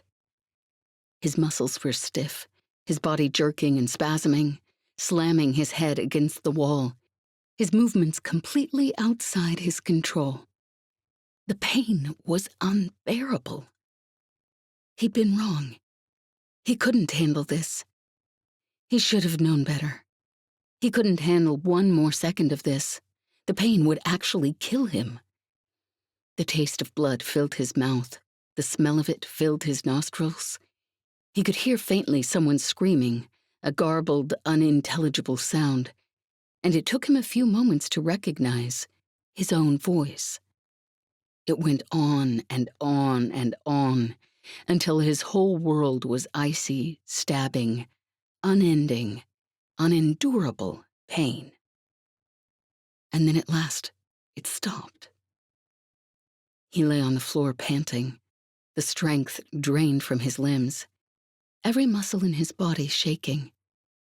His throat was raw, and he wondered, distantly, how long he'd been screaming, and if anyone had heard.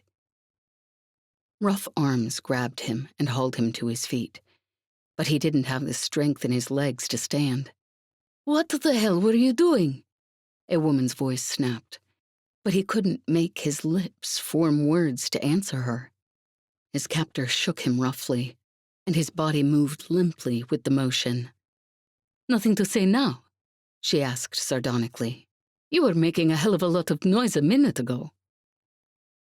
He tried again to respond, but only managed a weak moan. The woman laughed. "You're crazy, or you're stupid. No one tries to sneak into Evka's lab. But I can't say you people don't give things a solid try." He moaned again, his voice still not entirely under his control. "You're lucky this was the worst you got," the guard said, her voice a little softer. "I've seen people driven mad by what she did to you." Tay pictured the small, coffin-shaped boxes, just big enough to fit a street kid, and he shuddered involuntarily, his muscles spasming at the movement. Blood streamed from his nose and dripped from his mouth, and he found himself watching the small, neat patterns it made on the clean floor with a sort of distant interest. There were words through the guard's comm, but he couldn't focus enough to make them out. He felt himself being grabbed under the shoulder on each side, and the guards dragged him, unresisting, to a hololift. By the time the doors slid open to let them out, he'd regained enough control of his legs that he could stagger along, leaning heavily on his captors for support. He should be paying attention, probably, trying to learn more about the layout of the place, but he couldn't seem to get his mind to focus on anything except the hypnotizing drops of blood, cartoonishly red against the stark gray-white of the hallway floor. When they reached his door, one of the guards tapped the lock with her comm and swung the door open. "Go on," she said, shoving him forward. He managed a couple staggering steps before he collapsed. Then he lay there, cheek pressed against the cold floor, breathing in quick, shallow gasps, watching the blood drip and pool around his face. Behind him, faintly, he heard the door click shut. And then there was a short, choked curse, and he blinked his eyes open to see Ivan. Ivan's face was completely bloodless, and he reached out, supporting himself on the wall, his eyes fixed on Tay. And suddenly, Tay realized what this must look like. Him lying limp on the ground, blood streaming from his mouth and nose. "Ivan," he croaked, struggling to sit up. "Tay?" Ivan's voice was choked. "Tay, you're alive?" He crossed the room and dropped down beside Tay, rolling him gently onto his side. Tay spat blood, and Ivan looked around quickly, then used the sleeve of his shirt to clean the blood from Tay's face. Tay could feel Ivan's hands shaking, the way his whole body trembled. "Ivan," he managed, "I'm all right. Just a bloody nose, and I bit my tongue. I'm not hurt other than that." Ivan looked him over more closely, then pressed his fingers against Tay's wrist to feel his pulse. At last he closed his eyes, his body slumping in relief. "What happened?" he asked softly. "Evka," Tay managed, his voice hoarse and weak. Her protocol." Ivan took a deep breath. "I should probably patch you through to the others. Evka hasn't disabled your last hack yet." He tapped his comm. "Lev, Tanya, Jez, Masha, Tay's back, but he's hurt." "What happened?" snapped Masha. "I don't know. Something with her protocol," he said. Ivan's voice shook slightly. "Tay," asked Lev, his voice deceptively calm. "What did she do?" Tay's brain felt muddy, and his swollen lips didn't want to form the words. "Guess I know what she did," said Jez quietly. "Guess she used the damn crap in his brain, too. I don't know what it is, just pain, I guess." "Yeah," he muttered, relieved he didn't have to explain. "She activated the nervous system to trigger a pain response," said Lev, his voice even quieter than before. "I suspect the only reason she hasn't used it to simply incapacitate us altogether is that she'd risk precipitating a heart attack." He paused a moment, and the dangerous calm in his voice was almost frightening. "Jez," he said, "how did you know?" There was a moment of silence. "She did it to me the other day," Jez said at last. "Just for a minute, after I got back here." Again there was silence. Anyways, I got the information we needed. Tay managed at last. I'll send it through to your comms. Tay, began Ivan in a worried voice. Tay shook his head, the movement making him dizzy. I'm all right. You don't look all right, Ivan snapped. He closed his eyes and took a deep breath. I'm sorry, Tay. I'll help you sit up. And you send through the information. Then let's get you cleaned up. Yeah, he mumbled. The haziness was slowly clearing from his brain, and his muscles were less shaky than they had been. He managed, after a few tries, to send the information through. Evka would shut down his comm hack soon, and honestly, he wasn't sure he'd be brave enough to try another. Not after what had happened in the hallway outside her lab. Ivan helped him to his feet. For a moment, he swayed, and Ivan slipped his arm around him for support. Let's get you cleaned up. Then you can lie down for a bit. There was a distant note to Ivan's voice, the kind of sick undertone of someone who'd seen something beyond their capacity to absorb. His shirt was smeared and spattered with Tay's blood. Tay cursed internally. He'd damn well been trying to protect Ivan, and instead, he'd managed to confront him with his very worst nightmare. Ivan helped him to the cot, then stepped away, returning with a damp cloth to mop up the blood. But he paused for a moment, leaning against the wall, as if he wasn't sure his legs would hold him up. And there was something about the look on his face when he turned and tried to paste on a smile that hurt Tay almost as much as what Evka had done to him. Chapter 13. Masha. Day 5. Midday. Masha, how are we feeling today? Masha glanced up from her cot as the doctor stepped through the door of her room and gave him her blandest smile. I'm not certain I can speak for you, but I would hazard a guess that we're feeling slightly uncomfortable about the fact that your employer tortured my friend this morning. Or so I gathered from the noises from a couple rooms down. The doctor frowned slightly, and Masha bit back a grim smile. Whatever Evka had used this doctor for previously, and Masha preferred not to think too hard about what that might have been, he clearly was not accustomed to patients who talked back. But then, Evka had a very vested interest in keeping all of them alive, and it spoke to how bad Masha looked that Evka apparently believed that, in Masha's case, that meant sending in a doctor. The man bent over her, and Masha closed her eyes for a moment. Her fever was mostly gone. Even the pain had begun to fade a little, although it still kept her awake at nights, itching under her skin like an insect bite she couldn't scratch.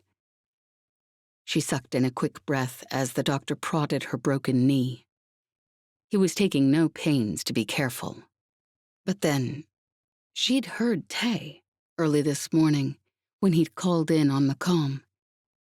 He'd sounded broken. And she hadn't needed to see Ivan's face to know how he'd been taking it. Anyone who worked for Evka would have to be someone who didn't mind causing pain. She gasped as the doctor pulled the injured leg straight, a familiar blackness swirling through her vision. She shot a quick glance at the man's face. As she'd suspected, he wasn't simply indifferent to her pain. He was enjoying it. So, said Masha, when she was sure she could trust her voice again. How is your lovely wife, Yesfir? I understand little Sergei turns 4 in just a few days. Give him my best.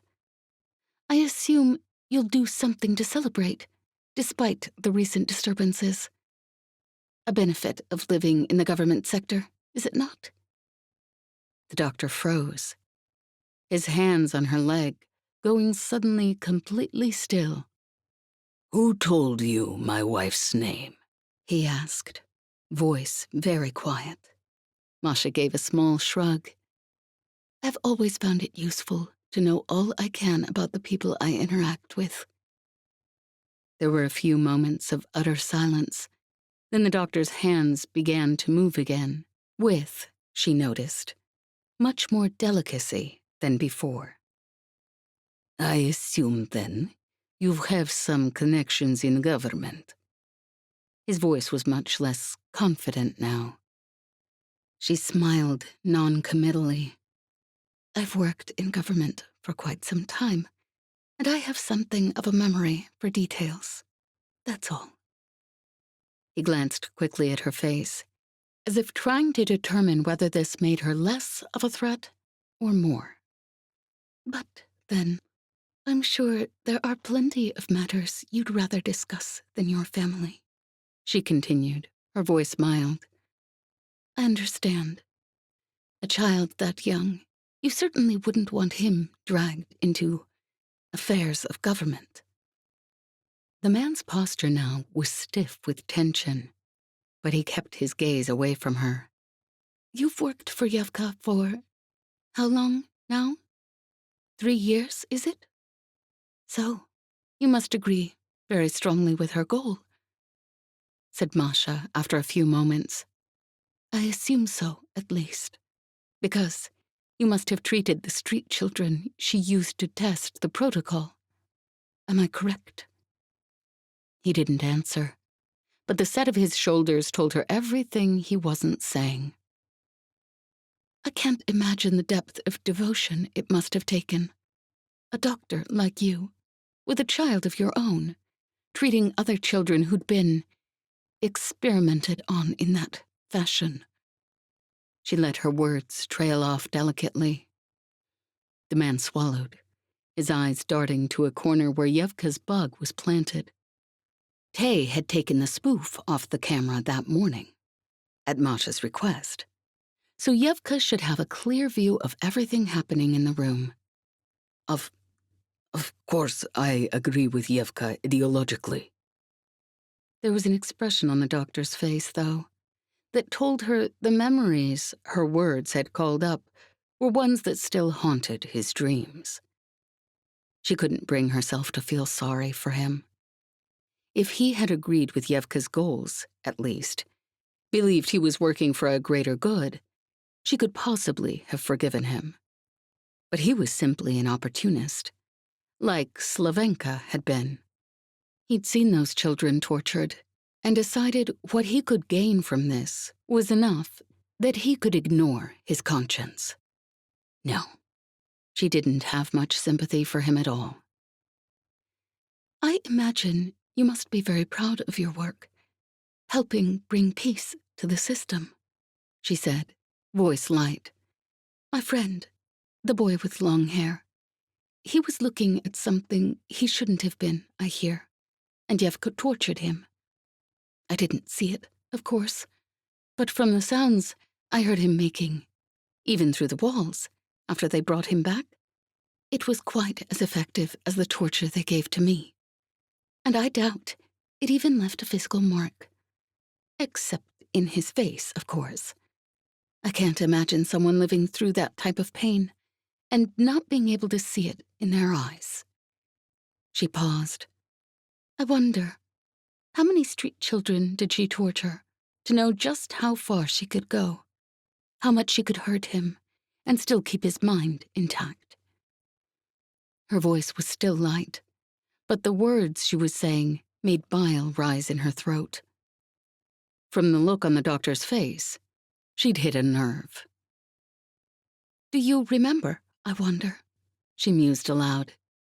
Did you go home to your wife when she was pregnant with your baby and think of those children's faces? She laughed softly. Of course not. You couldn't have, could you, thought too deeply about those children you treated? Because how could you, and still agree with what Evka was doing? The doctor's hands were shaking slightly now. I can't talk and work at the same time. It breaks my concentration. His voice shook too, just a little. Masha smiled. Of course, but you won't mind if I talk. Being locked in here like this alone, I have to take my conversation where I can find it. His hand stiffened, and for half a moment, she thought he might push down hard on her broken knee, make her scream, black out, punish her for her words, for the memories her words stirred up. Even the thought sent a shudder of fear through her. There was only so much pain the human body could endure. She'd known that, intellectually, but in the torture room, she'd learned it on a visceral level. But he wouldn't do it, because Evka, or one of her guards, was watching, listening to every word of their conversation.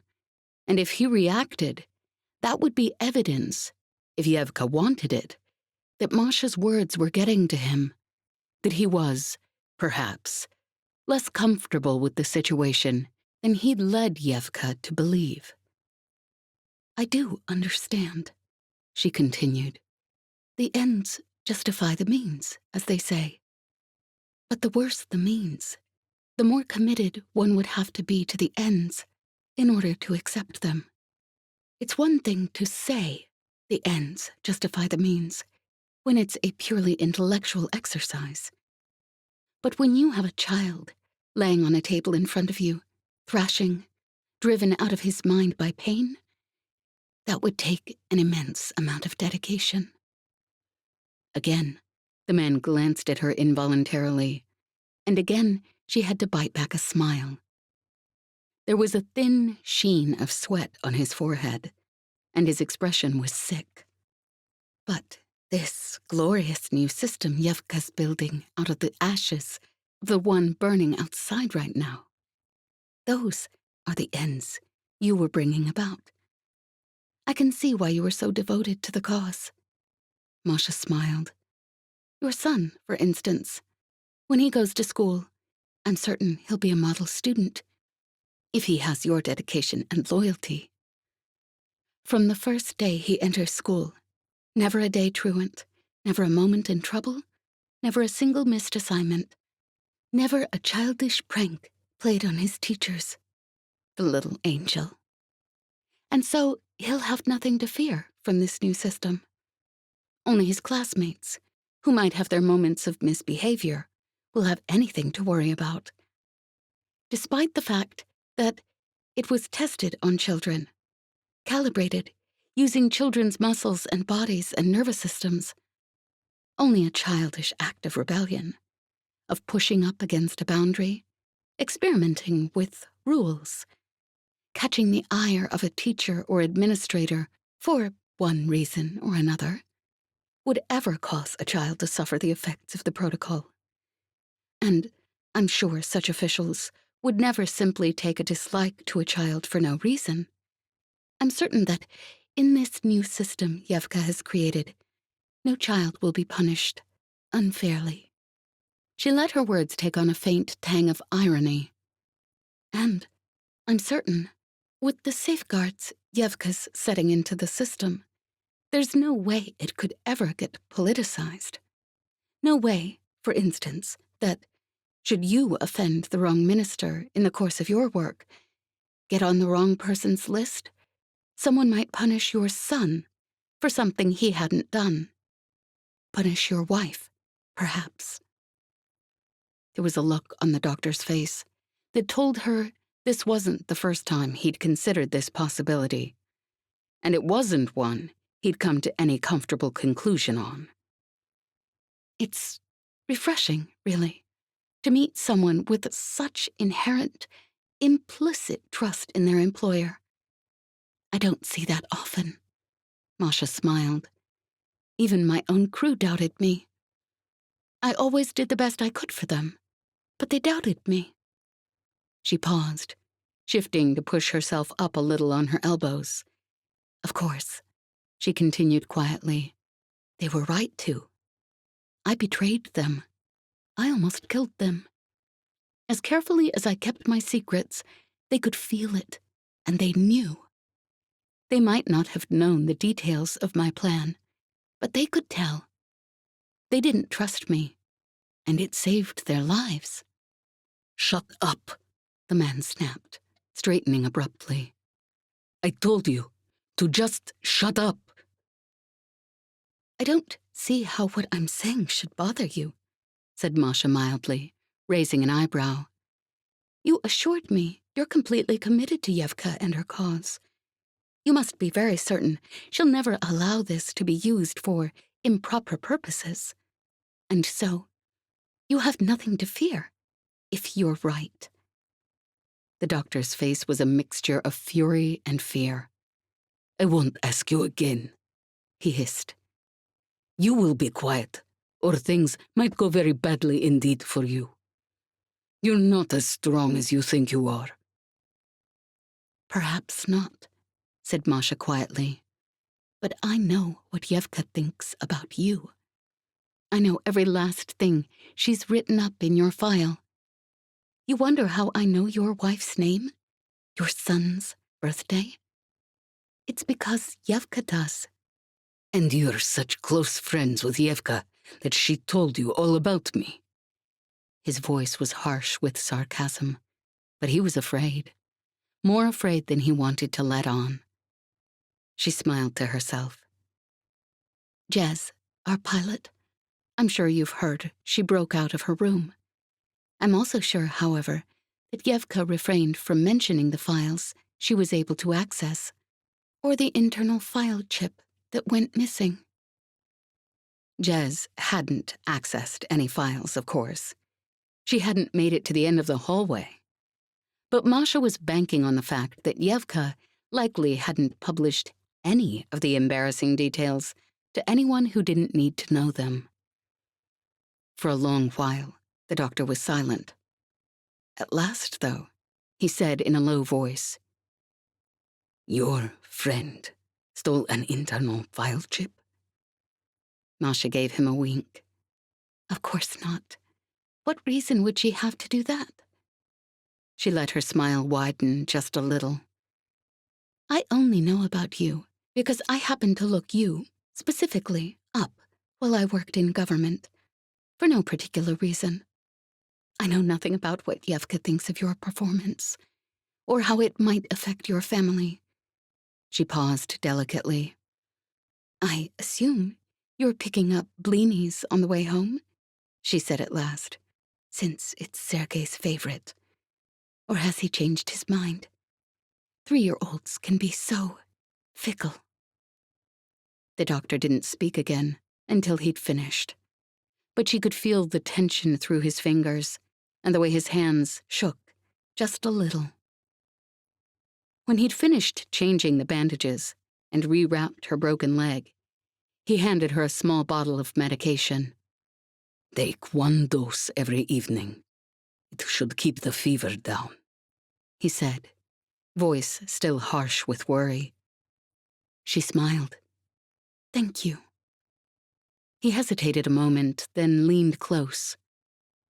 What room is your friend who stole the information chip in? He asked in a low voice. Will you hurt her? Masha asked. He shook his head. I'm a doctor. I have access to items that might interest her. That's all. Masha raised an eyebrow, watching him consideringly. If you don't tell me, I'll find out on my own. At last she nodded. Very well then. She's 2 doors to the left of mine. But if I hear you've threatened her or hurt her... I told you, he snapped. I have no reason to do that. Then he turned, snatching up his bag, and stalked out of the room. Masha watched him go. She did, in fact, know more than enough about this doctor, and she knew that, besides his questionable morals, he also possessed something that, among doctors in the city, was not at all uncommon. a password code to the city gates. The moment the lock clicked behind him, she tapped her comm. Jez, he's on his way. Do you have the dummy file I gave you? Got it? Jez drawled. But under her lazy tone, Masha could hear the sharp edge of fear. Something twisted in Masha's stomach.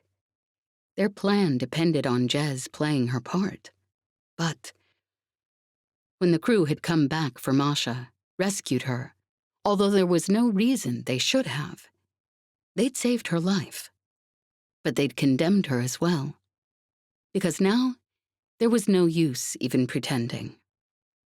The thought of Jez, hurt, made Masha sick to her stomach. The sound of Tay moaning from the other room had made her sick to her stomach. She was soft. She was ruined, and not just by the injuries, although they'd likely never fully heal. He's here, Jez whispered. You got him, Masha, you sly bastard. The comm clicked off. Masha closed her eyes. Nothing could happen without sacrifice. But the thought of what that sacrifice might be made her ill. Chapter 14. Lev, Day 5, Evening. Lev pushed the food around the plate in front of him. He knew what Jez had done, and he knew how badly Evka's temper was fraying. This had been the final straw they needed to make Evka believe that tomorrow, when they broke Jez out, they were doing it to save her life. But he wasn't sure now that he hadn't badly miscalculated. There was a loud tap on his door. He looked up with a frown as the lock clicked and the door swung open. 2 guards stood there, faces grim. What is it? He tried to keep his voice calm. You're to come with us, one of them said, her words terse. Fighting back the sharp pang of unease, Lev stood and followed them out the door. The lock clicked shut behind him. What's happened? He asked as they walked. He'd meant for his tone to be one of curiosity, but it came out as dread. They ignored him. They reached a room he hadn't seen before. The guards paused at the door to unlock it, then pushed it open and gestured him inside. He stepped through reluctantly, stomach tight with foreboding.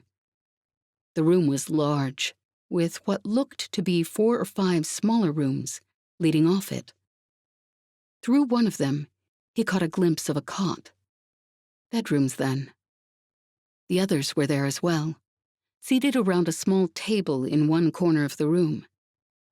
Masha's face was tight with pain, and Tanya and Yezbel had the children on their laps. Tay's face was swollen and battered, as if he'd been in a fight. There were traces of blood matting his hair and staining his lips, and his expression was drawn and sick. Ivan wasn't physically injured, but didn't honestly look much better than Tay. And Jez. He closed his eyes against the sudden, sick dread. Jez wasn't there. Hi, Uncle Lev, said Olya. Her voice was frightened. He came over and crouched in front of her, forcing himself to smile. Hello, Olya. It's good to see you again. I've missed you. I've missed you too, Uncle, she said, voice barely audible. He glanced up at Yezbel, raising an eyebrow in a question. She shook her head, but her face was grim. Sit down, said one of the guards. She'd come into the room joining 6 other guards already there.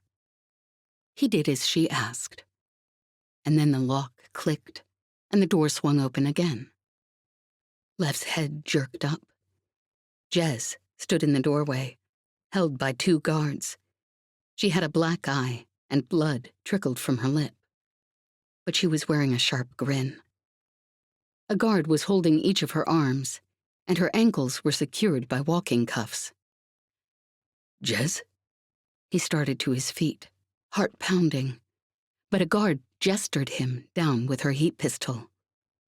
He hesitated a moment, but he couldn't help Jez right now, no matter what he did. Reluctantly, he sat. The guards shoved Jez into the room. Evka entered behind them and surveyed the huddled crew. Lev took a deep breath. Evka, He said, trying to force his voice calm. what brings you? She gave him a cold look. I'm not certain, Lev, whether to blame you or pity you. He raised an eyebrow at her, trying to disguise the way his heart was pounding. Maybe it wouldn't be so bad after all. Maybe he could still talk her out of anything too extreme. There was a knot in the pit of his stomach. I'm sorry, Evka. I'm not certain what. Evka gave a short shake of her head. I could possibly accept, given the lack of sophistication in your crew's repeated attempts to make trouble, that you were not involved. But I can't be sure of it. Either way, I'd prefer not to risk it. She gestured to two of the guards, and they stepped over quickly, taking Lev by the arms. Before he could react, they'd pulled his arms behind his back and cuffed his wrists with mag cuffs. The others were receiving the same treatment, even the children, although, he noted, the guard had taken one look at Jezebel's face and was being very gentle with the children indeed. Jez, though, still stood in the center of the room. She was being held by two guards, and there was a dangerous grin on her face. And suddenly, he knew that whatever was going to happen, it wouldn't end well. And he wouldn't be able to do anything to stop it. From the sick look on the others' faces, they'd come to the same conclusion. I have spent far too much of my time and resources guarding the 9 of you, Evka snapped, when they were all secured. From now on, you'll be put together in this room, and I'll have guards watching you at all times. And I'm going to give you a demonstration of why you'll behave yourselves from here on out. There was ice in Lev's stomach. Evka, He began. She ignored him, turning to Jez. Jez, Lev noticed with alarm, had an expression on her face that didn't bode well for either her or Evka. Hey, you bastard, Jez drawled. Got bored and came looking for a good time? Hate to disappoint you, but I'm taken. Evka's expression didn't change. She simply held out her hand. I saw what you did to that Dr. Masha sent into your room. The camera picked up everything. I'm sure you thought you were very clever, but you weren't quite clever enough. Give it to me, please. Jez raised an eyebrow, still grinning. Have no idea what you're talking about, you bastard. Evka's face hardened. Give it to me, Jez.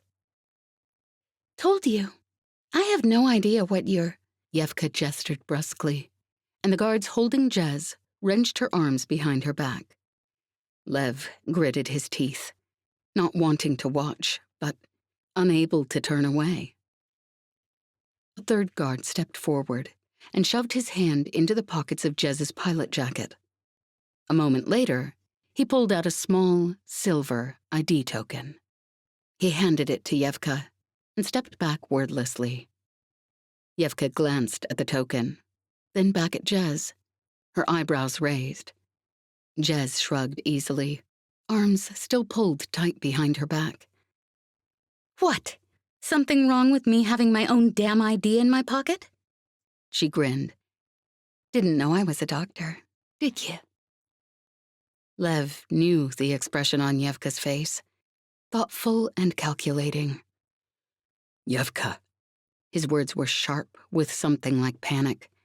you don't need to. Evka turned to look at him, her expression still thoughtful. Lev, I understand this is personal for you. It's personal for me as well. Please refrain from interfering. Evka, He began again, his voice tight. whatever you're going to do. She gave him a faint smile. I think you've already guessed what I'm going to do. But I'll explain why. You and your friends, since you arrived, have done nothing but cause trouble. All of you. But this pilot seems utterly incapable of controlling her impulses. While I'm sympathetic to your distress, Lev, I cannot allow this to continue. My protocol is in its beginning stages, and there's still work to do to ensure the data I'm receiving is clean. There is still unrest in the streets, thanks to your friend Tay. And now that the government lines have been restored, I must coordinate with my direct superiors. All of this is demanding my time and attention, and I can't afford distractions. I will try once again to teach her a lesson, Lev. I hope this time she understands it, because if not, if there is one more hint of something going wrong, I will ensure the damage done to her mind is irreversible. Evka, He ground out, struggling to stand. A guard shoved him back down. Genius. It's fine, said Jez. But he could hear the fear under her snarky tone. Doubt this bastard can possibly be as bad as... Her entire body went stiff, her eyes rolling back, her muscles jerking. Evka, let her go! Damn you! Lev's words were sharp and panicked. He could hear it in his own voice. Calm rationality was the best way to talk to Evka. He knew that. But he couldn't be calm or rational right now. Jez thrashed in the guard's arms. Evka gestured to them, and they released her, stepping away as she collapsed. The crack of her head hitting the hard prefab of the floor was loud in the stillness. Lev struggled against the guards holding him, trying desperately to get to his feet. Evka, I swear to you, if you don't... The world went black. When he blinked his eyes open, he was slumped in his chair, hands still bound behind his back, shoulders cramping at the strain. He blinked for a moment, trying to remember where he was and why. A sick dread sitting heavy in his chest. And then he remembered, and looked up, and thought he might be sick. Jez was still on the floor, her body jerking uncontrollably, her face contorted in agony. She'd been screaming. He was sure he could remember that, even through his unconsciousness. But her screams had faded to weak, helpless whimpers, like the cries of an injured animal, and her eyes were glassy. He swore frantically and tried to push himself to his feet, panic making his muscles shaky. But a guard's hand shoved him down. Evka, He mumbled. Evka, please, stop. Please, Evka. Evka turned to him, still wearing that faint smile. I don't think your stubborn friend has learned her lesson quite yet. Evka, He snapped, terror sharpening his voice. so help me if you don't let her go. Jez moaned, and he jerked to his feet, abruptly enough that the guard barely caught him to shove him back down. Everything went black again. This time, when he woke, it was to silence. He was still slumped in a chair, but the cuffs had been removed from his wrists. He blinked, trying to piece together what had happened. The memory hit him like a blow. He staggered to his feet, barely managing to catch himself on the back of the chair, and stood for a moment, waiting for the room to stop swirling around him. Lev, are you all right? He turned. Yesbel was watching him, concern on her face. Where's Jess? he mumbled. She's in one of the rooms, resting. There was a grimness to her voice that made Lev's stomach twist. He glanced involuntarily to where he'd last seen Jez.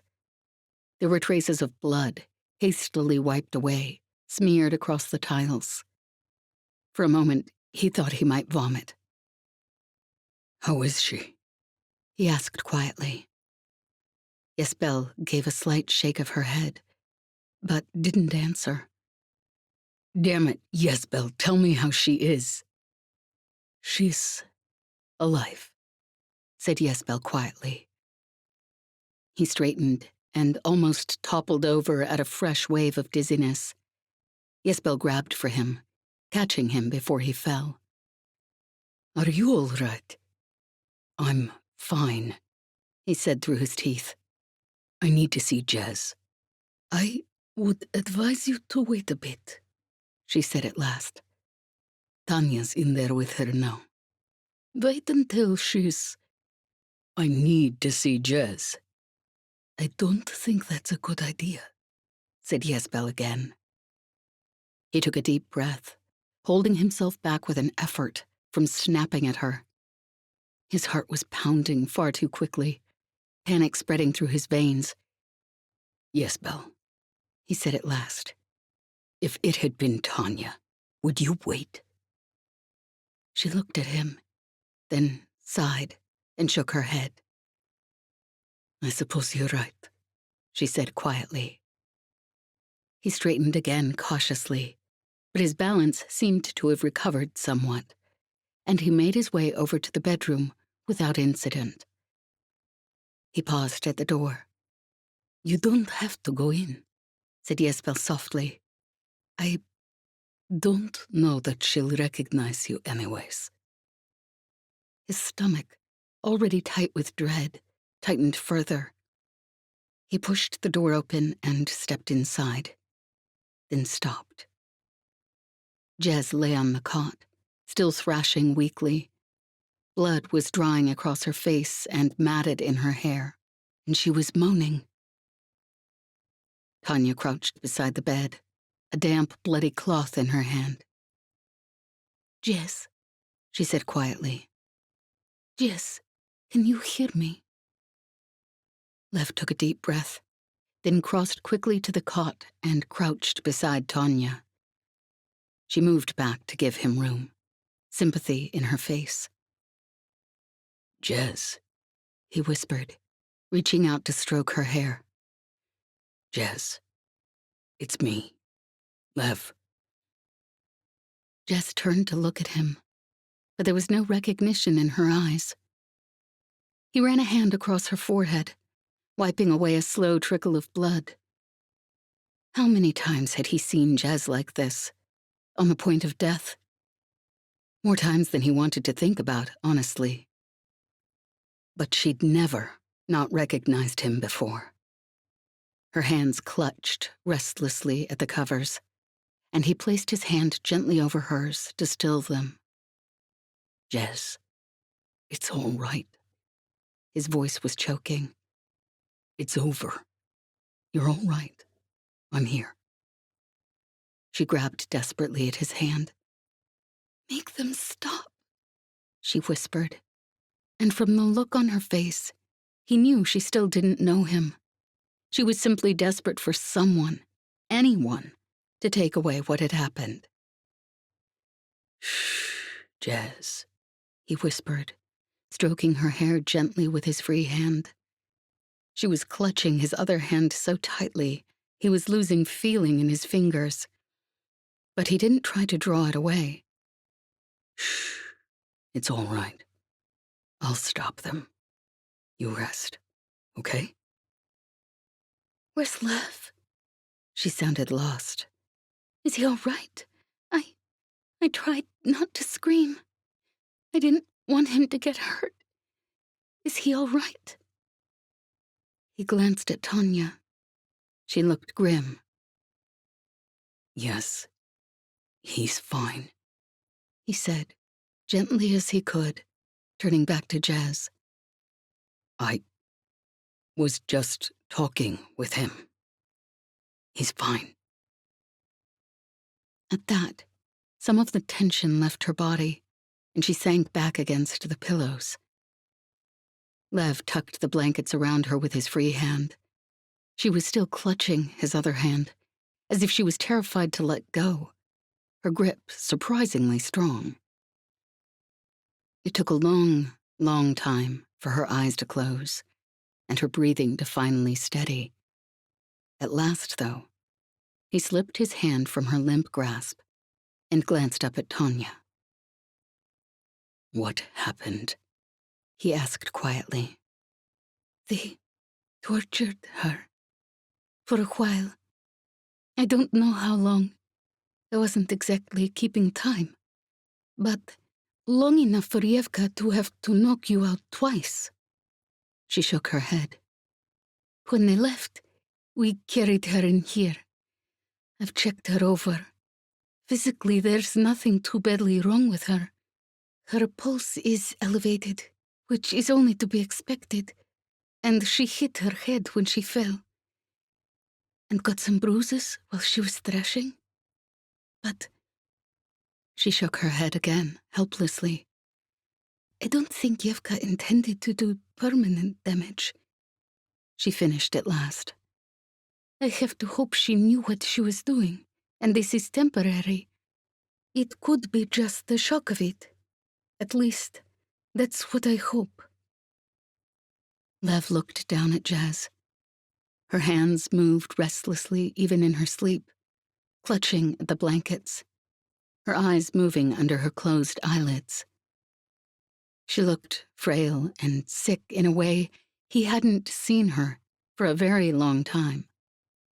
Not since she'd been poisoned by an assassin sent for him and almost died. He took a long, deep breath.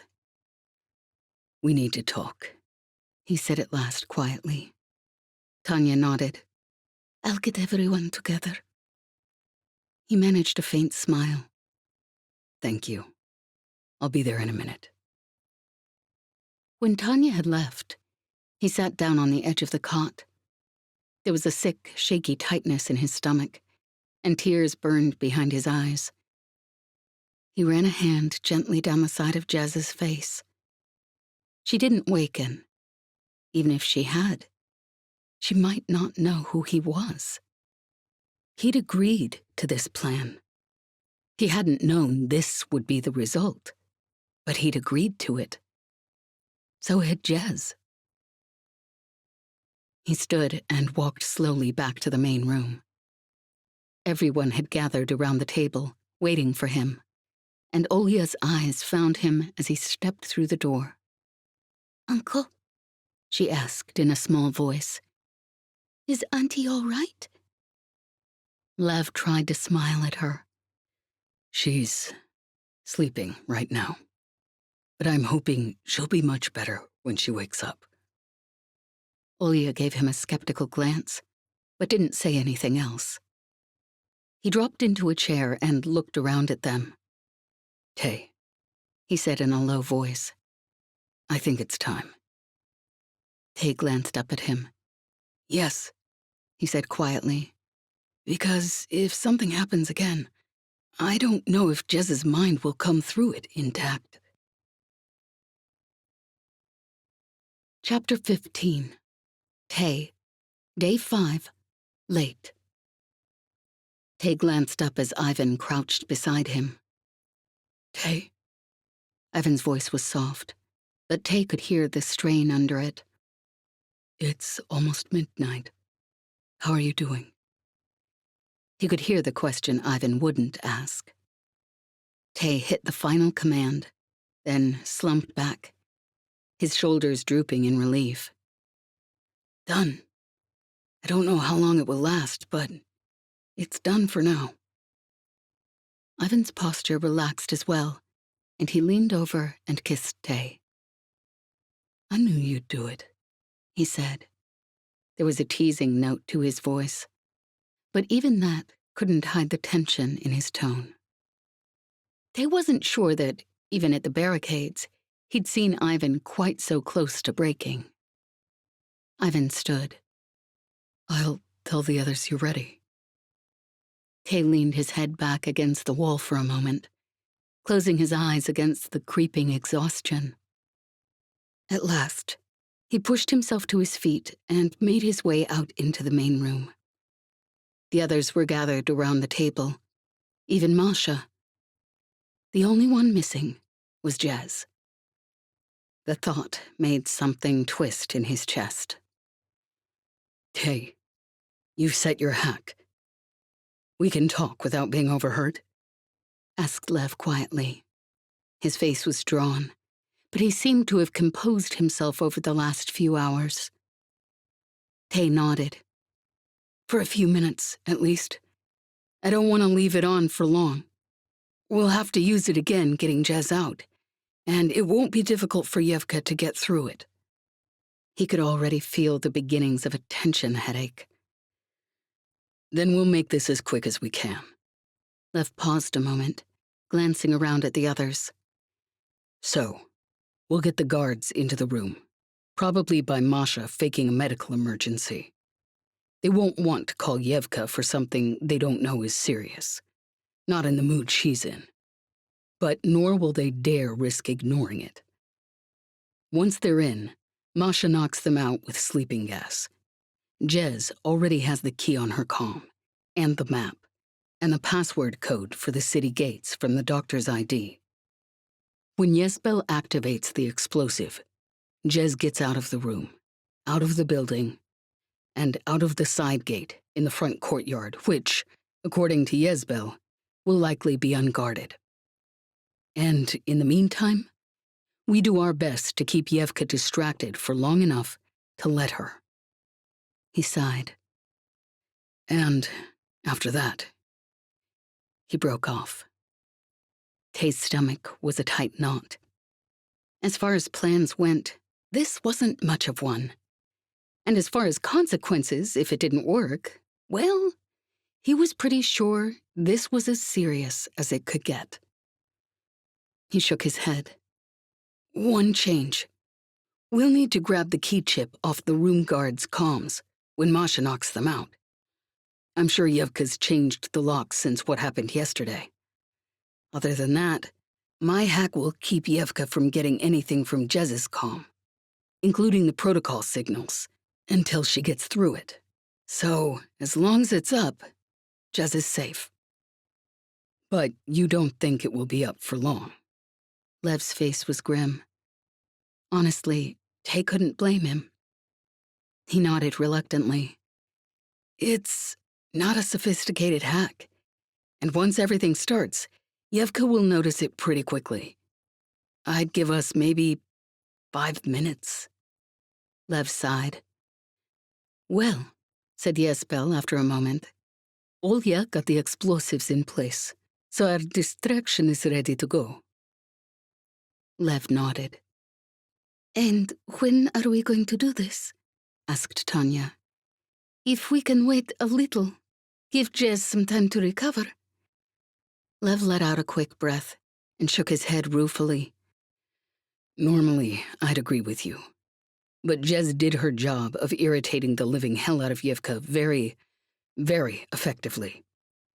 We've been here 2 days, and you saw her. She's not happy. I don't think we have another day before she decides to do something drastic. And every day we delay means another chance for her to figure out what we're really after. I agree with Lev, said Tay quietly. And who knows when someone will notice Yesbel's explosive gel? Tanya nodded slowly. I guess, then, we have to hope our pilot is able to pull off yet another miracle. They were quiet for a few moments. At last, Lev sighed. I guess there's nothing left but to call the people outside. Tay closed his eyes, not sure if the shakiness he felt at Lev's words were from relief or dread. Kaz and Petty and all his kids, and Vera and Dmitri, he hadn't spoken to them or heard from them since they left 2 days ago.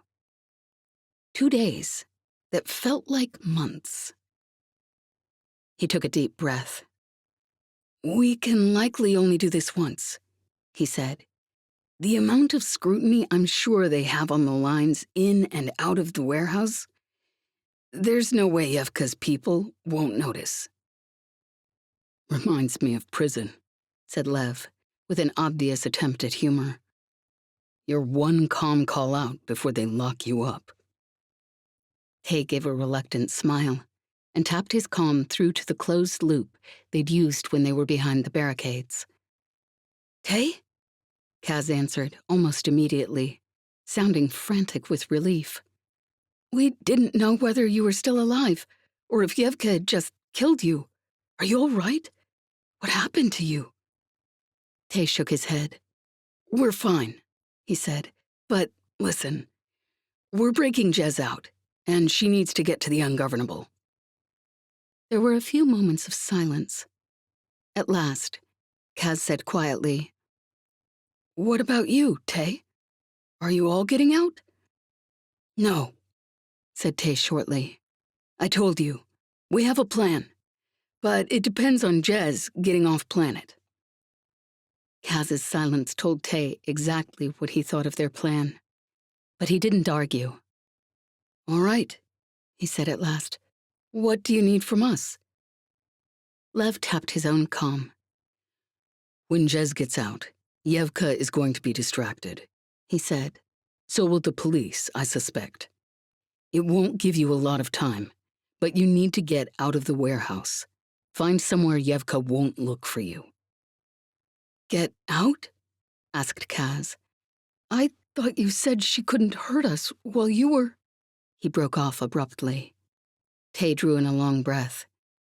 "Kaz, it'll be fine. It's just that after Jez gets out, we're not completely sure we'll be able to protect you as much as we'd like. Tay? Kaz, trust me, okay?" There was a moment's silence. What about back to the barricades? Came Petty's voice at last. We could hide in the university buildings behind there if we had to. There are still some supplies there, and shelter. If we have to get out of the warehouse fast, we won't be able to bring much. And I doubt Evka will think we're stupid enough to go back, after everything that's happened. "It only goes to show. You should never underestimate our stupidity," Yesbel muttered. Tay sighed and glanced around at the others. "I guess that's as good a place as any," he said at last. "Lev?" Lev nodded. There was a look on his face that said he didn't much like the idea, but also didn't have a better one. "We'll need some help, too," Lev said at last. "We can get Jez out of the compound, but she may not be moving quickly. If someone can meet her with a skybike—" "We'll send someone out," said Kaz. "How will we find her?" Lev glanced at Tay. "I'll tie her coordinates into the closed loop," said Tay. "I think I can make that work." He glanced down at his holoscreen quickly and swore. "Sorry, Kaz, I have to go. I think someone's noticed the hack." "All right," said Kaz, his voice tense. "Stay safe." "You too," said Tay, and tapped off his comm. He glanced at the others. "I'm taking off the hack. Anything we say after this, Evka's bugs will pick up." Lev nodded, and Tay tapped a command on his comm. "And how's she doing, Lev?" asked Ivan quietly, as if this had been the topic of conversation the whole time. Lev shook his head. "She won't be up for anything soon, but—" He gave a small shrug, and there was an expression on his face that Tay didn't think was entirely for show. "I'm sorry," said Ivan. Tay glanced down at his screen surreptitiously. Someone had noticed something. He was sure of it. He just wasn't sure how much they'd seen, and how much they guessed. But they'd come too far to change plans at this point. He could only hope everything would hold out long enough. Chapter 16. Jez. Day 6. Evening. Jez lay in the cot, trying very hard to focus only on breathing. She didn't have to think about the rest of it. The sick panic that flooded her body at the thought of having to do something like that ever again. How easy it would be for Evka to do it to her again, if anything went wrong. The look on Lev's face. She squeezed her eyes shut against the absolutely ridiculous tears threatening to well up. Of all the stupid things in the damn system. The door clicked, and she blinked hard, trying not to look like she'd been on the verge of damn well sobbing. It was Lev, though, and he knew her almost as well as she knew herself by now. Maybe better. Jez, He said, coming over to the cot. how are you feeling?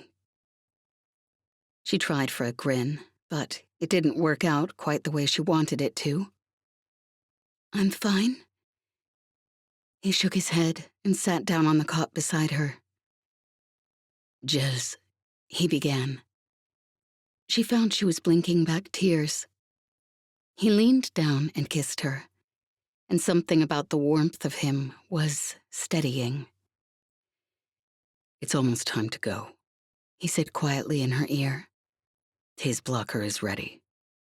Masha has enough sleeping gas to knock the guards out, so you'll have their keys. That should open any of the locks you'll need. But once we start, you won't have much time. Tay said it won't take Evka long to figure out what he's done and get through it. You need to be out of the building by then, so she can't use the protocol on you. She took a deep breath. Every damn muscle in her body was shaky, and the panic of the day before was still jittering through her. I can't, she whispered, even though she knew it was stupid. I can't leave you, Lev. I don't want to leave you. Maybe we can send Tanya instead. He closed his eyes for a moment. Jez, He said at last, his voice thick. I need you to go, all right? You're your own person, and you can make your own decisions, and I try very hard to respect that, but Jez, can you please, just this once, let me be selfish? I need you to go, because I need you to be safe, and if you don't, I'll... He broke off. Please, Jez, He whispered at last. The tone in his voice sent a sharp pain through her chest. Besides, He said finally with a slightly more genuine smile. what was it you said I flew like? My grandfather's three-legged cat? She snickered, despite herself. Lev grinned as well, then sobered. I mean it, Jez, He said. It's not just because I want you safe. You're the only one who can possibly pull this off. Her stomach felt cold, and there was a sick weight sitting on her chest. But then, they'd all agreed to this, because this was the best plan they had. The only plan they had. Yeah, she said quietly at last. I guess you're right. He nodded and leaned in to kiss her, and there was something desperate in his kiss. She kissed him back and tried not to think about the fact this might be the last time in a very long time that she'd taste his lips on hers. When they drew apart at last, her cheeks were wet with tears. She brushed them away quickly. Lev's eyes were suspiciously shiny as well, but he tried to smile. So, are you ready? She managed a quick grin. Born ready, genius. She sat up and swung her legs off the bed, lurching to her feet. Lev stood as if waiting to catch her, but she swayed for just a moment, then steadied. She shot him a cheeky grin. See? Told you. I'm basically at 100%. He grinned ruefully back. I'll stay close then, since every time I've heard you say that, you almost fall over 2 seconds later. She rolled her eyes. He didn't need to catch her, even once on their way out of the room, although there was a moment where he almost did. She glanced over at him as he walked beside her, matching her pace. He looked exhausted, dark circles under his eyes, his hair mussed, clothes wrinkled, and something twisted painfully inside her. Damn it, she loved this scholar boy. The others looked up as she stepped into the main room. The guards were slumped in a heap in the corner. How are you feeling? Asked Tanya. Can you do this? Her voice was worried. Jez grinned at her. Come on, Tanya. I can do basically anything. Anyway, you're the one staying here with Lev's crazy professor. Tanya didn't answer, but she didn't look any less worried. Good luck, pilot girl, said Yesbel quietly. Jez grinned at her, but something caught in her throat when she tried to speak, so she just nodded. Tay looked up from where he was bent over his holoscreen, dark hair tangled and falling into his face. Jez, he said, getting to his feet. Everything's ready. I tested the blocker last night, and we sent word through to the people behind the barricades. The blocker's on now, so Evka can't hear anything in the room, or through our comms, until she gets through it. Although that may not take her long. Here's the key chip from the guards. Lev put together our best guess at a map of this place, and I've sent it through to your comm, with where Olya planted the explosives marked. Once you're out, get to the hangar bay. Kaz said he'd send someone with a skybike to meet you on the way. And I've hooked your comm coordinates through the closed loop, so they'll be able to find you. And then the code you got off the doctor's ID should get you through the city gates. He paused a moment. Be careful, okay? Yeah, she said. You too. I'll set off the explosives in exactly 1 minute, said Yesbel quietly. That's when you'll go. Jez nodded, swallowing hard. Jez, Lev began. There was tension in his face and strain in his posture, and he pulled her in for a last, long kiss. She closed her eyes and kissed him and tried to pretend she wasn't about to leave him behind. 20 seconds, said Yesbel grimly. Lev released her reluctantly, stepping back, but keeping his hand on her arm. You all right? He whispered. She wasn't all right. She felt shaky and weak and sick to her stomach, and not totally sure if her legs would hold her up. And the thought of leaving her crew with that damn Evka was almost more than she could bear. But hell, all right was relative. I'm good, genius, she whispered back. Just don't let Evka kill you before I get back, okay? I'll try not to, he said with a small smile. 3 seconds, said Yesbel. He'd be all right. They both would be. And then an explosion shook the building, sending dust filtering down from the ceiling and dishes crashing from the table. She gave Lev one final grin and stepped to the door. The lock clicked as she held her comm to it, and the door swung gently open. The corridor outside was empty. Apparently, one of Yesbel's explosions was enough to provide a distraction. She glanced around quickly to orient herself, then sprinted for the stairs. Her balance still hadn't completely returned, and she had to stop and catch herself on the walls twice before she reached them. But she made it down the stairs without incident. She skidded out into a bare, stark hallway, glancing down quickly at the map on her holoscreen, and turned left, pounding down the echoing halls. She reached the door to the outside just as the first footfalls echoed behind her. Swearing, she tapped her comm against the lock. Nothing happened. She swore again and grabbed for the wall as her legs swayed under her. "Techhead?" she hissed. "The key didn't get me out." What? Tay's voice was a mixture of incredulity and horror. I heard what you said.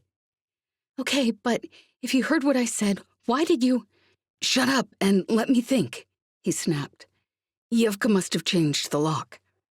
Behind her, the footsteps were growing louder. Hate to rush you, but— 2 guards rounded the corner, then came to an abrupt halt. For a moment, the 3 of them stared at each other. Then the guards scrambled for their weapons. "Never mind," Jess whispered, as she turned and took off down the hallway, the guards in close pursuit.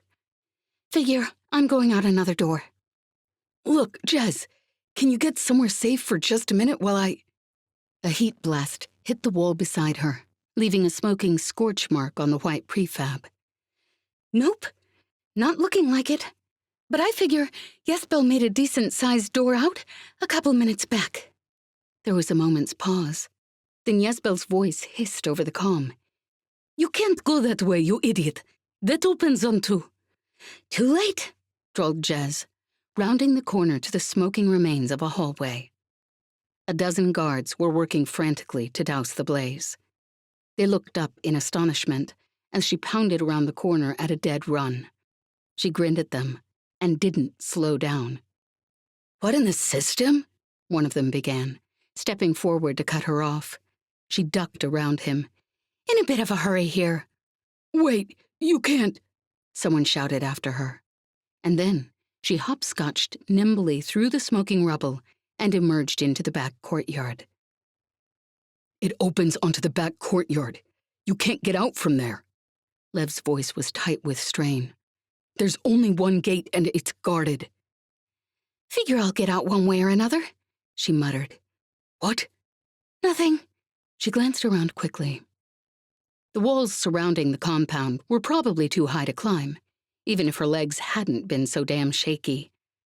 She turned and sprinted for the gate. The guards noticed her coming and sprang to attention. "Jez, in about 3 seconds here.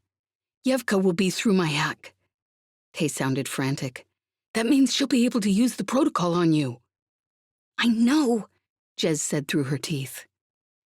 She skidded to a halt centimeters away from the gate guards.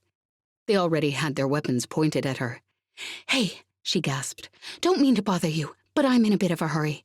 You want to open the damn gate?" They stared at her. She rolled her eyes.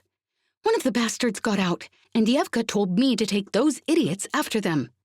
She gestured at her pursuers, who'd stumbled through the burning rubble and were now scanning the courtyard for her. They'd picked up a couple friends along the way, too, it looked like. One of them saw her and shouted, pointing. "What part of hurry?" she mumbled. She stepped forward, grabbed the guard's wrist, and shoved his comm up against the gate lock as he gaped at her. The lock clicked. He seemed to realize, finally, what had happened, and he grabbed for her as she kicked the gate open. She ducked out of his grasp, stumbled, caught her balance, and took off at a dead run. "I'm out," she whispered into the comm. "Thank the lady." Lev sounded almost sick. "Call in when you reach the ship. We'll answer if we can." Her stomach tightened at the reminder in his words. They were all putting their damn lives at risk for this. And yes, this was part of the plan. It wasn't just running away, but, well, it damn well felt like running away. A heat blast lit the air above her, and she ducked on instinct, pushing her shaky legs harder. Damn Evka to hell. Didn't the bastard have something better to do with her time than torture people who might need to run for their lives in the near future? Woman needed a hobby. She glanced down at her comm as she ran. Someone was going to meet her, Tay had said. Well, they'd better damn well hurry it up. The police would be after her soon. and she wasn't sure how long she could convince her legs to keep moving. Another heat blast glanced off the side of a building, and she sucked in a shallow breath, catching herself against a filthy prefab wall as she staggered. She wasn't going to make it. She wasn't damn well going to. Jess! She jerked her head up, glancing around quickly. Over here! Her eyes found the speaker, a dim silhouette against the mouth of an alley. And, hell, she had no idea who the bastard was, but they had to be better than Evka's guards.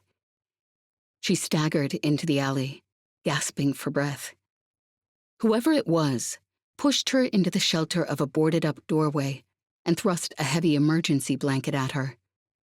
She stared at it blankly. "Cover up," her rescuer hissed. "It'll help block your signal." Jez did as she was told, just as Boots rounded the corner. "What are you doing out here?" a man's voice snapped.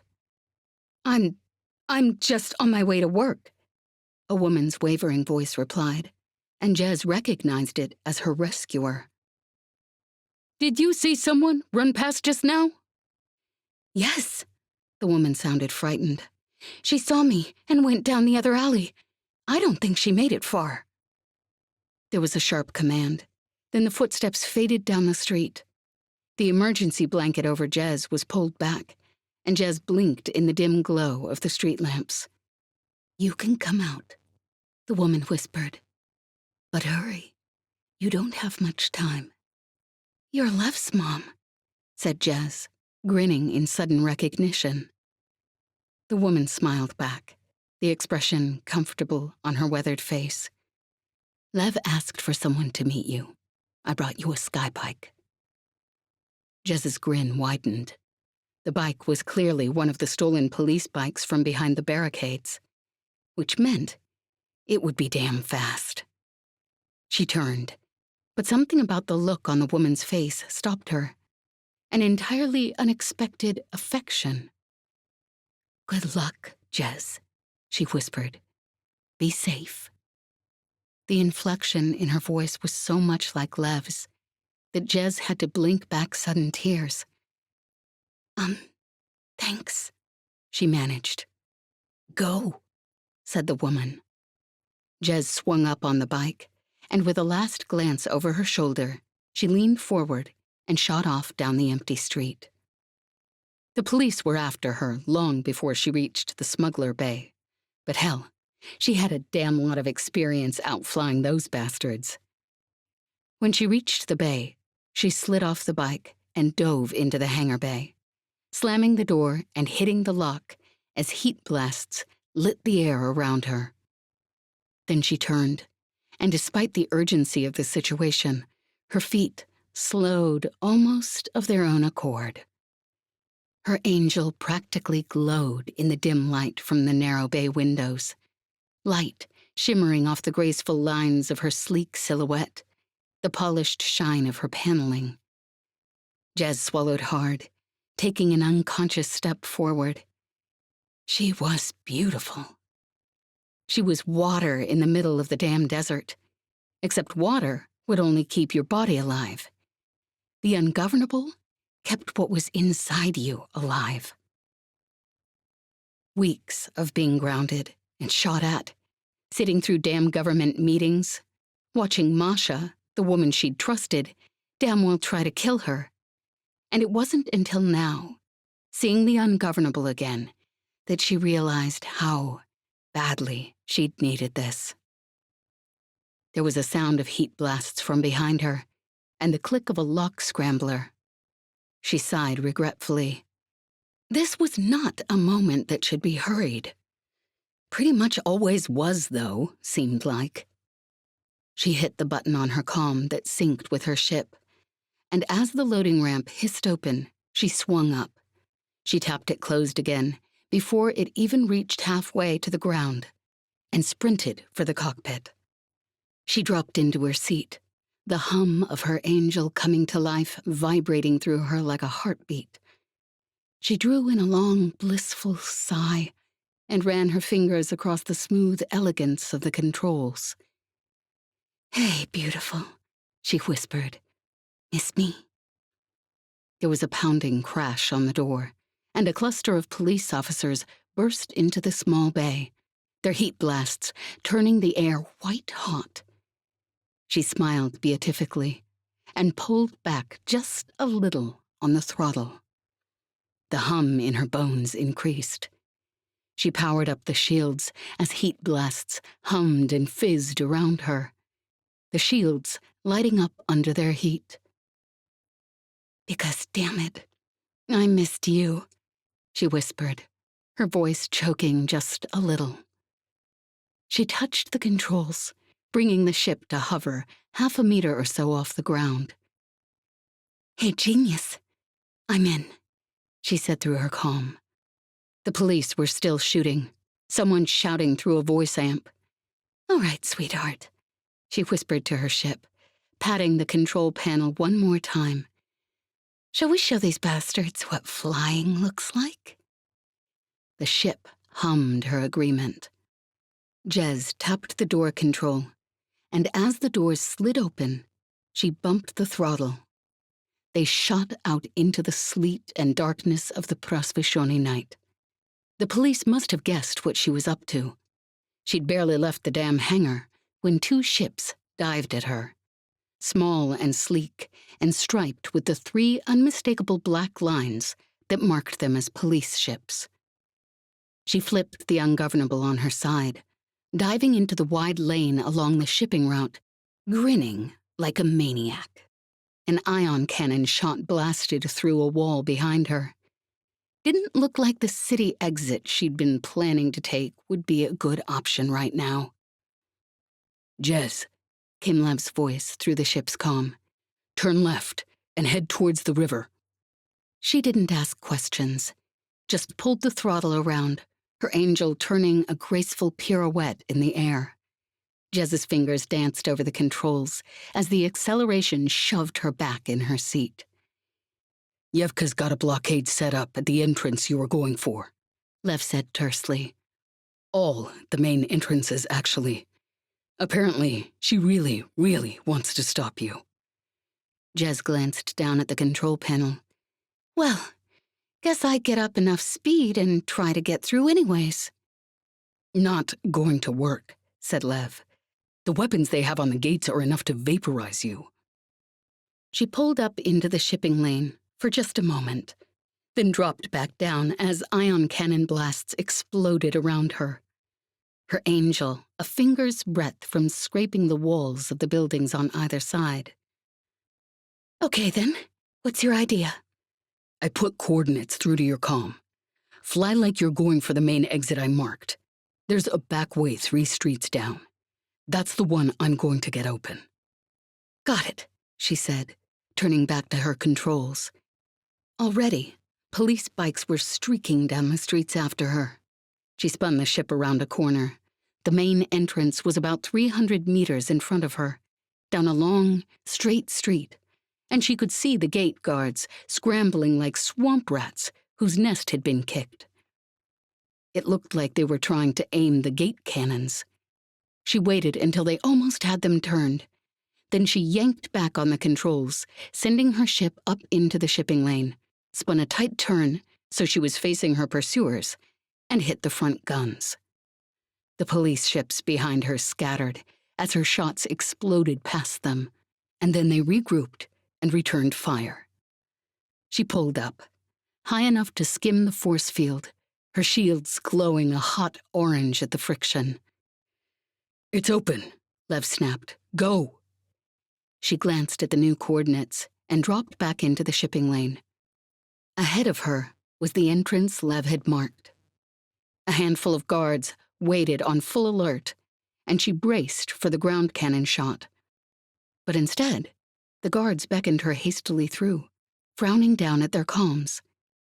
She shrugged and flipped her angel up on one side to fit through the narrow entrance, and then she was out.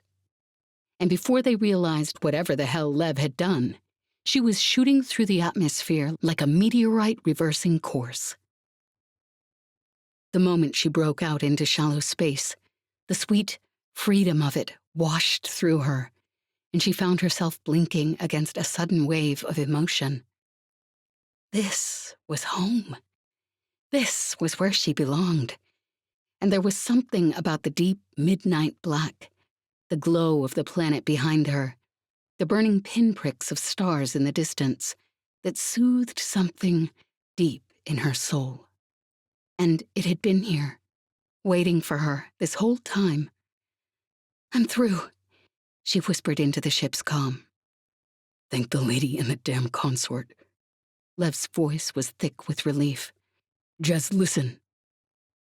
His comm cut off abruptly. She frowned. "Genius?" There was no answer. She felt suddenly cold. And then there was a warning blip from the ship's comm, and she pulled up the holoscreen, glancing down at it quickly. She swore through her teeth. Damn that plaguing Evka to hell. A massive squadron of ships, military by their markings, pulled out from behind the cover of the nearby moon, directly between Jez and the nearest wormhole, and close enough that their shots could reach her before she could pull into hyperdrive. She flipped the cloaking on. Nothing happened. She swore. She'd been in such a damn hurry to get out, which, fair enough, honestly, that she hadn't had time to rewire the cloaking so she could turn it on while she was damn well flying, instead of sitting in a hangar bay. Her ship's comm crackled. "Pilot Solikov," came the voice. "Turn yourself in. If you don't, we've been instructed to shoot you down." Jez gave a tight grin, tapping through to the general line. "Hey, ugly. I like your flying. You flunk out of flight school? That's why they gave you a job in the military? Stand down, pilot. This is your last chance." Jez ran a hand along the Ungovernable's smooth controls. There was a hell of a lot of firepower out there, and from the sound of it, Evka had come to the same conclusion Lev and Tay had when they'd been huddled in an abandoned warehouse, talking through their plan.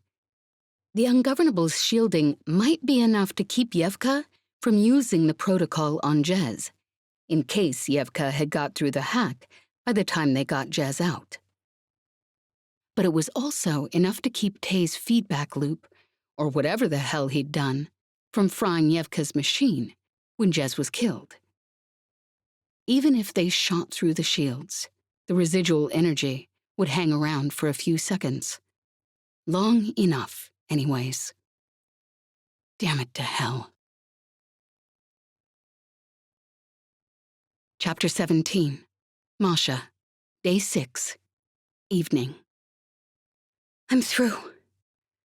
Masha watched the tension drain from Lev's posture at Jez's voice, his whole body going slack with relief.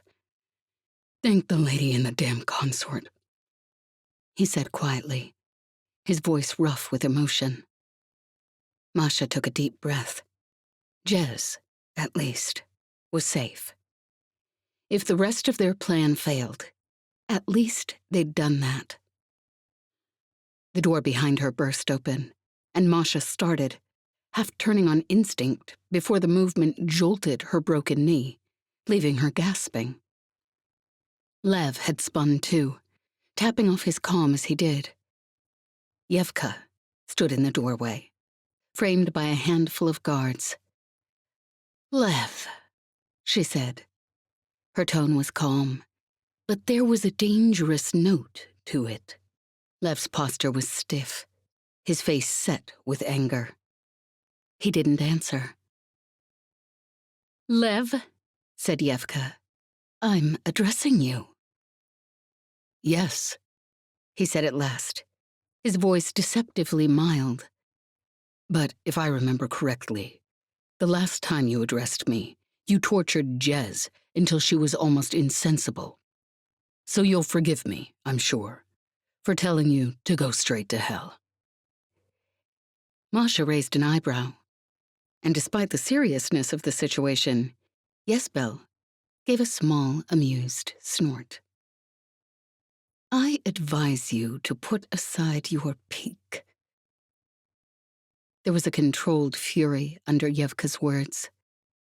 I'm not sure you realize exactly how precarious your situation has become. Lev gave a small, cold smile and deliberately turned his back. Evka watched him for a moment, her gaze steely, then turned to the rest of them. Where is Jez? The words snapped out like a whip. Jezebel raised her head. I haven't seen her. Maybe she ran off. Ah, Evka's voice was soft. Maybe she ran off. Just like that. You would have stopped her, I assume. Jezebel gave a one-shouldered shrug. Why would we? You tried to kill her, so... I see, said Evka, her voice once again regaining its twinge of amusement. So, Jez, working alone, planted an explosive, hacked my cameras, gassed my guards, and broke out. And none of you noticed. Jezebel raised an eyebrow, but didn't speak. Perhaps it would help if we were working off common information, said Evka, her voice still mild and friendly. It may interest you to know that when you used your hack to call out last night, I presume to your insurgent friends, I noticed it. And by the second time you used it, she gave an eloquent shrug. We'd penetrated your hack within a minute or two of your setting it. Not in time to stop Jez, perhaps, but certainly in time to know who exactly was involved. She paused a moment, looking them over. It may also interest you to know I had ships waiting in shallow space, in case anyone in the city got scared and attempted what your pilot friend just did. She was shot down shortly after leaving atmosphere, and because of your ship's impressive shielding, it didn't so much as cause a blip on my machine. Masha sucked in a quick breath. This they hadn't prepared for. They hadn't foreseen Evka having ships in wait for potential refugees. She closed her eyes for a moment. Jez was smart and resourceful. She'd figured something out, almost certainly. She hoped. I'm sorry, Lev, Evka continued, her voice slightly more gentle. I would have preferred she stayed safely within my walls, but I can't protect people from their own errors. Lev still didn't speak, but Masha could hear the sharp hiss of his breath, and she could picture the look on his face. She lifted her head. Evka, she said, letting her tone take on a hint of steel. Perhaps you're right. Perhaps you're wrong. But either way, whether Jez got away or was killed, you've lost this. In 3 days, my crew has caused enough havoc to all but shut down your operation. Think what we'll do in a week's time, or a month's. You can't kill us, and we know what you're willing to do now, and we're ready for it. If you try something, like what you did to Jez again, one of us will decide stopping you is worth dying for. However you look at this, you can't win. Evka studied her for a few moments, and there was cold hatred behind the small smile on her lips. Masha, she said at last, you are an impressive woman.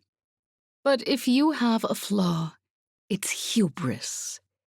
Your hubris cost you your crew, and then it cost you your scheme to take the government, and so instead, you lost both.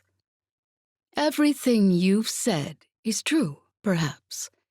The disruptions, the difficulty you've caused, the fact that there is really nowhere safe I can put you without worrying what you'll do. And you're correct. If I tortured you long enough to incapacitate you, there's always the chance I inadvertently kill one of you. But you've overplayed your hand.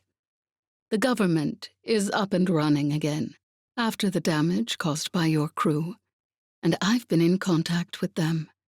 She paused. "I've arranged for you to be transported to the vault."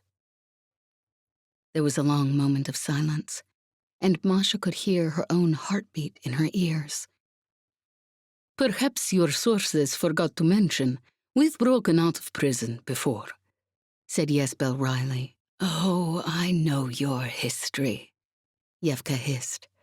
"But this isn't some backwater prison on an outer rim prison planet. You'll leave the vault because you're released, or you leave as a corpse. Still, I agree with you that further precautions are warranted. So I checked.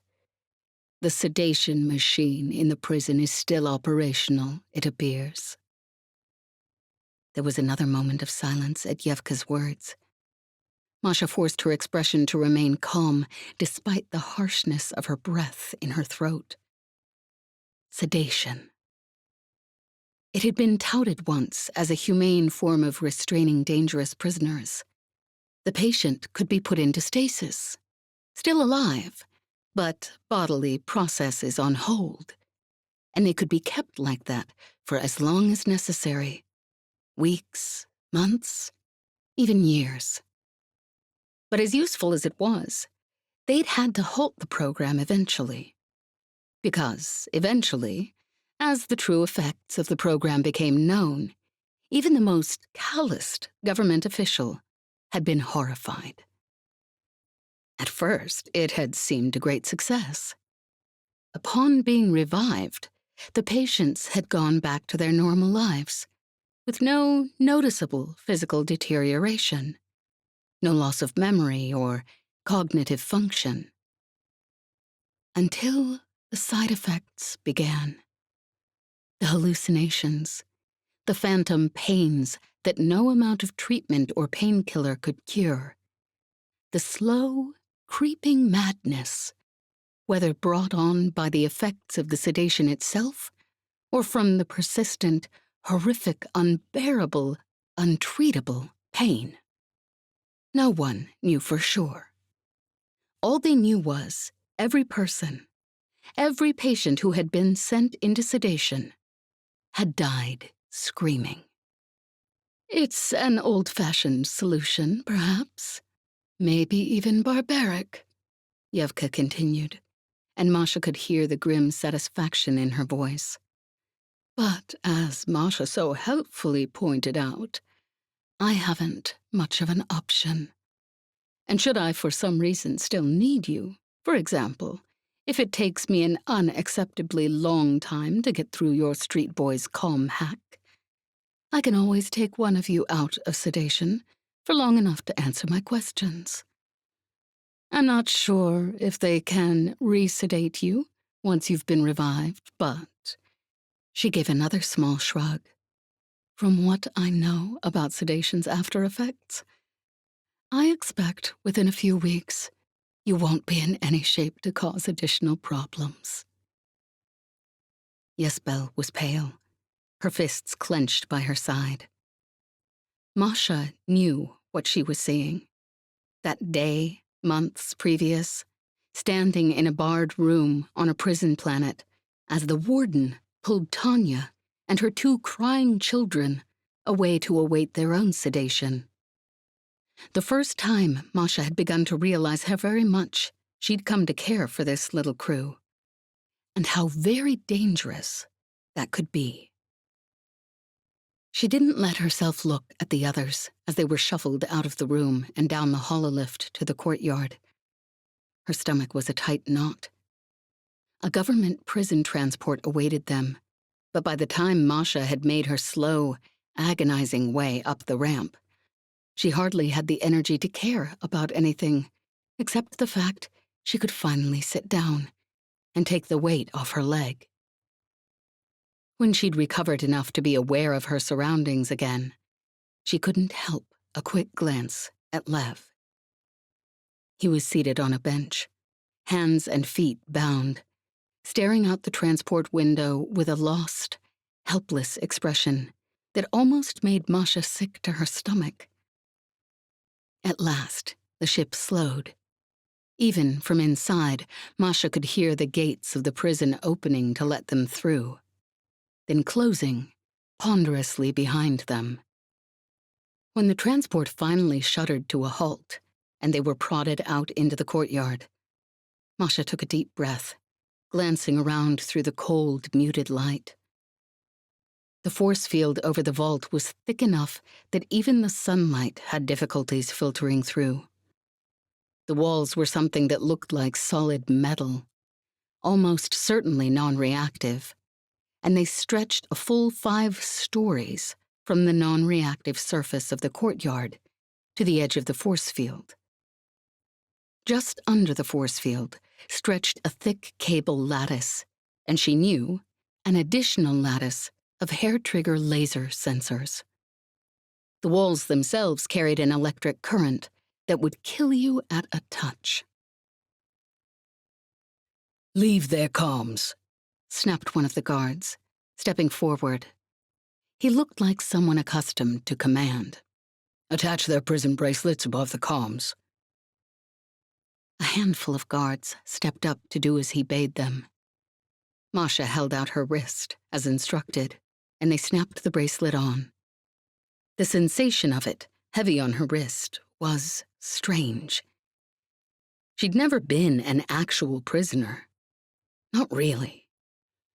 They were pushed into a small room, where they were given a prison uniform to change into. But even here, they weren't left alone.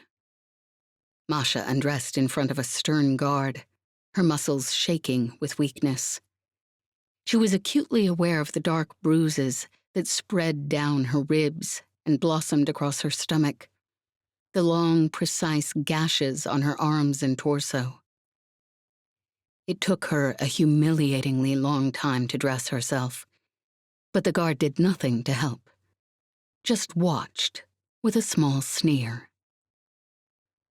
When they were brought back together, Masha's knee ached with a stabbing, throbbing pain, and her whole body trembled. Another guard appeared in the doorway, glaring at them as they shivered in the chill air, their thin prison uniforms scant protection against the icy bite of a Prosvishoni winter. "These are the ones Evka sent?" she asked. "Yes," said the floor guard. "They're ready to be processed." The guard who'd just appeared smiled, but it wasn't a pleasant smile. "No hurry, I think." "They're being sedated. I doubt they'll need extensive processing." She paused a moment. "Besides, the warden has taken a personal interest in them. I believe he wants to see them. Alone." The emphasis she placed on the word left no doubt as to how she expected their meeting with the warden to go. Masha closed her eyes for a moment, her stomach swirling with anxiety. "Can't keep the warden waiting," the floor guard replied with an answering grin. They were pushed towards a hololift. Yesbel glanced helplessly at her children as they were prodded forward and made a futile attempt to reach them, despite the cuffs on her wrists. They were shoved into the lift, and it ascended slowly. The vault was an old prison, certainly, but the technology here was brand new. Nothing like the ancient tech of the prison they'd broken out of. This was where they sent prisoners who were far too dangerous to be allowed to escape. Masha's heart pounded a harsh rhythm against her ribs, and she didn't dare look at the others as they were shoved out of the lift. After a short hallway, their guard paused in front of a door and hit the comm link. "I'm here with the prisoners," she said. The lock released with a click, and the guard shoved them through. The room they entered was empty, except for a few chairs that had been haphazardly lined up in the center, and a table with tools and instruments that were sickeningly familiar laid out on it. The walls were bare, the floors bare as well, dipping to a drain in the center. Masha tasted bile. This was a torture room, and she had first-hand experience with the government's form of torture. A man stood in the center of the room. He turned slowly at their entrance, letting his eyes drift over them, no hint of emotion in his expression, except a small, cruel satisfaction. His eyes brushed over Masha as quickly as the others, as if he didn't recognize her. But she knew he did. "Close the door behind you," he said in a bored voice, waving a hand at the guards. "I'd like some time with the prisoners. I have some questions I'd like them to answer." "Would you like any guards to stay with you?" the woman who'd brought them asked. She sounded almost nervous. "Oh, no, thank you," said the man, his smile tilting up slightly at the corner. "I'm quite capable." We have special instructions from Evka. If one of them dies, it could cause problems." "You can reassure Evka," the man said, his voice sharpening. "I have a great deal of practice in keeping people alive." There was an unpleasant implication behind his words. The guard nodded and stepped back through the door. Masha could swear the expression on her face as the door closed was one of pity. The warden turned to them, his gaze cold as the lock clicked into place, and for a long moment they stood like that. Then the vicious smile dropped from the man's face, replaced with something much more genuine. "Masha, it's good to see you." He pulled a chair around. "Sit, please. I didn't realize what a number they'd done on you." Masha sank into the proffered seat with a small sigh of relief. "Thank you, Adrian," she murmured. The man was still smiling. "The least I could possibly do." He glanced around. "And aren't you going to introduce me to your friends?"